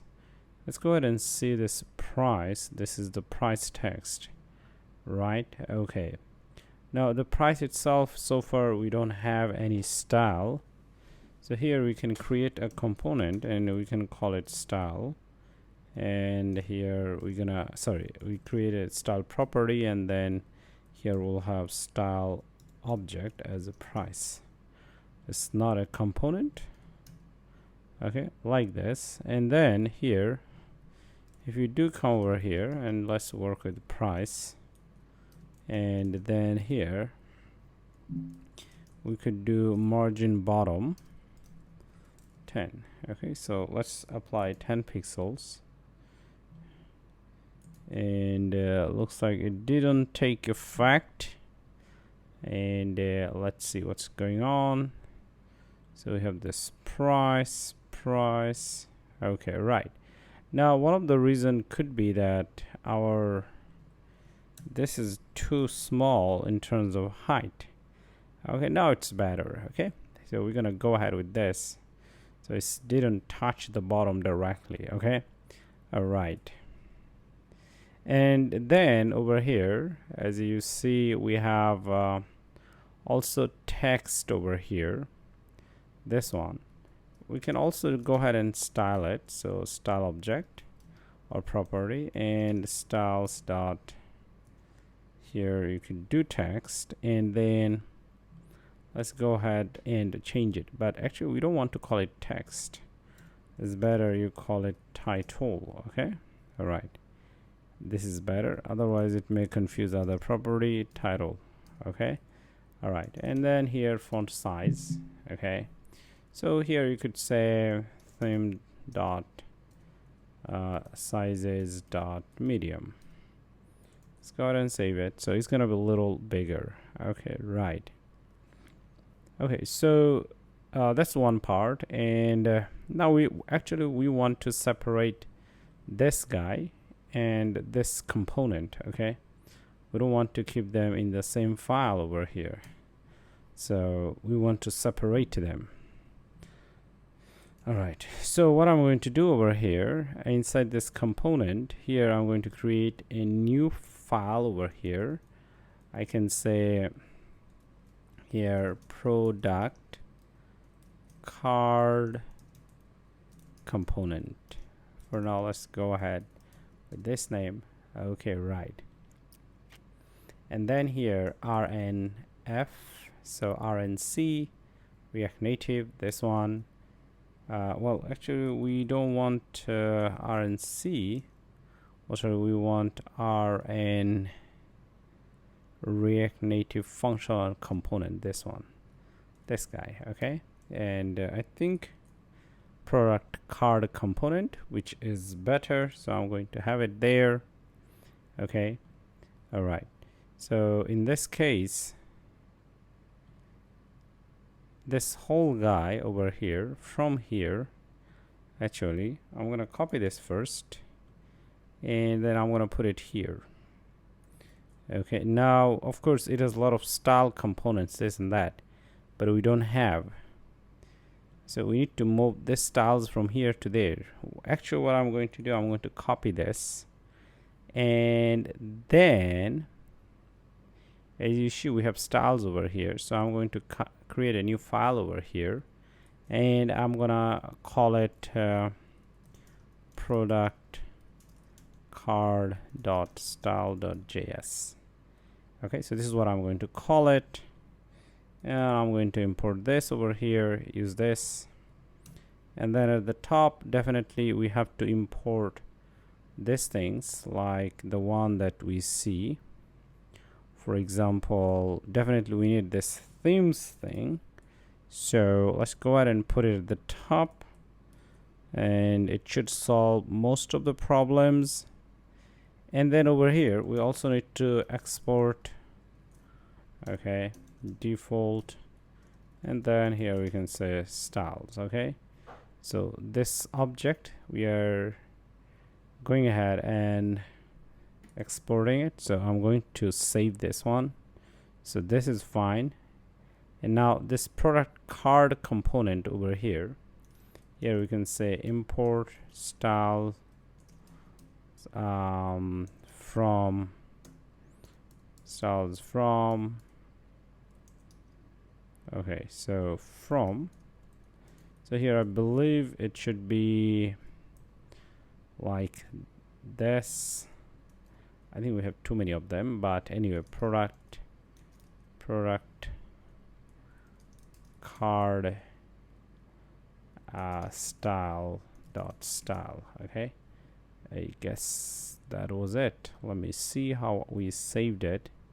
Product card.style actually, so we don't have extra style. Okay, right. Okay, so what are we going to do in this over here? So let me make sure this path for this one, because we have 2 dot, which means 2 times we are getting out. So first we are getting out from this, and actually we should go there, so we don't need it twice. Actually only once should be fine. And I'm going to save this one as well. Okay, all right, and here we can keep it clean, we don't need this anymore. Now the view itself we don't need, but then here we need to call product card component, this one. Okay, all right, but as you'll see that over here, product card component, this one should take our item object, as you see this one. So I'm going to save it here, and then we should pass it from here. As you see, item. Okay, so you are passing, you are getting this one from here, and now like this you're passing to this guy, which is this guy over here. Okay, and it should be fine. So let me go ahead and save this. Okay, and now all we need to do, save it here, and I don't think we should have any problem. Okay, right, and here it says that StyleSheet doesn't exist, so we have an issue of StyleSheet somewhere, and I believe it should be here. So here we can import StyleSheet. Okay, right, let's go ahead and save it. And then image doesn't exist, so we also have image issues. Where was it? I do believe it's here, this component, image. All right, and we have text, we have view. I think that's pretty much it. Let's go ahead and save it. Okay, cool, the compile passed. Now we can go ahead and view them. Awesome. Okay, so yeah, step by step actually we have covered a lot of items, and now as you see that we are able to actually build a simple application where we can slide through, and we can go to a new page. Okay, and we can display images. But of course, this page needs more styling. For example, most probably you want to have this first, the title. You want the title to be, you know, like bold, and as well as you also this one to be bold. So in next section, we're gonna work on this styling. Okay, so in this section, actually, we are going to go ahead and change the font, and we'll see how to change the font. Now, for example, if you come over here, product card style, and if you focus on the title, so here is this title, and then here we could do bold, font family, actually, font family, and then say here we do bold, and then here you see that it says font family. Bold is not a system of font and has not been loaded through Expo font. So the idea is whatever we are trying to do over here using this, by default it's not loaded, and of course it's asking you that okay, you should load it through Expo font. So that's what it's asking you. So that means that even though you can use font size directly, but you cannot use font family directly. Okay, now there might be some other native options, but actually we want to use bold and it's not supported directly. So we are going to have to work or find a mechanism. Now of course the obvious mechanism is go ahead and install a font and then we can load it. Okay, anyway, so I'm going to remove this right now because it's not usable. Okay, so we have to go ahead and install our font over here. Okay, so here we are going to use npx expo install vector icons. Okay, and I do believe we already have it, but anyway, so let's go ahead and check it. All right, so that's the first one, and then here we are also going to use roboto expo font. So we're going to use this command to do it. And here we are also going to install a splash screen. Okay, now you may ask, what is this splash screen? Why you need this? Because now you see that we have installed third-party font and we need to load them. Okay, and to load them, actually we need to be here in our app.js file. So let's go ahead and check our app.js file over here, this one. So we need to load it over here, somewhere here. Okay, so we're gonna do it, load it, and then use it. So that's why as we load the font, and our app should be also showing a loading icon. All right, and then what do I mean by that over here? You're gonna see it very soon. First, let me walk you through. So if you hit R for reload, so here you see there's this splash screen. Okay, so we are going to use it here, and we need to use a splash screen of this and expose it to the application. The idea that I'm talking about, that we want to actually use this splash screen and control it, but currently we don't have a direct way to control it, and that's why we have installed the last one over here. Now with this we'd be able to install our control our splash screen. And why we need to do that? Because as I said, that we need to load font. So when our app starts at the very beginning, we're gonna go ahead and load our fonts over here. Okay, so that's why we need to control our splash screen. So once the loading is done, the splash screen would go away and we'll see the app. Okay, at the top we need to make sure that we have this use fonts, roboto regular and roboto 700 bold. So these two type of fonts. If you need more different types, we can add them later. And then here we have this use fonts. Okay, now this is a new idea or new concept that we are going to cover. So we're going to do it one by one.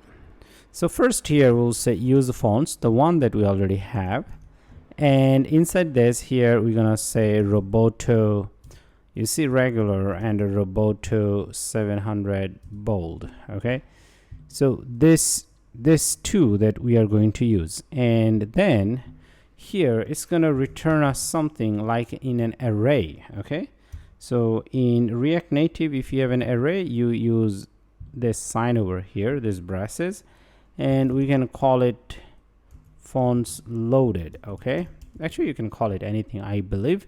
Now this use fonts, this is called hook. Okay, and it's going to load us, and it's going to load this fonts, and once the loading is done, it's going to return an array, and we are just focusing on the first item. The first item would be true or false. Okay, all right, and now of course ignore about that one. So if the loading is done, then this value would be true. If the loading is not done, this value would be false. Now use font is a hook. Okay, now the hook is, this is provided by, actually I believe, Expo Google Fonts. This one, it's provided by this package, and this hook is used to load our fonts, and this does asynchronous operation, which means that, okay, well, this one could go ahead and load fonts, but will not get stuck here, and we can do or continue to do other things. Okay, in general, in programming, everything is executed line by line, but then when you have this one over here, a hook that we are using, and this is an asynchronous hook, which means that, well, this will first hit over here, and the job would run in the background, and it will check if we have fonts, and then whether we can load them or not. If loaded is successful, it will return true, otherwise it will return false. And as you can see over here, that here it is loaded and error, these two types. So the first one we took, but we called it fonts loaded. You don't have to call it fonts loaded, actually you can call it anything. Okay, and after that, actually we can go ahead and test it whether it's loaded or not. Okay, so here's this thing. So here we're gonna say if fonts loaded. Okay, and then here we'll say return null, which means that if the font is not loaded, we are going to return null. Well, that means that we are not going to return any kind of JSX or a component. Okay, so that means that we are not going to show any view. We are just return from there. We are returning from here, and then here we're gonna say console dot fonts not loaded. Okay, so you're gonna have this. Okay, so I'm gonna save it, and then as you see that here it says that fonts not loaded. Okay, so let's go ahead and restart our app. So first it's not loaded, and then it's loaded, so that's why there's a bit of delay. Okay, and you can also put it here like this. Okay, console, okay, like that, fonts loaded. All right, and now let's go ahead and restart. So reloading apps.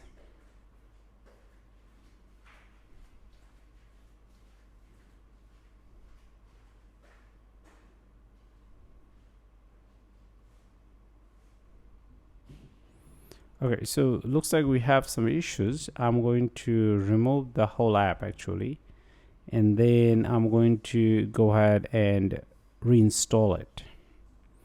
So let's go ahead and do this.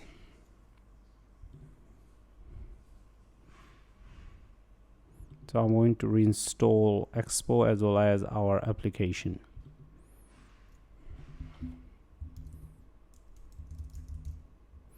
So here I'm going to do npm run android. So here, as you see that first it showed not loaded, and then it showed that it's loaded. Okay, now of course this loading and waiting happens very quickly.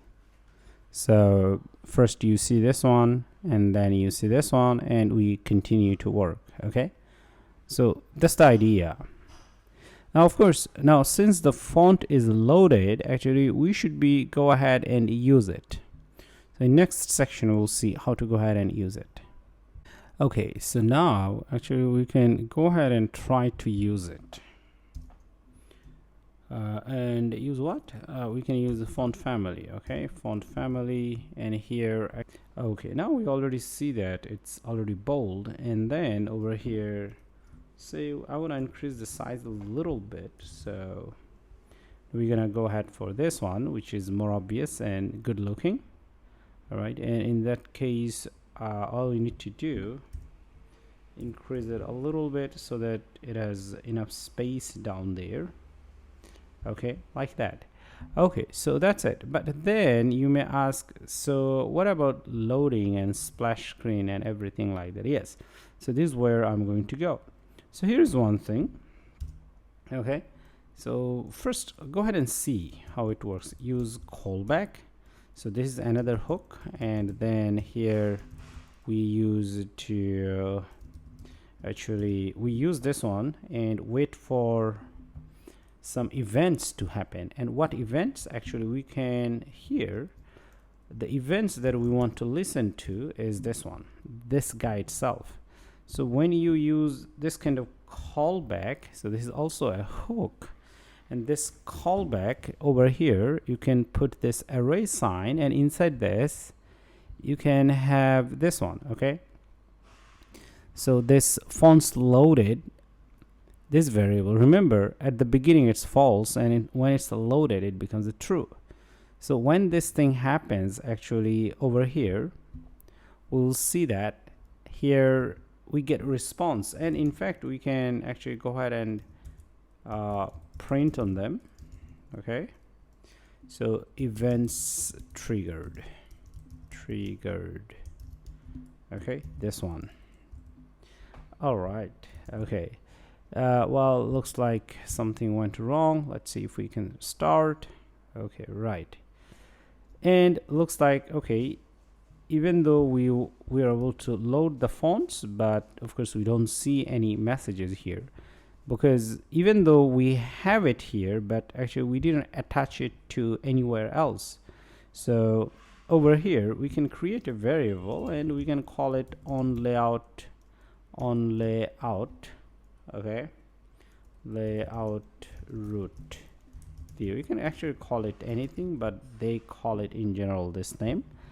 And then I'm going to copy this, and here on the navigator container there is a property called onReady, and we can pass this one. And now let's go ahead, and as you see that it's already been triggered. Okay, and not only that, actually you can go ahead and print the status of this one. Okay, so here fonts loaded. All right, so let's see if we can go ahead and check the status. Okay, all right, so I'm going to reload the app. So here, as you see that at the beginning it's false, but when it changed to true, this section gets triggered, and then of course we are able to print it. And one more thing though,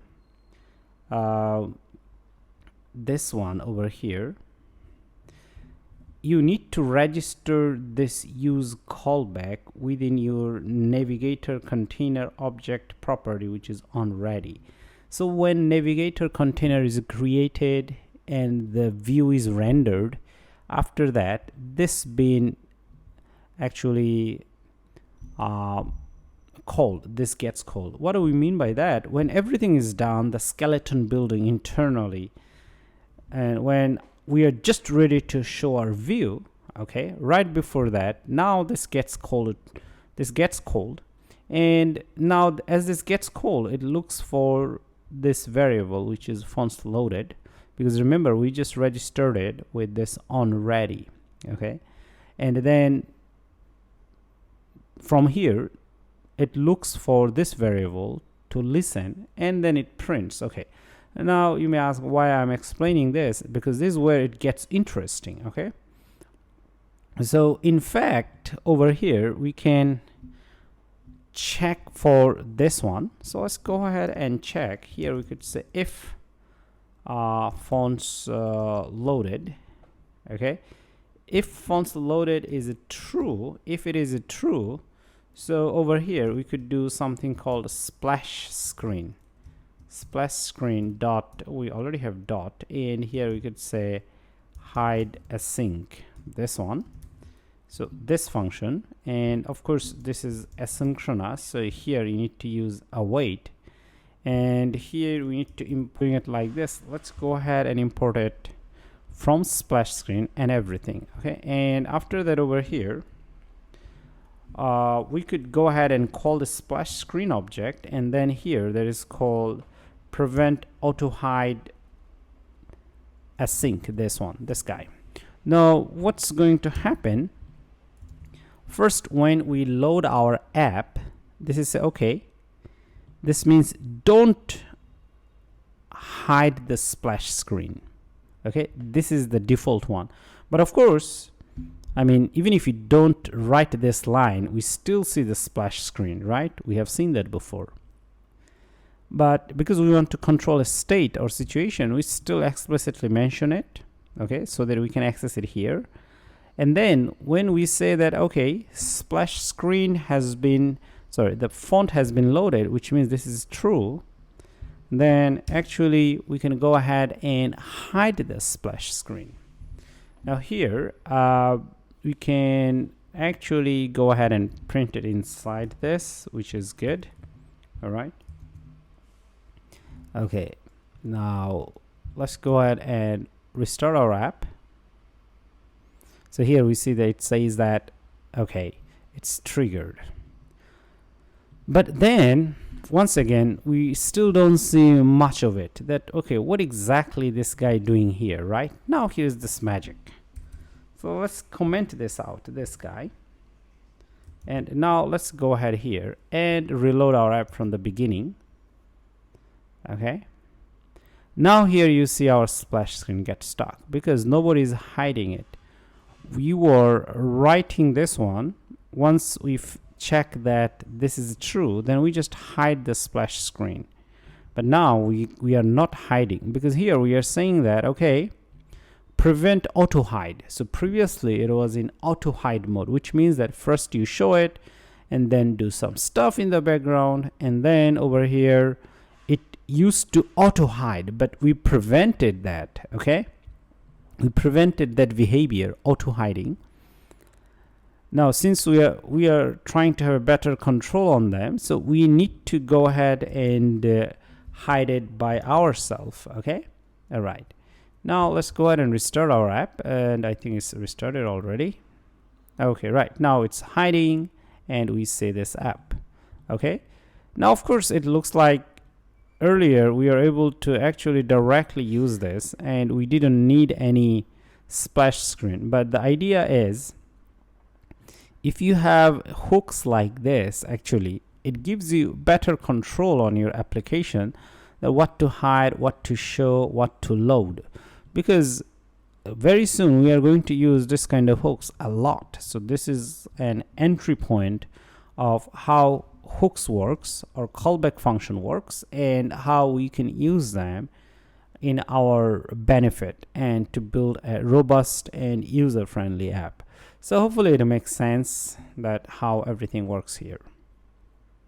Now we are going to continue to work on this, and as I said earlier, that this callback or this hook, this gets called whenever dependencies are changed. And what are the dependencies? This is the dependencies. Of course you can have more dependencies if you want, like you can have XYZ, okay, whatever.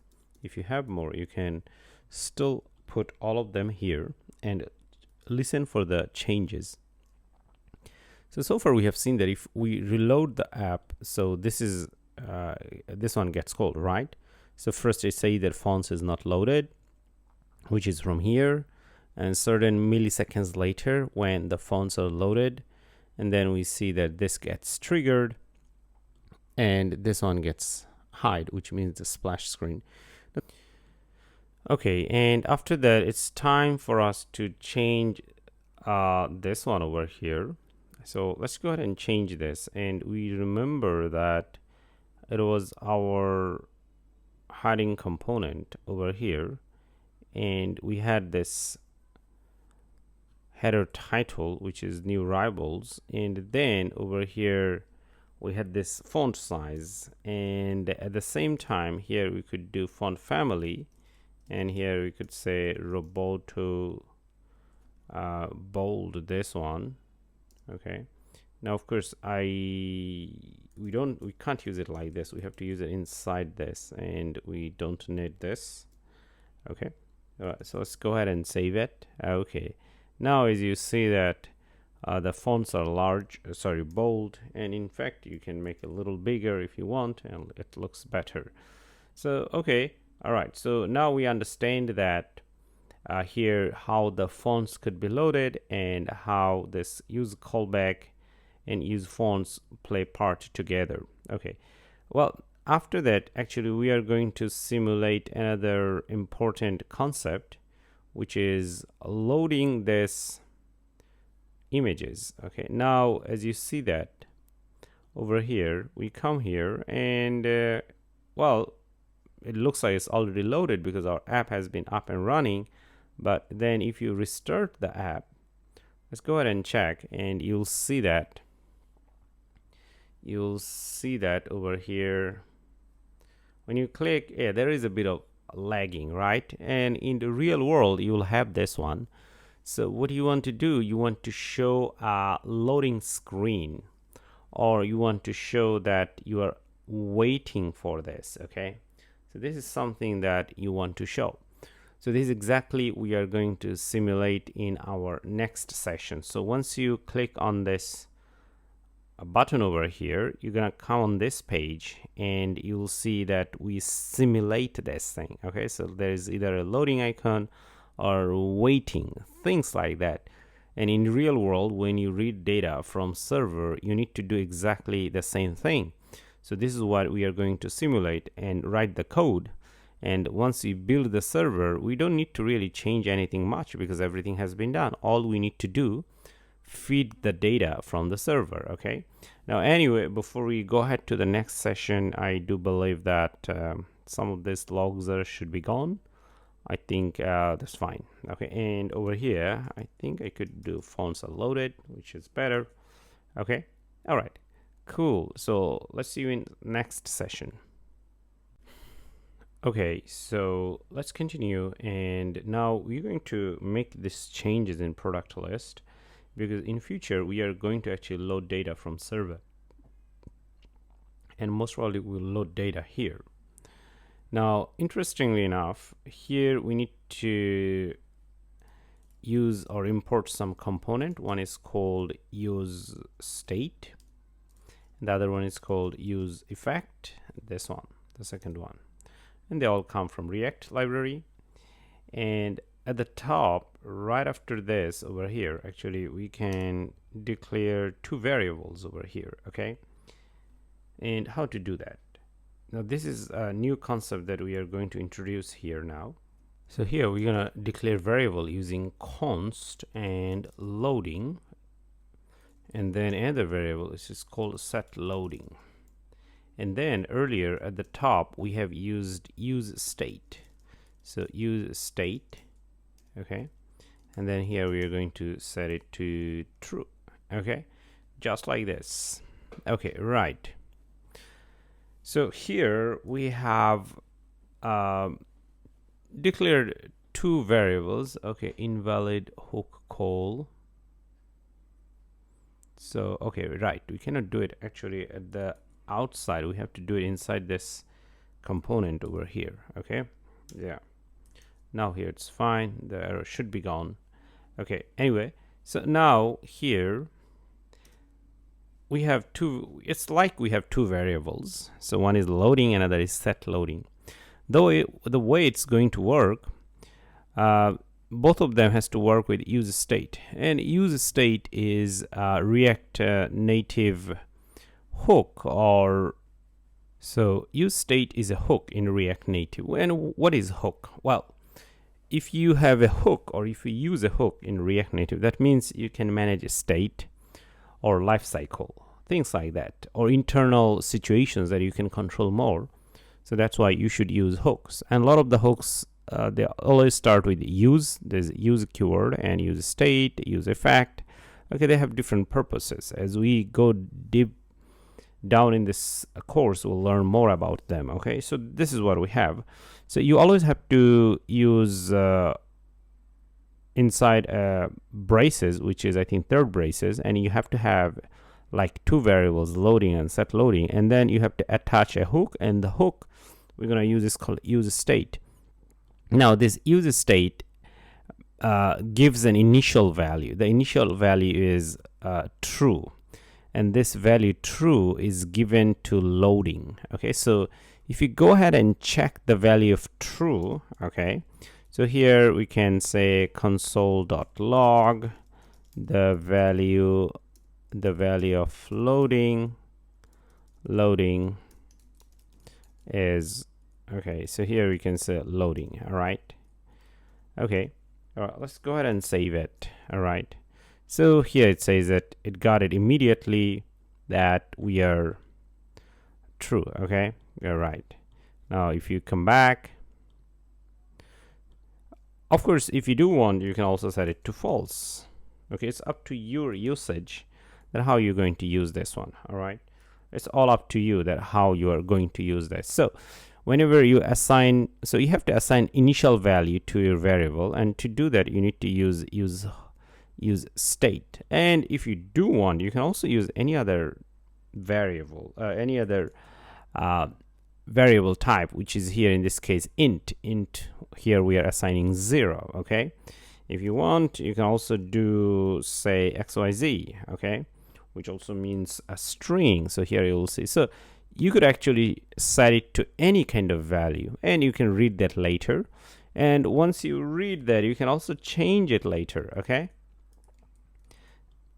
yeah, and say for example here we say set loading. Okay, set loading equal right now false. All right, so initial value is true. Now of course here it would be true, and then later on we come here, we set it to false. Okay, all right, okay, right.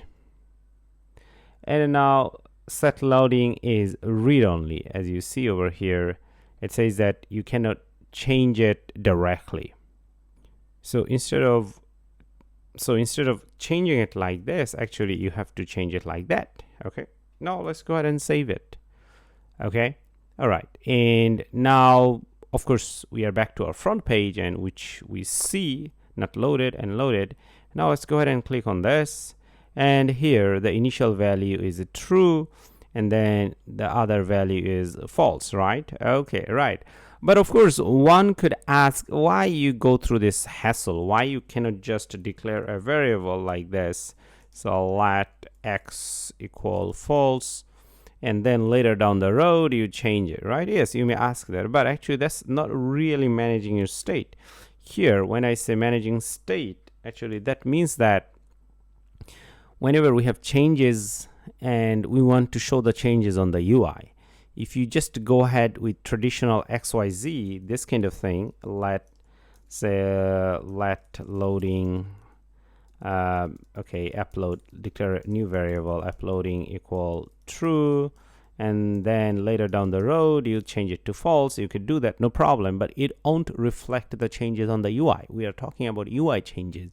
So whenever you need any kind of UI changes, then you should go ahead and use state and maintain your variable changes, whatever the change you want to make using this, or you have to use this to make the changes and show the changes on the UI. So that's the point. Okay, all right, so this is where the use state comes. So remember, you can always give it an initial value, and once you give it initial value, after that you can change it. And to change it, actually here you need to change it using this curly braces, not directly assigning to them. Okay, all right, so in this section we have seen that how this loading and set loading, or how you can manipulate the change of this variable value. Okay, Of course, it still doesn't let us to show a loading icon. Our purpose is that we want to show a loading icon. Okay, now how to do that? Now to do this one, there are more steps, and the first step was this one, right? And we understand this concept. Now we're gonna continue to work on this. So here we're gonna use another hook that's called use effect. Okay, right. So we're going to use this hook, and combining both of them together, we'll be able to do a loading effect. All right, and how it works here. So let's go ahead and print over here console. Let's see, console.log. Okay, use effect is being called. All right. Okay. Right. So let's go ahead and change this, and here we see that use effect is being called. So let's go ahead and reload our app. So once we are loading our app, or once we'd be in front page, well, definitely we'll not see any of these changes. Only when we go to the next page we'll see that. Okay, our app is still loading. Okay, right.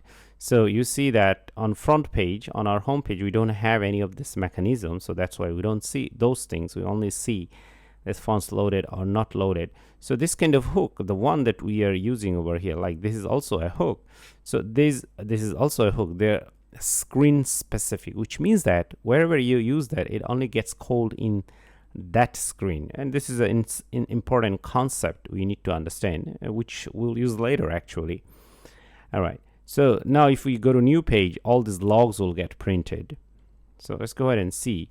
So when we went to the new page here, the value of loading is true, and then here use effect is being called, and then you change and call again. Okay, so we see that this guy actually gets called at the very early stage of your UI rendering. Okay, so as soon as this has been defined, whatever it is, true or false, actually this one gets called, and this exactly we see that. Okay, so for example here we say the value of loading is true, so here we are able to read this value, and after that this one gets called. Okay, so the idea is once this has been defined, the value, then this gets called. Now since this one gets called, just like call over here, if you see that use effect, this one, this also gets called, right?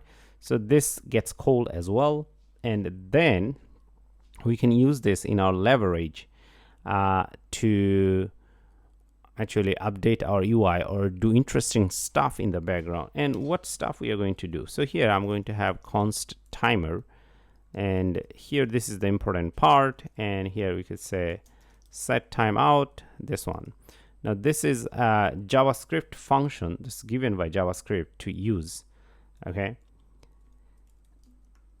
it's not a React function, it's a JavaScript function. React is based on JavaScript. Okay, set timeout, most probably some of you know it already. So here we could do set loading. Okay, set loading to false. Here actually we want to make the changes. We don't want to make the changes here. We don't want to do this. Okay, right. Okay, so here, so this is a timer. This is a timer that should get called, and this should get called after 2 seconds later. Okay, all right. Let me reformat the code. Okay, now it looks better. Let me resave it. Okay, right. So use effect internally will call this one once. Okay, it will call it once, and then this will figure out, okay, I got called, but I need to actually be executed after 2 seconds later. And 2 seconds later, the set true is set to false. Okay, so let's go ahead and check the value. So I can take this one, and then I'm going to put it here, and let's go ahead and check. Okay, right, use effect is being called. Let's reload our app and start everything from scratch to understand how it works. Okay, right, and then we're gonna go to our next page. All right, So here, as you see that, okay, the value was true, then this get called, and then this guy, this value is false, as you see that. Okay, all right. And of course, for some other reasons, it is still getting called, and then it's changed automatically. Okay, and we'll see that later. Okay, all right. The idea is here I'm trying to say that this is getting called. Okay, that's the idea. Okay, and this gets called actually 2 seconds later. And how do you know that? So here you see that, okay, this is the very first time, and this is get called. Okay, this get called, this one. And if you notice, 2 seconds later it was printed. It was not printed immediately. Okay, it was not printed immediately. We set the value to false. Okay, all right, so let's go ahead and restart our app one more time. So now we're gonna go to the next page. As you see, it got stuck here. It's gonna wait 2 seconds, and then after that it's got called. So 2 seconds later we see that, okay, this has been changed. Okay, changed to false. And then over here, okay, for some other reasons, this value, the loading value, is still being changed somewhere else. As you see that it says it's true, and then being called and false, but the ultimate value is false. So this logs may have delayed being printed. Okay, this log. So from here you see that, and where it's being delayed, actually it was delayed here. Okay, the idea is this is very first time gets called and set the value, and for this reason we see this one. Okay, here we could say 0.1, and here we could say 0.2. All right. Actually, one thing before I continue, which I should do actually, otherwise it's gonna cause a problem. So after that, here I'm gonna call a return function, return, and then here clear timeout timer. Okay, because whatever we created over here, it should be destroyed once it's been used. Okay, otherwise it's gonna cause a memory leak. Okay, so I'm gonna restart my app, and this time everything should be better, because you have to clear your set timeout function, otherwise it's gonna create a memory leak, or your app would be very slow. Eventually it will crash. All right, so here 0.1 true, and being get called, it got stuck here. And as you see that here 0.1 is false, which means this one right after this guy got called. Okay, this guy got called, then this one become false. Okay, this is what we see. And then here is a 0.2 is a loading. Okay, so here set, once we check this one over here, this guy set loading, it's still being reflected as true. And then it got called again, as you see this one, and then 0.2 it got called again, and it was set to false.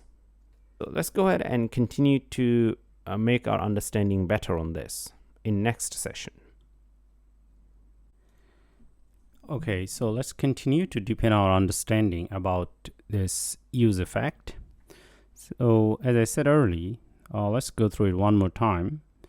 So here we see that initial 0.1 is true, which is actually over here. And once again, why this one first? Why no this one? Okay, but this item doesn't really matter where you put. You can put it below re-render or above re-render. It's not about the sequence. Okay, so when initial rendering happens in React Native, initial rendering means when first time, you know, the drawing happens, the component's position, locating happens, this kind of things. Okay, so at that time, if we have any components, like this is a component, or these things, they get called during initial rendering. Okay, so initial rendering is like preparing for drawing or showing the drawing actually, and their position, pixels position, this and that, and only after that use effect gets called. Okay, so that's why here we see this log first. So this is important to understand. And then once that's been done, we are in the use effect. Now use effect here is being called. All right, This gets called, and then it hits this and it detects, okay, well, here I have 2 seconds delay, so I have to come back here again 2 seconds later, and we have seen that if you observe carefully over here we get stuck for 2 seconds. Okay, all right, now 2 seconds later this value is updated. Okay, now this is amazing. Why? Right after updating this one, we don't see this log, right? But we see point 1. We don't see point 2. Remember, point 1 is right over here. Okay, so we would expect that, okay, this is printed, and then we would expect this one, but it goes to this. And why? Now remember, this is a component that is for rendering. I mean, this is JSX component, right? So every time you update a state variable, for example, these are called state variables. Okay, every time you update a state variable, your re-rendering happens. I mean, redrawing happens again. So this is the priority in React Native, how it works. So that's why here, once the value has been updated, immediately we see it here. Okay, so that's how it works. And then over here we also see that value is set to false because this was false. Okay, and so once this is done, re-rendering is done again, then it continues from this section. Okay, now use effect is asynchronous, which means that it doesn't do this executing of code line by line, one after another, and this is what exactly we have seen.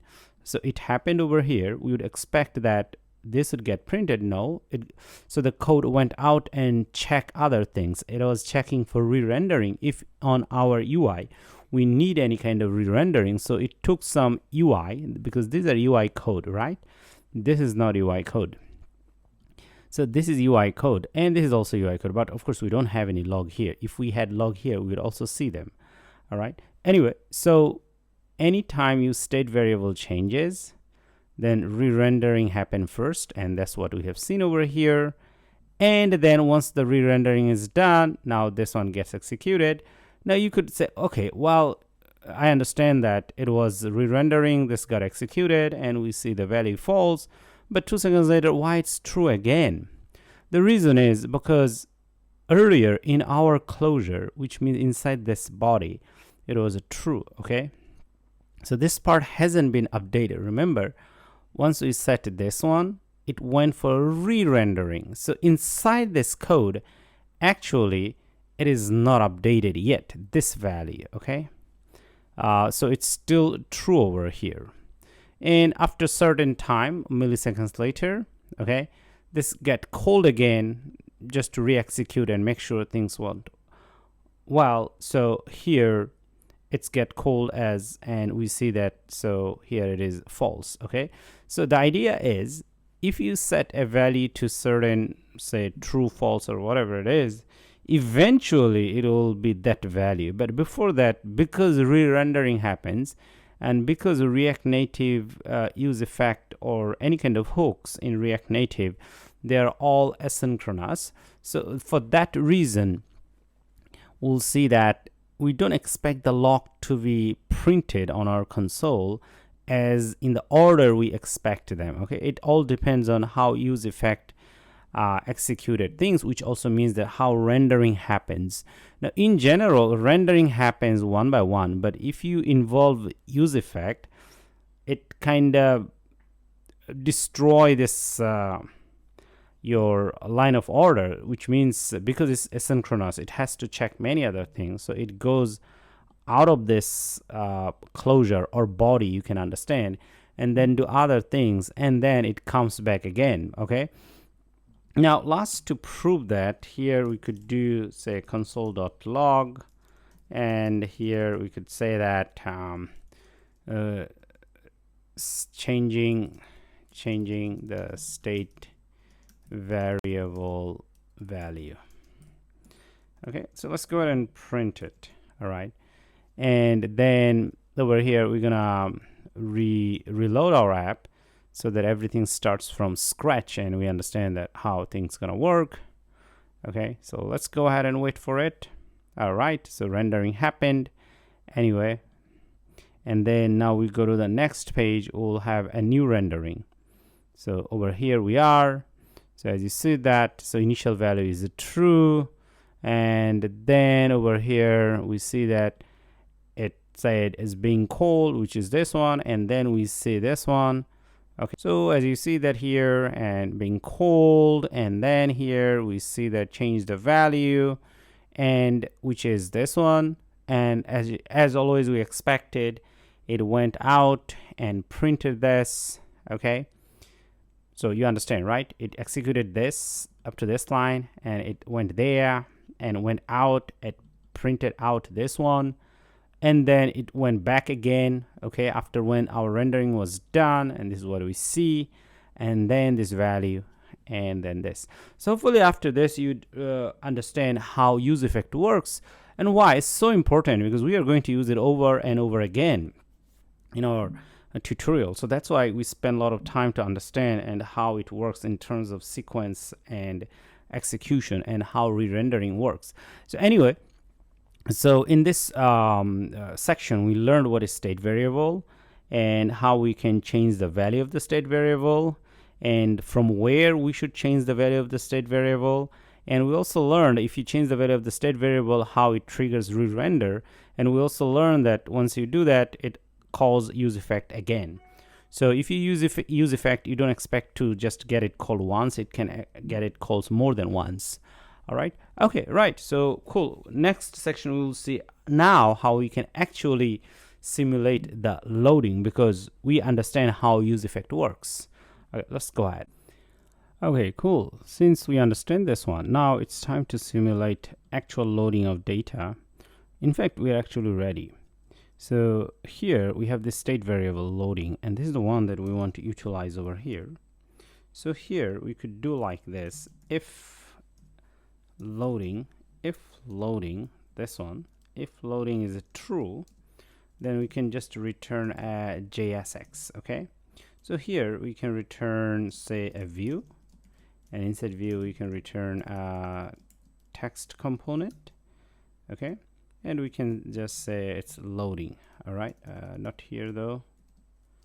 All right, so just like this, and inside this here we can say loading, and then we can do a temporary style over here, styles dot, here you'd say that, say for example, justifyContent center, and then here we'd say alignItem center, alignItems actually, not content. All right, and then also let's give this view flex of 1. Okay, so with this we'd be able to simulate that how actually it looks like. I'm going to save it, and then I'm going to reformat the code. All right, now it looks better. So what's going to happen over here, remember earlier at the beginning, is loading is true, so it's going to hit this section. Okay, it's going to hit this section, and as it is true, it's going to return from here, so it's not going to do anything else. And 2 seconds later we'll see that it becomes false. So since it becomes false, re-rendering will happen, which means that rendering component, which is also this one, this would also get called, and here, but before it gets called, of course it has to be re-executed from the beginning from here, and it will find, oh okay, this is false. Now since this is false, it's not going to go over there, it's gonna go over here, and we'll see this item. Okay, and that's how it works actually. So now well, we can simply go ahead and try to do it on our own. Let's step back and see. And okay, our simulator gets stuck. All right, okay, cool.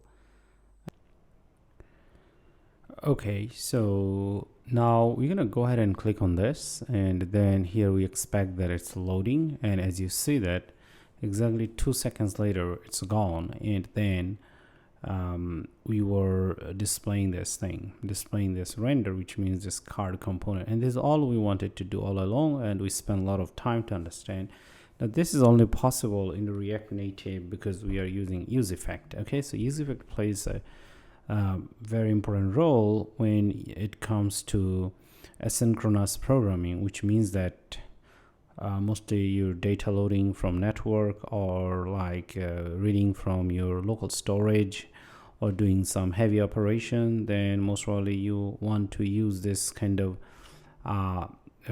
hook to make it easy, to make your life easy. Okay, so one more time, if we go ahead and click, and here it says it's loading. Okay, cool, the products are ready. Okay, and in fact you will see that this is much better, because earlier we have seen that when you're trying to load things, some of them were a little blurry at the beginning, but now here, since you're waiting for 2 seconds, they're all loaded by the time we see it, and it gives you a very better feeling how you're going to use the app. Okay, so by this time I think you have experienced one issue. So when you come over here, that is fine. For example, in this page we don't have any issues, but when you go to next page, most likely you'll see the app is very slow or it crashes. The reason is here. Once we started to introduce this thing, it happened. Okay, now use effect may get called multiple times. Now if you put it here like this bracket, then it would just get called one time. Now this is called dependencies, but in this case this is empty dependencies. It means when this bracket has nothing inside, empty, this is called empty dependencies. And with this it makes sure that this just gets called only once. Okay, because earlier we didn't have any of this thing, so that's why it was calling again and again internally, so it was causing crash. Okay, so now let's go ahead and save it, and then let's come over here. So it's loading, and then we are done. Okay, all right, so and here we also see that use effect is being called only once. Okay, and this is what actually we want. And with this, it makes things more reliable, okay, and not crashing. So I remember, if you also may have experienced this issue, that earlier if you came to this page, sometimes the app would crash or wouldn't work. Okay, all right, so now we'll see that we have a very smooth transition between pages. Okay, right. So now with this, actually we are one step closer how to show this loading icon, because for now we have shown the loading text. In fact, you can also show loading icon. So here I think Ionicons, this one. Okay, now inside this, hopefully we'd be able to, I think they have a property called name. I think it's called circle reload. I hope this is circle reload. I'm not sure we can find anything. If let's do say circle.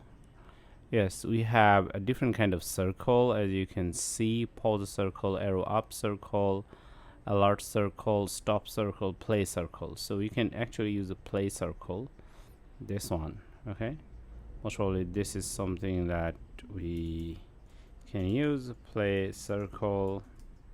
All right, and then over here we could do size. Say in this case we want a big size, say 64. Okay, all right, and let's go ahead and save it. Okay, now let's come over here and try to load. Okay, so as you see that this one, but looks like this play circle icon is not actually what we want. So let me see if we can find a better one. So I think I found something called reload circle. So we're gonna go ahead with this one, and let's put it here. Reload circle or load circle, not sure it's gonna be useful. Okay, let's go ahead and click on this. Okay, right. Yeah, so for now we can go ahead and use this, but actually we can also change it to something better.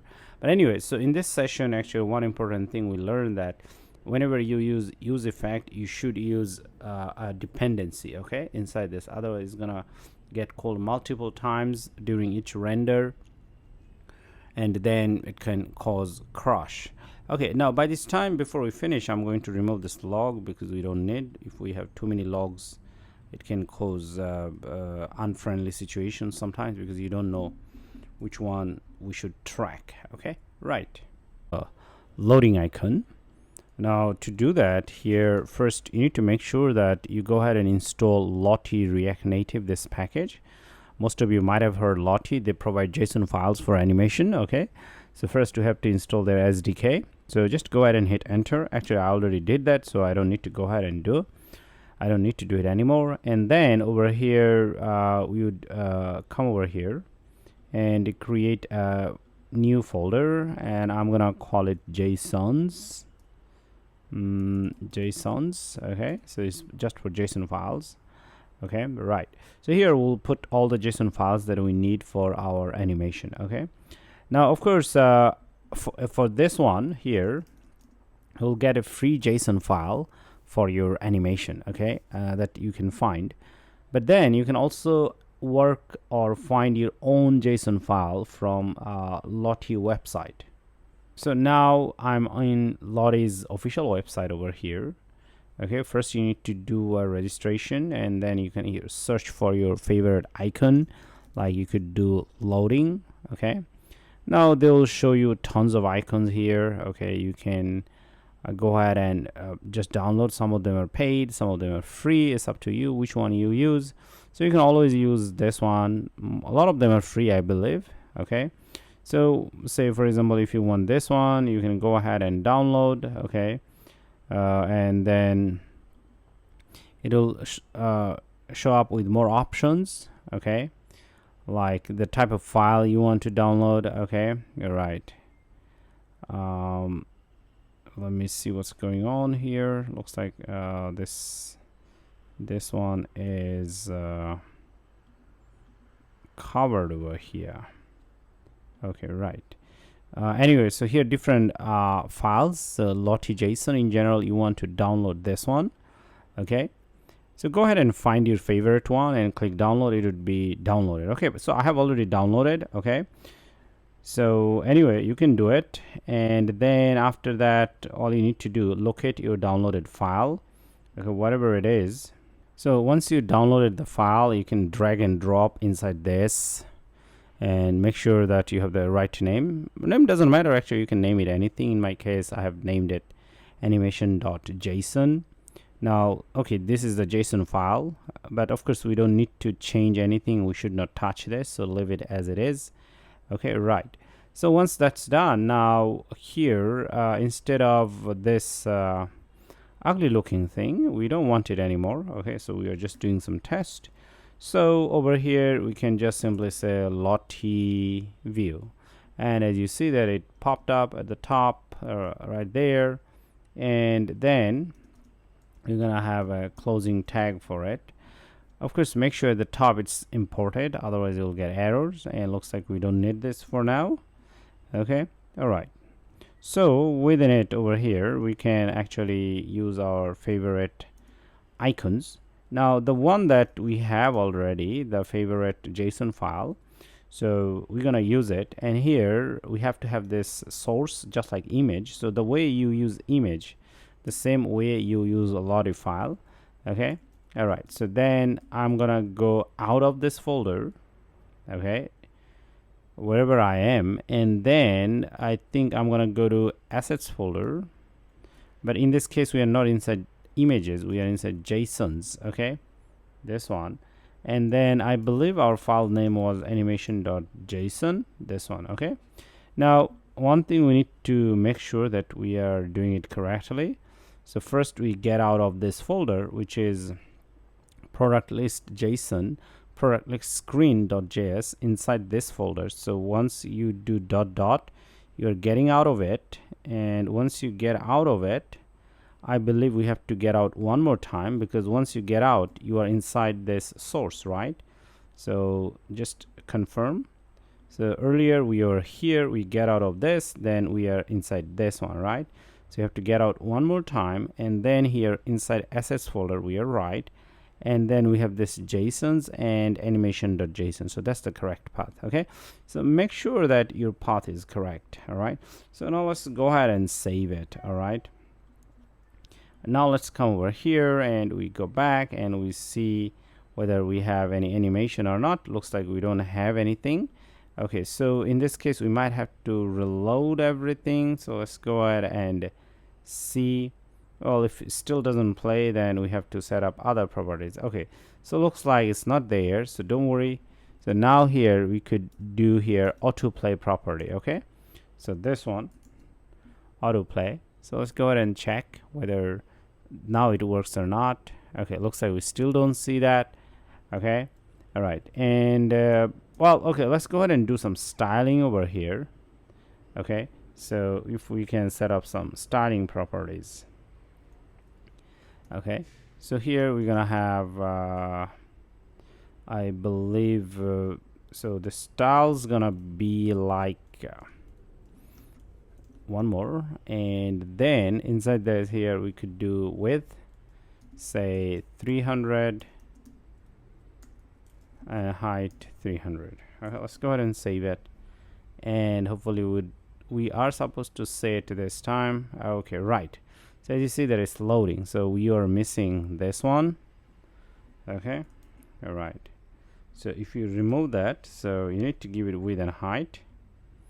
Okay, all right, so if we don't give it width and height, it's not going to really show up. Okay, so it's loading. All right, so this is what we have shown, and this is awesome. Actually, this is really awesome. With this you make things more, you know, beautiful and interesting. Default value might be that is gonna do it infinitely. Okay, all right, so we can skip this part, it doesn't matter. The idea is that here we are actually showing a beautiful animation, and in general when you do app dev, a lot of time you use Lottie JSON files for free, and which are very awesome. Anyway, so we are done in this section for now.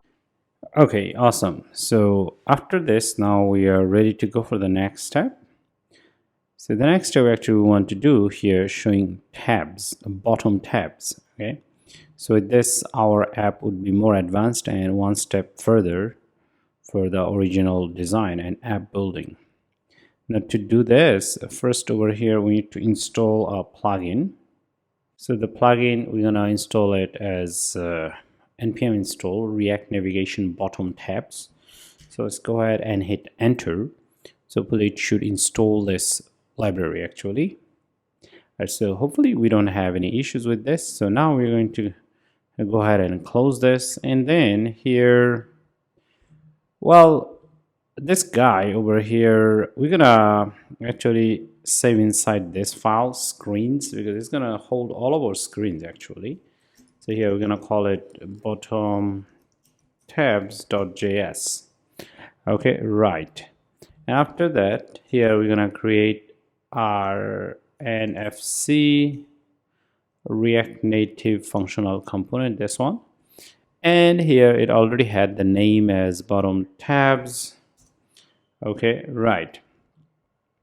Now one of the things that we gotta go ahead and import at the top over here, import here, so you create bottom tab bar navigation, as you can see. So we need to get this one. All right, so let's go ahead and save it, and it's just pretty much like earlier we had create native stack navigator. Okay, all right, so that's the thing that we want to use. And then over here we can say const tabs equal, you know, create bottom tab navigator, just like this one at the top that we did, right? So we also have to do, so in fact these two tabs are very similar. So here we had stack navigator, which was for going to different screens.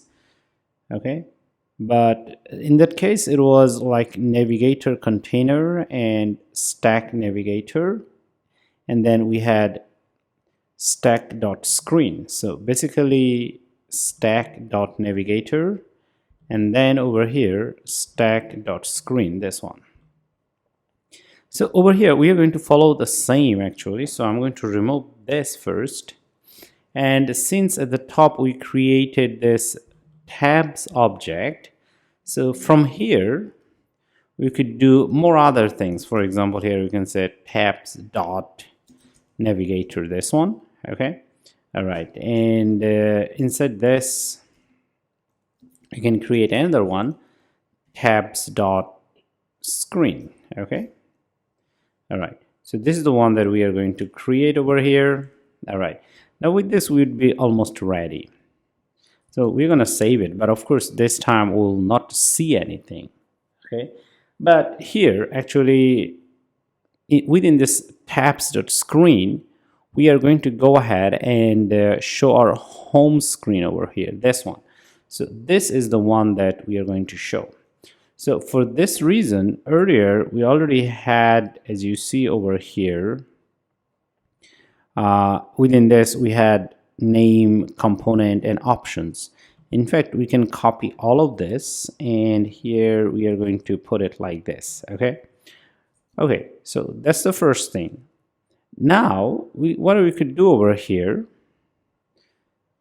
as we already have this bottom tabs ready, in fact now we can remove this things over here, or we can rename them. Okay, so here we can say bottom tabs, and then over here we could say bottom tabs, this one. So make sure that you import it correctly. All right, so now with this, when our app hits app.js file, so first it's gonna look for this screen which refers to the tabs over here.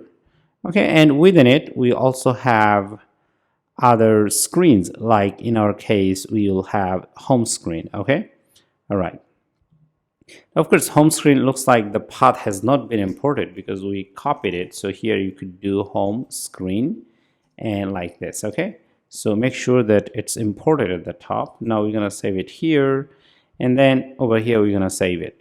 Okay, all right, now as you see over here, if you see carefully, that it already showed up over here. So it's like here we already have this white section and then an icon. Of course the icon is not visible, but here we also have home screen. Okay, all right, so we can continue to work on this. So since things are working over here, actually I could do like this. We have some options to set up, and those options would be helpful for, like, say, showing the icons, this and that. Okay, all right, so I think we already have it at the top, so I'm going to remove that, and then we're gonna be here inside this. Here one is called tab bar icon, this one. Okay, so we want to show an icon for our bottom tab over here, the one that we have for home. Okay, now let's hover over on this, and here we do see that it takes props, and then there is this closure, which means that actually it's going to take a component over here. Now we're gonna have it like this first, since it's gonna take a component. So this is now a component. Now since this is a component, you know that within component you have to have a return statement. Okay, so that's what we are going to have. All right, and after this, within this over here, so we can have some JSX. In our case we'll have Ionicons, this one, and within it we'll set up our icon and everything else. So the icon name that we want, here we're gonna say name, and here we can say, for example, home. Okay, so let's go ahead and save it, and as you see that it already changed over here. And at the same time, not only that, we can also set up other properties over here. What other properties? Say, for example, size. Now you can go ahead and do 60. All right, so it's way too big. You could do 30. It's also big. Okay, so it's up to you. But in our case, we already have our theme, so we're gonna get this theme file, and then here sizes dot, here we could do x large, this one. So this is what we are going to have, and this is shown over here. All right, and then over here we could also work on the color section. So here, let's go ahead and do color. Now here we could also do color from our themes. So here we'll have themes color, and that here we're going to use a primary color, but of course you can use any custom color if you want. So here we already see that. Okay, so this is our home screen. Okay, now of course it has only one tab. In fact, we can go ahead and copy this. If we do that, here we'll see that we will have two tabs. So let's go ahead and save it. Here can't contain multiple screen components with the same name. So here you see that this is a home screen and this is also home screen.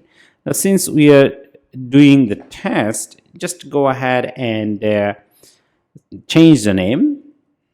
Say for example, just say home. Let's go ahead and save it. So here we see that we have two tabs, and actually we can switch between each of them. Okay, but of course since the content is same, it looks like we don't have any changes. But regardless, whatever it is, you can also see that we can go back and come back. You can select this over here. Okay, so load the products and come back like this. Okay, so we'll continue in next section. Okay, so we're gonna continue on this. So far we have put the same screen here, and let's go ahead and create another screen within this, and we're gonna call it as profile screen. So let's go ahead and call it profile screen.js. Okay, and within it we are going to create using rnfc yeah, this one. Okay, all right, and I'm gonna keep it as it is. Okay, and then here we have bottom screen. The second one here we're gonna have as profile. Okay, and the component should be profile screen, profile screen. I think we can get it from here. Okay, and then here we're gonna call it profile. Let me see how we named the earlier one. Okay, profile screen, profile. So let's go ahead and be consistent. Profile screen. Okay, right. Okay, cool. And now this is what we have. And okay, I believe we need to restart our application. Okay, so here you see that we have this is ready, but of course there are issue. This is not a valid icon name. So of course profile is not a valid icon name. I just put it there. Of course we can change it. To change it, we need to come to Ionicons, and we can look for a few things. We're gonna look for if we have profile. Okay, looks like we don't have profile. So instead of people, we are going to put here as person, and we see that it changed. Okay, so you get the idea. So if you have, say for example, more of them, then more screens, you can put all of them here one by one. Okay, now this is the basics of tabs. Now the similarities between tabs and the stack screen actually pretty much similar. Both stack and this tabs, they could be created from something called create bottom tab navigator, and the one that we have over here. Okay, create native stack navigator. And here we also have navigator object, just like the one that we did over here. Okay, the only thing it doesn't have is navigation container. I mean, in our app.js we put navigation container, but for tabs we don't do that. The reason is because tabs are inside navigation. Okay, so you could think like that. Inside navigator container you can put both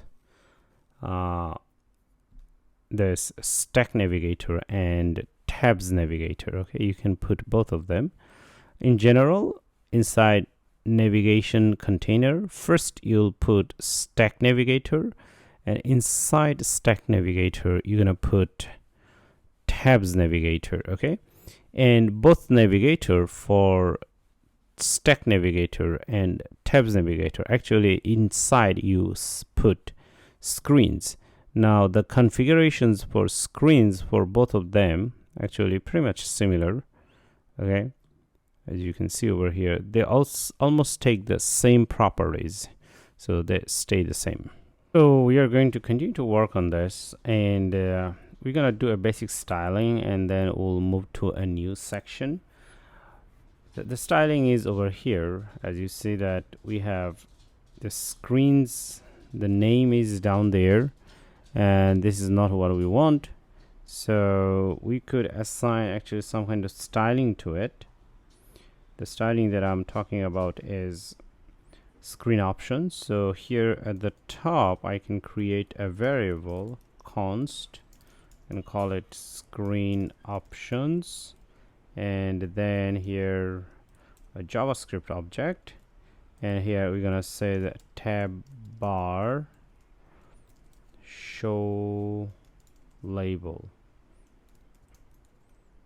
So this one false. So this is the one that we actually want to apply.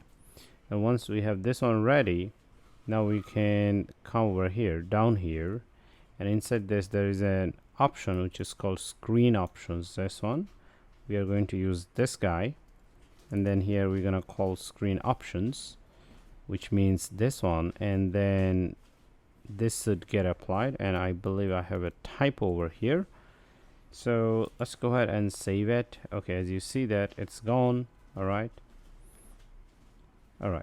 now profile screen, it is at the top. This is not what we want, so here we can for now apply some basic styling, just dummy styling. So the first thing we do flex 1, which means that you're gonna occupy the complete space, and after that here justify content, which would put it vertically center, and looks like okay, right. So let me also put with alignItems. Okay, let's do it together. And I think I have a problem here. It should be flex actually, that's why it didn't take effect. So here screen, as you can see. All right, oh yes, now we can apply font size to it. So over here we could do styles, okay, font size say 36. So now it looks better. And over here we could do a little bit of spacing. Okay, all right, now this is what we have, and we're gonna create one more tab, and then we're gonna move out from this section so that it just looks beautiful. So here I'm going to copy this. Okay, all right, and then here I can say cart screen. Okay, cart screen, and then here it should be shopping, I believe. Let's go ahead and save, and it looks like we don't have for shopping. Let me go ahead and go through it very quickly. Shopping or cart. Yeah, it looks like we have cart, so we can go ahead with cart actually. All right, let's go ahead and save it. So here we go. And in general, we want to switch between these two. We don't want to put the cart at the end. We want to put the profile screen at the end. Okay, all right, good. And we can also create a dummy screen very quickly. So here we're gonna call it cart screen.js. All right, okay, right. And then here we can do our NFC.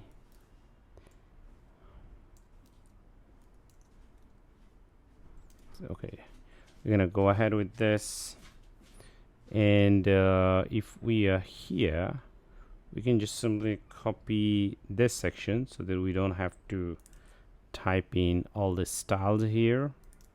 And then here we're gonna change it to cart screen.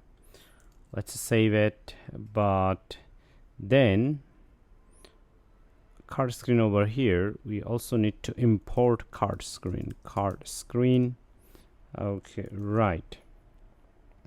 So now let's click on this. Okay, and I do see that this is our card screen. So here we are, card screen. It looked like, okay, sorry, this is the card screen, this is the profile screen, and this is the home page. Right. Okay, good. So there is one more styling to be done, the one whenever you click on them, so we can make it selected and unselected. Okay, so let's continue. The other thing we need to work right now on focus, as I was saying earlier. Right now, as you see, you change between the tabs and it looks like nothing happens on the tabs. But of course, we do see that things happens on the screen itself. So we need to change this focus on our tabs. Okay, all right. So now over here, remember earlier I said that tab bar icon is a component, which means it takes a component. So here we can pass props. Props means parameters. So here we could name something called focused. Okay, we can pass this one, and over here we can use it. And actually we're going to use it here. Now if we are going to use it, you need to have curly braces, and then here we're going to have focused, this one, and then we are going to use the question mark, and then this one, and then we can also have another one which is called home outline. Okay, all right, so let's go ahead and save it. Okay, now we go to the home, and it looks like we do have a bit of problem. Now to verify whether we have problem or not, here actually we can go ahead and print a log. Here we can say it is focused, and here we can print the value of focused. Okay, all right, let's go ahead and save it. Okay, now here we are going to click on this, and once again nothing happens. Due to could be my server is down, so I'm going to reload. Okay, so let's wait for it. Probably this was the reason, because I haven't used it for a few hours, so it was the local server was dead. Now as you see already here, it's a true false, and we see the log, and now we can click on this. Let's come over here, and you see that. Okay, it just changed. Now we go back, and it is focused. All right, if it is focused, then we say it's home, otherwise we say home outline. So of course it does look like that, hey, it's false, but the idea is when we click on this, it's focused, and we set this to home. Okay, once we click on this, so let's come over here. That means that once we click on this one, it's gonna lose the focus. So let's click on this. You see it has lost the focus, and here we said that if the focus is false, then we're gonna show home outline. Okay, all right, now some of you might be confused that, okay, what's happening here? Now, this is called ternary operator. Ternary operator works in a single line, which means for a given variable, if the variable is true, the left hand side gets to get printed or gets to get used, which means we would use the left hand side. If the value is false, then we are going to use this one. So it's more like your if else statement. So if I'm going to write it here actually, so here I'm going to say focused equal true. So let's go ahead and take a look, and then here we could say else something else. Okay, so if focused equals to true, then we are going to show home icon.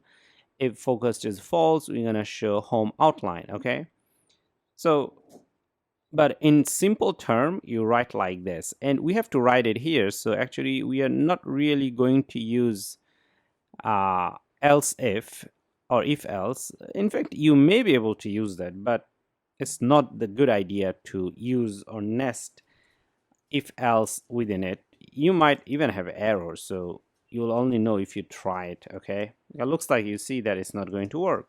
So now here we're gonna have errors, as you can see that. So inside this property assignment, like name is the property, so we see that we can't use if else directly. So in that case, we have to use this kind of ternary operator. Okay, so ternary operator makes your life very easy and makes it looks like very simple. Okay, the idea is if it is true, whatever the value is here or whatever is here that's used, if it is false, we use this one, okay, on the right hand side. So hopefully it makes sense. Okay, so now let's save it. Okay, so you get the idea. So once I click on this, it will have the focus. Now focus this value over here. Actually, I believe you can name it anything. It doesn't really matter. So now here, once you have this value, once you click on this, the value is true. Okay, so it happens based on click. Once you click on this, it is focused and the value is set to true. Once you click on other places, the value is set to false. Okay, other places means other tabs. Okay, so we see them as, you know, false. So right now this is false. So whenever you click on the icons, they have the focus, which means true. When you click on other items, the earlier items, they lose focus. So that's the idea. Now to understand even it better, we can actually introduce more of this to other places, right? For example, we might have our cart section. So let's go ahead and see this cart over here. Now we can use the same approach over here. So I'm going to cut this guy over here. And then here we are going to have, say, for example, okay, first we need to check that we have this shopping or cart outline this one or not. So let me go ahead and click on this, and then let me look for cart. So here we do see one cart because we need two icons, right? Okay, so there is also cart outline, so that means we would be able to use that, because this kind of situation always involves two kind of icons. So these are the icons names, right? Okay, so I'm going to cut on this, and then here I'm going to use this, but before that make sure that we have the property which is called focused, and then here focused equal true, then we use this, then we have to put a semicolon, and then here we'll say cart outline. Okay, so let's go ahead and save it. Okay, so we saved it, and then now here we are focused on this. Okay, so we say this one, but now if we move this, so you see that cart has become a different color. All right, so this is awesome. So it's more like an animation that we are working on right now. Awesome. Now the same could go for this profile screen over here. So let's assign the property first. So here we're gonna say focused. Okay, and then over here we are going to have things like this: focused, and then here we're gonna say person. Remember, our icon name was person in this case, and the other one is person outline. Okay, so this is the one that we'll have. Okay, and you already see that it changed. Now you click on this, so this is the only tab that is focused, others are not focused, so that's why they became more like this outline thing. Awesome. So in fact we made a big progress. Okay, all right, cool. Now with the tab bar icon, there are other interesting things that here, since we have this curly braces here, you could do a lot of interesting stuff if you need. For example, if you click on a tab and you want to do some operations or some work for that tab, so you can do inside this curly braces, and this is awesome, and that's why they're given like that. Anyway, so I'm going to go ahead and remove this, so we don't need this one for now. All right, okay, right. So here we could also add actually a new item, and then we'll finish this tab bar tutorial. So I'm going to copy this one, and I'm just going to copy first, and then I'm gonna put it here, and then over here we're gonna say search screen. Okay, And then over here we can say search. Okay, and then of course we need to check if we have search outline or not. Search out. Okay, there is. Okay, all right, cool. So but of course we don't have search screen, so if we actually work we might get error. So here we can say search screen.js. all right, and let me go ahead and find the other one, and from here we can just copy this and search screen rnf, this one.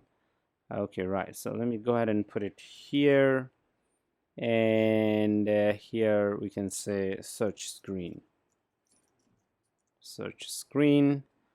I do believe that we are here good with this. And then now let's come to the bottom tabs and search screen. Over here we can say search screen. I believe we might have a problem with the name. Let me see, not this guy. We might not have saved the name correctly here. Okay, yes, it is search screen, so naming is fine. Not sure why it's not recognized.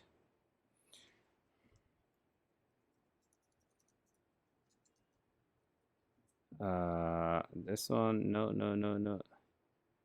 Look like we don't recognize search screen. Okay, so there might be a problem with the naming. Why? Because it might have conflict with other places that has the same name. Okay, so instead of search screen, let me just put it as search, and then over here search. Looks like this time it's recognized, because sometimes your names could conflict with the names in other places. Okay, now it's fine. Okay, cool. So as you see that now it's awesome. Now here we click on this, it becomes a little dip because it has an empty space inside, but you see the changes. Awesome. Okay, cool. So for now we are done in this section where we have learned how to show the tabs and do basic navigation from tabs itself. So after working on this, now we're gonna work on a new section. The section would be actually over here. So over here we want to show some images and then continue to go to a new page. It was earlier over here we have learned a lot of stuff. Now this is the time we go ahead and use some of this knowledge in here so that we'll have better understanding.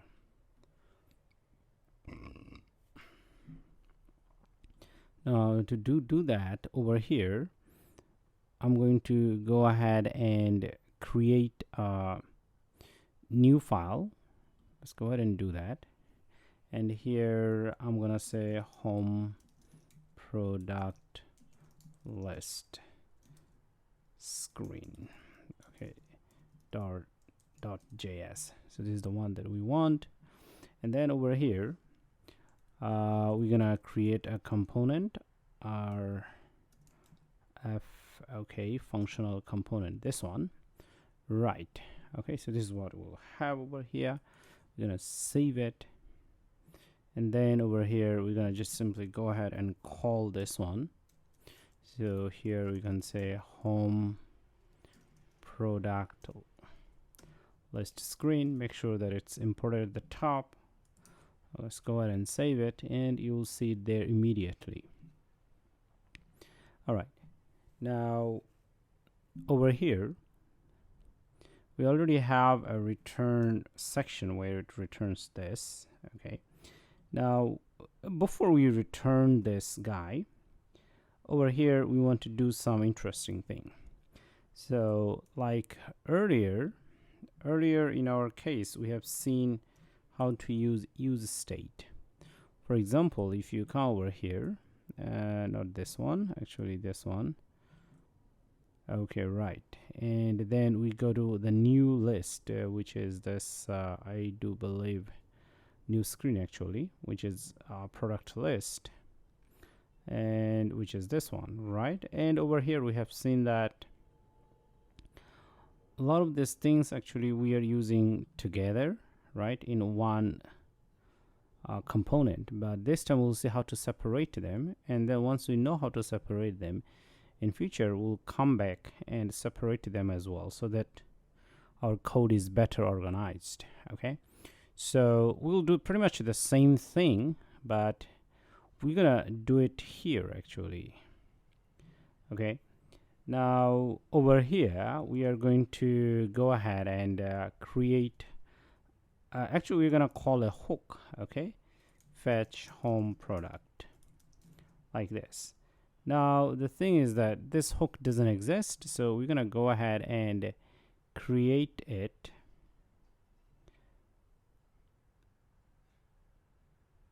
Now as you see over here, we don't have any screens or folders for this, so we're gonna go ahead and create a new folder, and we're gonna call it hooks. Okay, and inside this we're gonna create this, which is called a new file. We're gonna create here fetch home product.js. Okay, all right, cool. Now inside this we're gonna create our hook. Now this hook is actually just pure JavaScript. We are not going to really use any kind of JSX, which is more like HTML. So here we're gonna say fetch const fetch home product, this one, and we are not going to take anything as in the parameter, and we're gonna simply do like this. And after that over here we're gonna create two variables. One is data and another is set data, this one. And earlier we have seen that we can use state. This is also a React hook, which is this one, use state, and use this one. And here we'll load all our data from the server. For now we don't have that, but in future we'll have it. I think I'm missing an arrow over here. Okay, right. Okay, and after that over here we're gonna have const and is loading, and here we will have set is loading. Now we're gonna give it a default value as a false, which means that the loading is not loading. So our hook over here would be responsible for getting the data and along the way setting the state for loading or not loading. Okay, so that's what we want to show over here. Like here, and actually earlier, let me go ahead and find this guy. So here we have seen that we can toggle, we can change this one, loading and set loading, you know. So we hit this function hook, use effect, this hook, and then whenever we hit set out time, so 2 seconds later this is set to false. Okay, all right, so that means the loading has been done, so we are not loading. The initial value was true. All right, in our case right now here we are setting it to false. Okay, it doesn't matter, actually you can also set it to true. It depends how you use it. Initial value could be anything, but eventually it depends on how you're going to use it. And then over here you can also catch error. So here we'll have error and set error, and then once again here we're gonna use state hook, and we're gonna set it to null. Actually the error could be of any time, so we're gonna set it to null.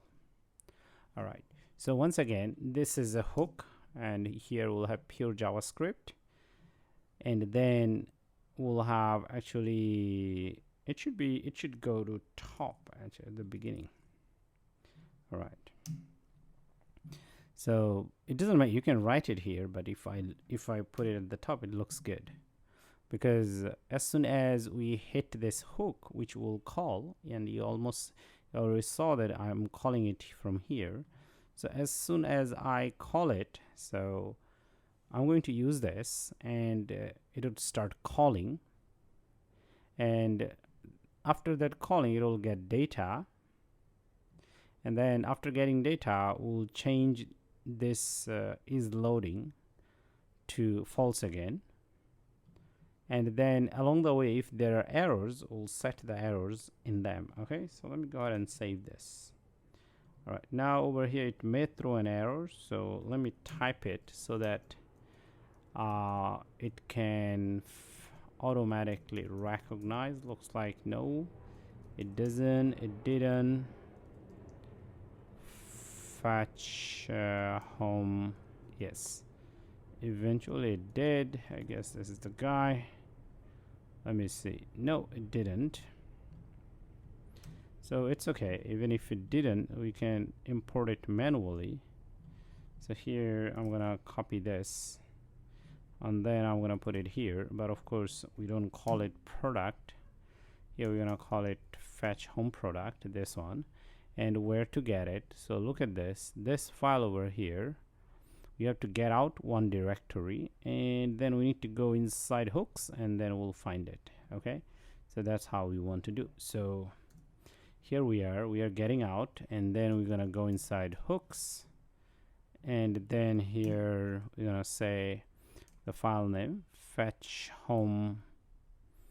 Okay, I guess this one, but of course it's not this. So let's make sure that it is the correct one. Yes, right. So we just mentioned the this component name. So in this case we are mentioning this hooks name, which is fetch home product.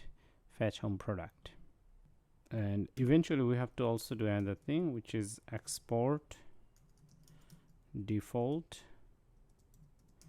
fetch home product, this one. All right, let's go ahead and save it, and let's save it, and it should work. Okay, let's see. Fetch home product. Okay, this one. All right, so we don't have any issues. And then we may come over here. Let's go ahead and print something here. We can say console log. This hook is getting cold. All right, so we're gonna go ahead and save it, and we see that yes, so it automatically gets cold. Now of course it looks ugly because we need to work more on this UI, but we just built the skeleton. There is much more to go ahead and do on this, which we'll do in next session. Okay, so this is where we left off last time, and we are going to build a skeleton for calling a hook. Okay, so from this file we're going to call a hook. Now to call a hook, we are not ready. We need to work more on this. Eventually we're going to call use effect. Okay, now here we'll have use effect that looks like this. Okay, use effect. Okay, and then here we'll have a callback function, and within it we call something. Okay, now the question arises what we are going to call. Okay, well then whatever we are going to call, we're gonna call it inside directly within this, or we can just create a function at the top and call it as a function. Okay, so I'm going to go ahead and create a function at the top and then call it as a function. Okay, so here I can say const fetch data. Okay, all right, so here we'll have async.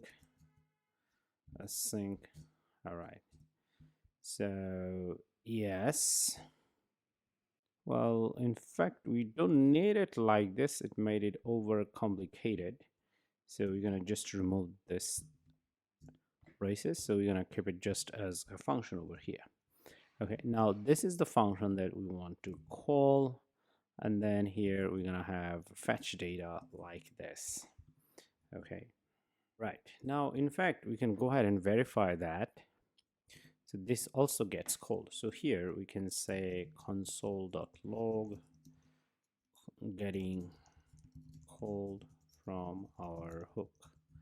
Okay, right. So let's go ahead and save it. Okay, now here we do see that referred more hooks than during the, so rendering more hooks during the previous render.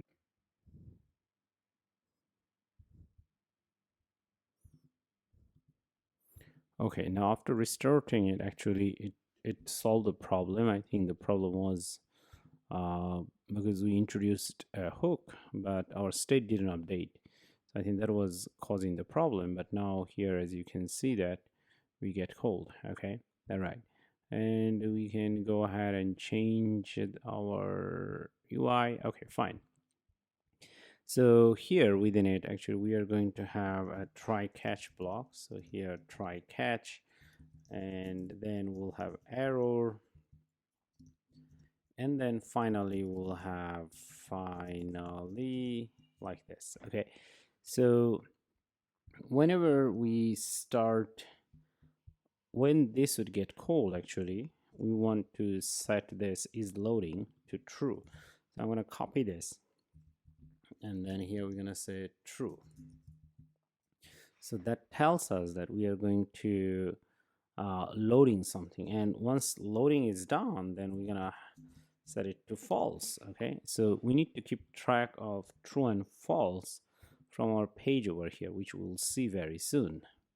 And now in between this, we are going to have to call our network data API, or simulate our network request. All right, and then over here we may get error. In that case, we'll have set error, and we're gonna set it to error. So if we have error, we're gonna set it to error, and if we have error, first we'll set the error, and finally we'll set this one to false again. Okay, all right, so in general this finally should get called if you catch error and then you set something. All right, so let's go ahead and save this thing. All right, now of course once again we don't have much changes, but now here in fact we may return few things over here. Now the things that we want to return, we need to mention it from here. Okay, so here we can just simply say return, and here we're gonna return is loading, and then over here we're gonna return error. Okay, there's two things, because is loading is changing. Whenever you call this, it'll first be as true, and then it would be as false. Okay, all right, and then if we have error, we'll also have error. So eventually we're going to return this true or false. And anytime one of these hooks they change, in meaning that if their value is reset, we'll get the new value automatically. So this is the beauty about using things inside a hook and return the data based on the hook changes. Because remember, these are also hooks. Use state are same as use effect. I mean, they're all hooks, but they do different things. So anytime any of this hooks values changes, like here we are changing the value, here we are changing the value, so we'll always get the latest value from hooks. Okay, so that's the beautiful thing about it. So now since we have this thing we can return here, we can also say, for example, const. Now this gonna return us things, right? So what is gonna return us is loading and first error. So there's two things that we are going to return. Okay, all right, and let me see if we can restart. Okay, cannot read the property of is loading here. It says that is loading is undefined. Nope, we have defined is loading. Well, surely we didn't save the file. Yes, earlier we didn't save the file, so that was an issue. Okay, all right. Now here, actually, we can simulate a little bit before further we go ahead and do anything. So here I can say that, say console.log getting called by the hook. Okay, all right. So and of course you see it immediately. And then on the front end, in fact, we can go ahead and check on them. So we already have a view, so I'm going to cut this one, and we also have is loading, right? So here we can check this. So at the top here we could say is loading. If it is true, if it is loading, if it is true like this, then here we want to show JSX over here. So for example, say text component, and here we can say loading. All right. If it is, so whenever it becomes true, we're going to show it loading over here. Otherwise, over here, we're going to say, for example, like this, whatever we had early, so home product list. So these are the things that we want to do. All right, so how is this going to happen? So first time when this gets called, remember earlier at that time, we set it to true. So that means that the value, this one, would be reflected over here as a true. And then here we'll see that this should show, okay? And once this line gets printed, after that we change the value again, and then this is not true anymore because we set it to false. So we are supposed to show this. We are supposed to see this, right? So that's how it should work. But now, if you go ahead and refresh the app, it would be difficult to see these two messages. Most likely, you'll just see this one because it happens too fast. It looks like my simulator is a little slow over here. Let's wait for it. So we restarted it, but we don't see it anyway. So how to actually simulate the network call over here? Now to do that, over here, we are going to use something called a promise. Now this is very important concept in JavaScript. And at the same time, we will introduce a timer, okay? So here, we're gonna say set time out, I think this one. And then over here, I think it should go like this. You have a callback function inside this. And then here, we say whenever you hit this function, whatever it is, call it 2 seconds later. Now, of course, here you could just directly go ahead and say console.log, blah, blah, blah. But it's not going to actually simulate network request because network request requires you to have await and async. For example, here, async. Now, in this function, actually, you don't really call it async type function. But now we can convert it to an async type. Now to do that, we're gonna put it inside something called promise. Okay, so here I'll have const timer, and then here we're gonna say new promise, this one, and within it we'll have a variable called resolve, and after that here we'll have a function, and the function itself is this set timeout. And then simply over here, we're going to return like this because we have to clear it. Clear timeout timer, like this. Now within this over here, we are going to have, say, for example, resolve, say product 1. And then here we can say product 2, 3, 4, just like this. Now, this promise is a JavaScript object actually. Okay, this is also a function. You can understand it like this. Then whenever it executes, it will promise to return you something. Okay.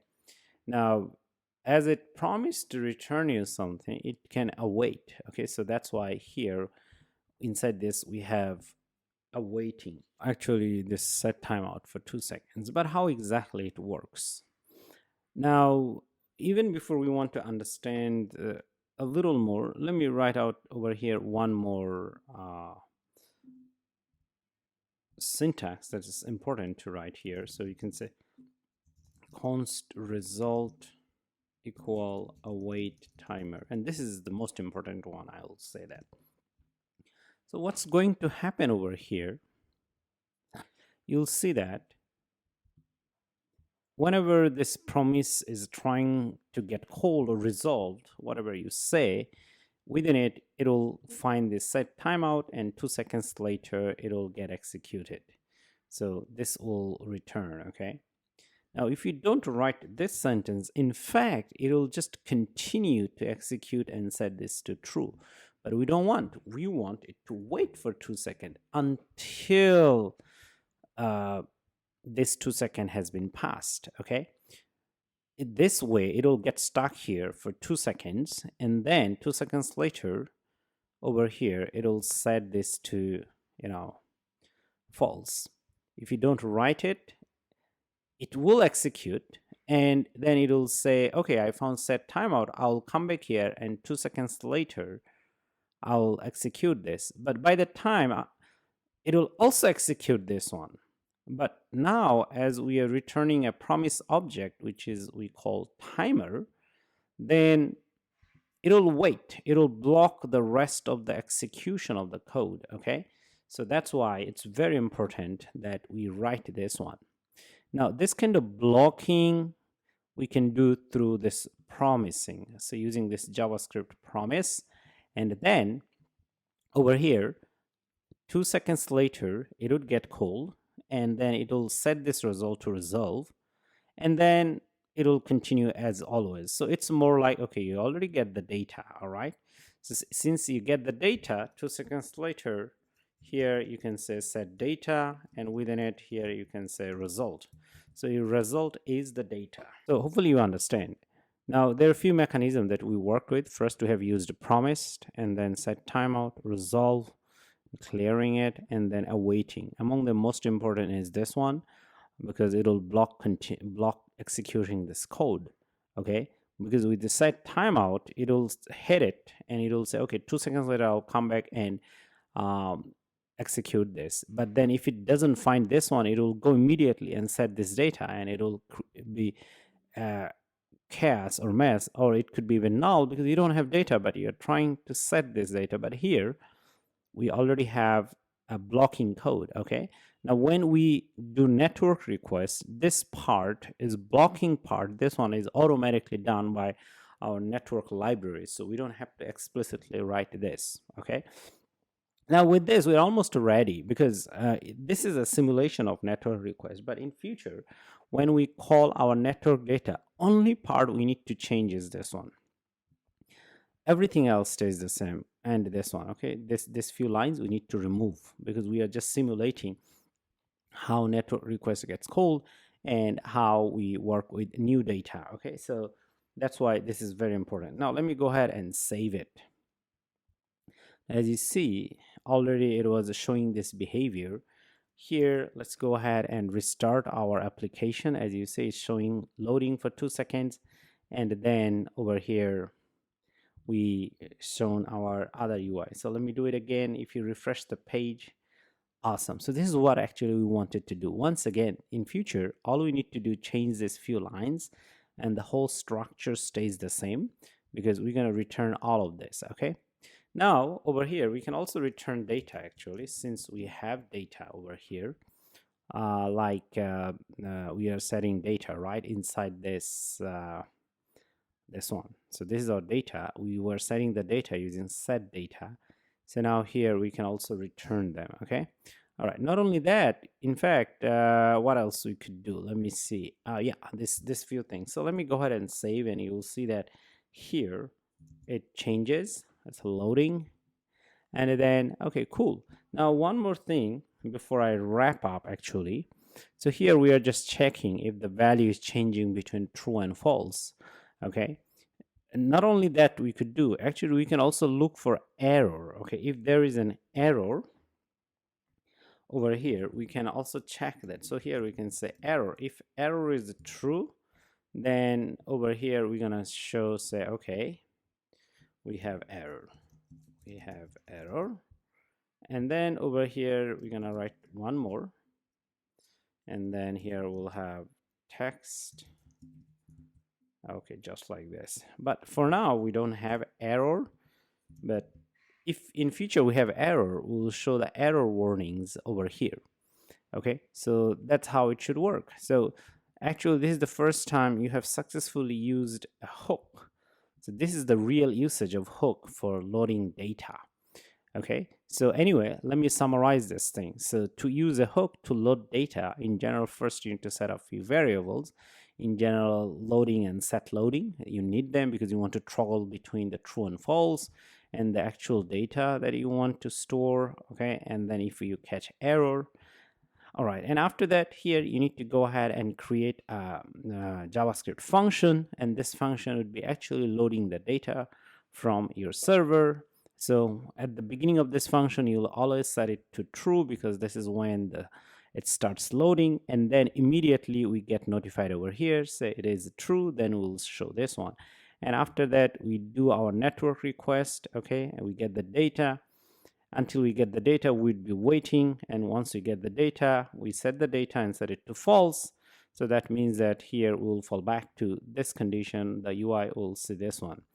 Okay, all right, now if we have error, we put the error over here, we'll catch them. And then always make sure you call your function from use effect, and make sure that you also have this one, because with this you're going to get called only once. Otherwise, use effect can get called many times and it can crash your app.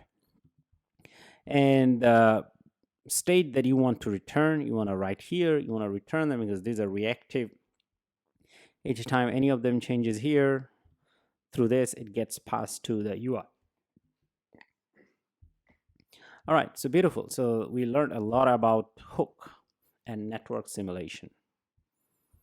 So we are going to go ahead and continue and work more on this. So definitely this doesn't look good. So there are a few things we could do. First, over here, the loading icon we can change. Now to change the loading icon, like remember earlier we have this product list over here and we had this lottie view. So we can go ahead and import that and just to replace this. But at the same time, we also need to go ahead and get this this plugin path, otherwise we'll get error. Now let's go ahead and save this, and as you can see it works. Now we don't want it to take the complete space available, we just want it to take this part over here. Okay, so we don't do flex 1, so now it is here. Now we see this one. All right, okay, so the next step is working on this. We want to show this data, but for now, well, we can also copy this one. So let's go ahead and copy this thing from here, and we're gonna put it at the top because remember this fetch home product, this function would be responsible for bringing the data from our server side. And once this brings the data, it will put in a list, so you can assume this is the actual list. So we can just go ahead and replace this one. So because this guy, I mean, we don't need this thing. Okay, anyway, all right, so we're not going to use any of this, so we need this one. Okay, so anyway, so in future when we read data, whatever the data comes from server side, it would be this one. Okay, all right, make sure that you are returning this. Now I'm gonna save, and we're gonna close this, and after that we're gonna be here. We also need the data.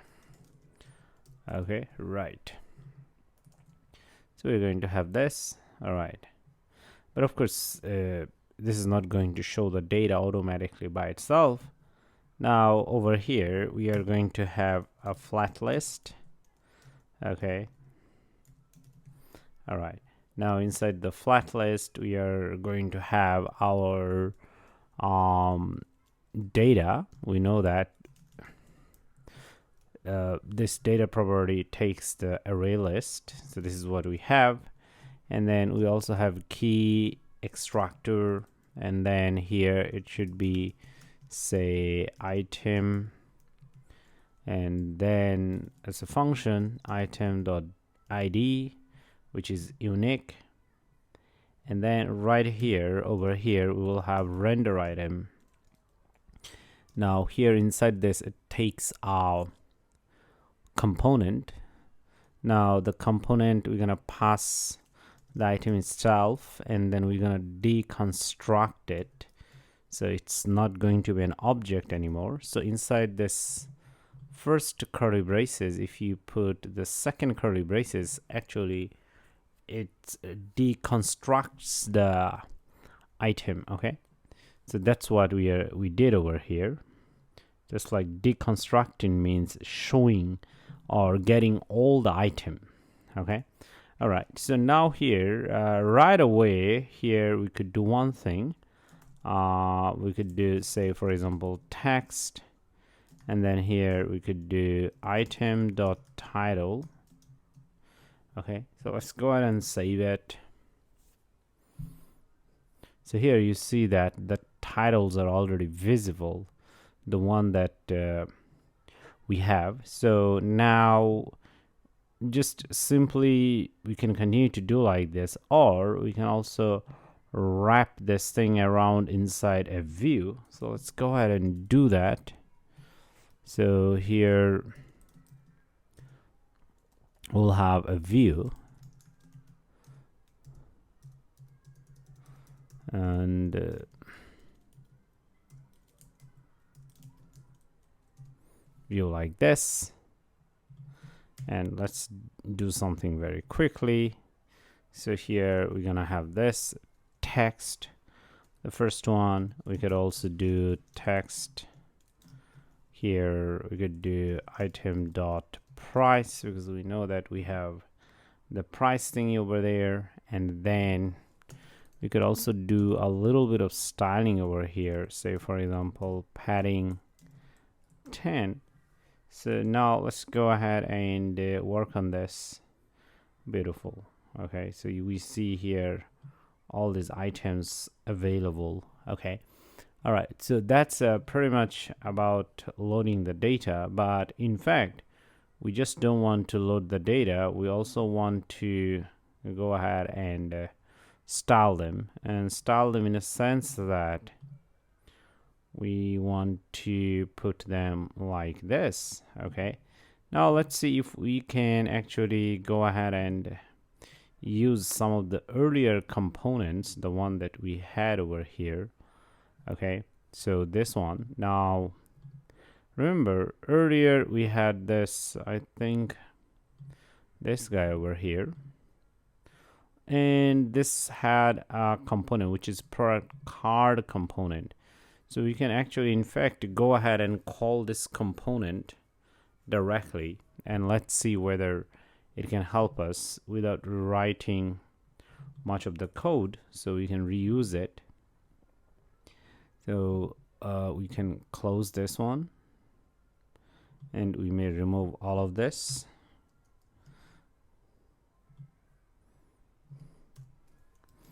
So here we can just simply call this product item and close this. And inside this here, we need to pass item and item actually. So this item is going to take this guy. Now we need to make sure that we import it. Component. Let's see, we can get the name or not. I'm actually looking for the path. Product component card. Well, looks like it didn't get it. Product component card, it didn't get it. So the other way to go ahead with this is let me see here. So this guy. So let's go ahead and copy this path from here, and we're gonna put it at the top. Oh, product card component. That was the issue. Product card component. So let's go ahead and save it and see how it goes. All right. So yeah, we already see it here, but of course it looks like it is messed up with our design. So let's go ahead and reload that. Okay, so now here we are. We are able to kind of view it, but this is not supported by the design itself, the one that we have. The reason is you'll see that over here, I think this was the guy. Now this guy had this render view. The render view itself had this number of column, this and that. So let's go ahead and check that thing as well. Now let's go ahead and fix this. Okay, so it wants you to restart the whole app because number of columns is not supported on a refresh or hot reload. Okay, right. So now here we see that, okay, these items are available. If we have 4 items, we'll have more of this. Okay, cool. But anyway, now the one problem is that it's not scrolling. Everything else is working. Just loads the data here. We see this. But now in terms of home page, it's not scrolling. So you're going to take care of this in next session. So let's go ahead and continue to work on this. So as we said earlier, that this time actually we want to make it scrollable. Now to make it scrollable, we can come to our home screen over here, and we can just simply go ahead and cut this one, and we can use a new component. Now this new component is called, so here we're going to use a ScrollView, and make sure that it's auto imported at the top. Yeah, looks like it is. And then within it here, we're gonna actually, we can't do it like this, so we need to use the other components within it. And whatever we have copied already, we can just put it inside. And then over here, there are a few other properties that we need to start from. So here we're gonna do style, and then here within it we'll have, let's set up the flex one. Here we are saying the whole screen should take, SafeAreaView should take the whole screen, and then we need to do the same over here as well. But here there's another property which is called content container style. Looks like it is not there, but anyway, yes, right. And then within it here we can do flex grow, this one. Okay, flex grow to 1. Okay, now let's go ahead and save this thing.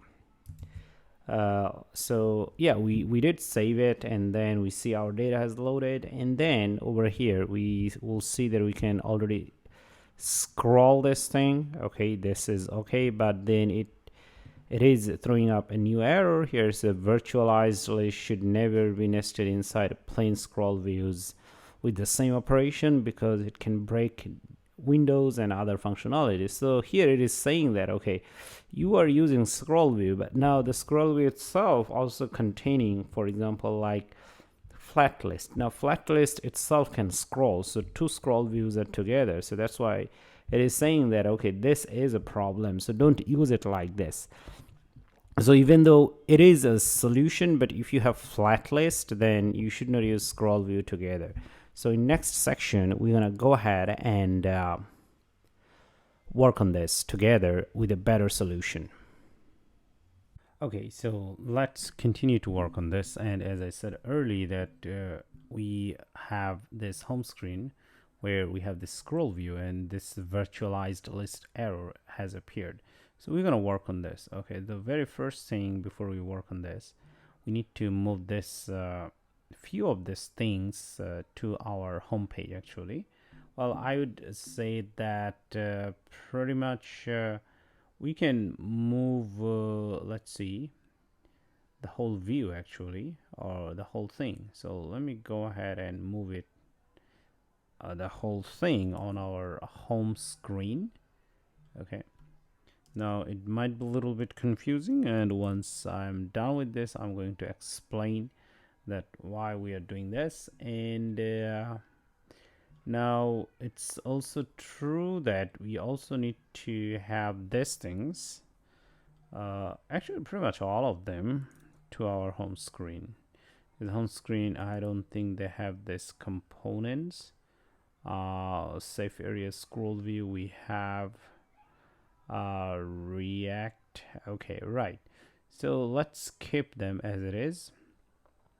All right. So now if it is loading over here, if it is loading, then we are going to show this lottie view. Now, interestingly enough, right now, I don't think we need this part over here.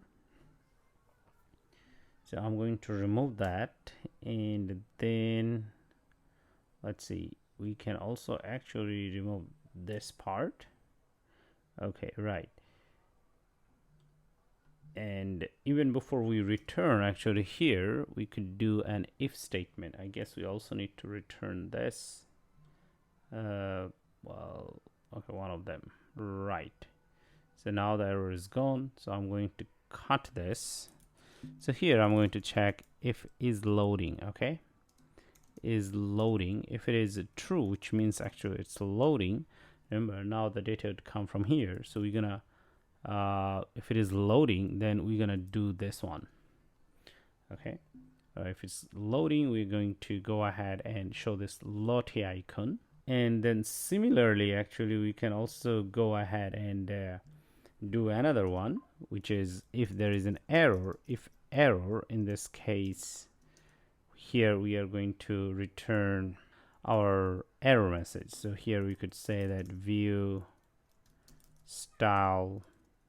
So for now, let's keep the style as it is. Justify content, here we could do center, and then align items center. Okay, all right. And then here within it we can do text.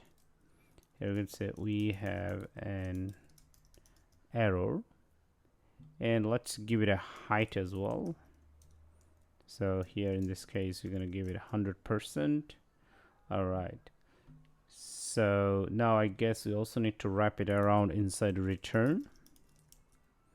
Okay, right, just like this, but we are also missing this JSX tag.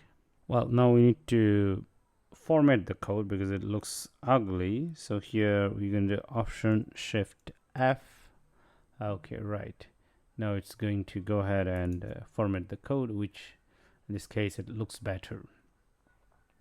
All right, so since we are ready with this, now we have this safe area as it is. We can keep them as it is, and then over here, in fact we don't need this scroll view.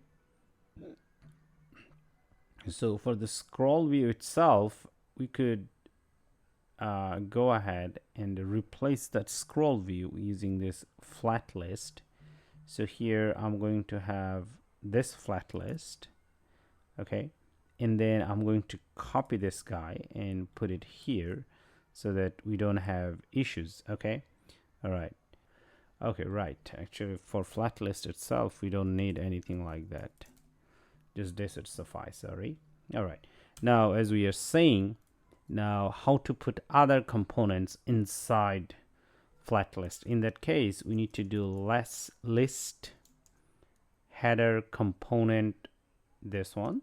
Okay, now it takes your JSX or components. So here we can put components, and we also have to have this tag. Now let's go ahead and format the code. Now these are called React fragments. Now with React fragments, actually you can put multiple items. Remember, if you're coming from like HTML, so this closing tags, opening tags, and closing tags are more like div in HTML. So once you have this one, this two, these are called React fragments, and you can put multiple components within it. Okay, and here we want to return actually multiple components. So that's why whenever you put this one, it's actually you can put as many components as you want. So now with this we have a better structure that how this home screen is working and loading data. So this is awesome. Now then everything else here stays the same. And it is also true if we have this, actually we don't need this one because it's going to call it twice. Okay, so hopefully you understand, because now this home screen itself is loading all the data from the server using this one and then showing it here. So we don't need this thing, okay, because this is the one that we built early, but because we are moving and trying to make our home screen scrollable one. If we didn't our home screen to scrollable, actually we could have just kept the earlier approach. So I'm going to cut this one and then I'm going to save it here. And then let's go ahead and save, and if it doesn't restart, we can try to restart it manually. Now since we are loading over here, now you'll see that okay, this is awesome. Now our screen is completely scrollable, and the other properties that we have worked on before, they also work. And hopefully if you try to make any changes, that would also preserve. Okay, now of course it creates another problem, like which it goes at the top, which will also solve. Anyway, so before I wrap up, let's see what happened here. Because we wanted to scroll our home screen, so first we introduce ScrollView. Now since ScrollView creates problem with FlatList, so we had to remove that. And then after that, some of our logic, like data fetching logic, we moved it to our home screen over here, where actually we load all the data. And then we wrapped our FlatList inside this SafeAreaView, and then over here we have the other components inside this FlatList. And then because we want to return many components inside the FlatList, so we have put our components inside this React fragments, which led us to put many components as we want. Anyway, so in this section we are done so far, so we'll continue in next section. Okay, so now we are facing a new problem over here. For example, if I go ahead and save, it goes at the top, but in that case, here we can set flex to 1. Okay, so it would be in the middle. Okay, and this is awesome. Now another thing we should do right away over here, look, this main screen over here looking very cluttering, too much code. So we can separate them. Now over here we can create a new file, and here we can say loading error component.js. Okay, and here we're gonna create a new component,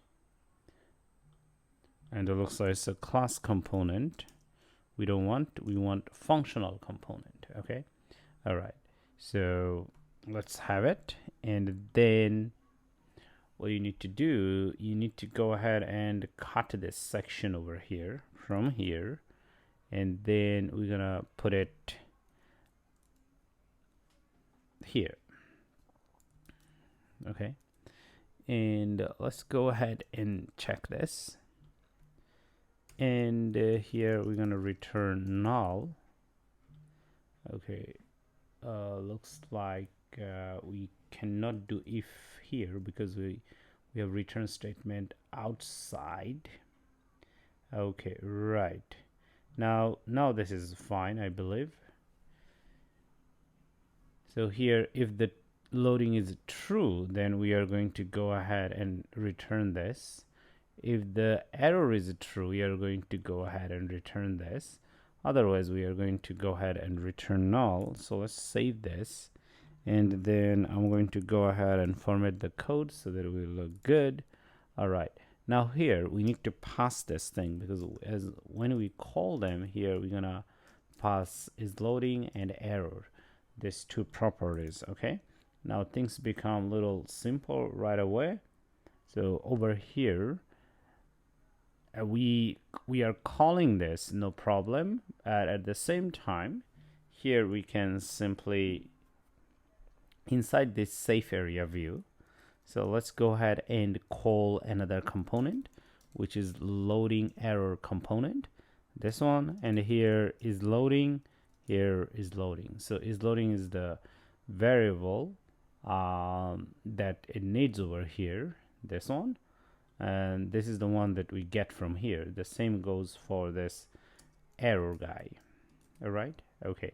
Now we have this flat list. Before we actually show the flat list, okay, over here we are passing the items, right? Okay.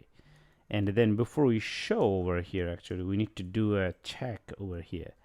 Is loading. If it is loading true and there is no error, in that case, we are going to show our flat list. And just like this, we are good to go. Let's go ahead and save it. All right, and it looks like here it says that we don't have view, which in this case actually are talking about this guy. So I'm going to copy him and put it here, and we don't need this flat list. Let's go ahead and save. And looks like also Lottie view and a few other things we might need. So we can just copy this, put it here. Let's go ahead and save. Now we need to save it here because I don't think we have saved it here. Okay, now let me go ahead and restore the app, and I believe here it should be false. Okay, right. And then it is still scrollable. Okay, let's format the code. Okay, let's save it. It looks much better. So hopefully you understand. Over here we have this, so we call this one first, and remember, whenever you call this one first, okay, over here the default value is loading. Let us see the default value. So in our case, the default value of this guy is false, right? So what happens over here in home screen, let's go ahead and check our home screen. This is false. Okay, so it becomes okay. So we're gonna continue in our next session.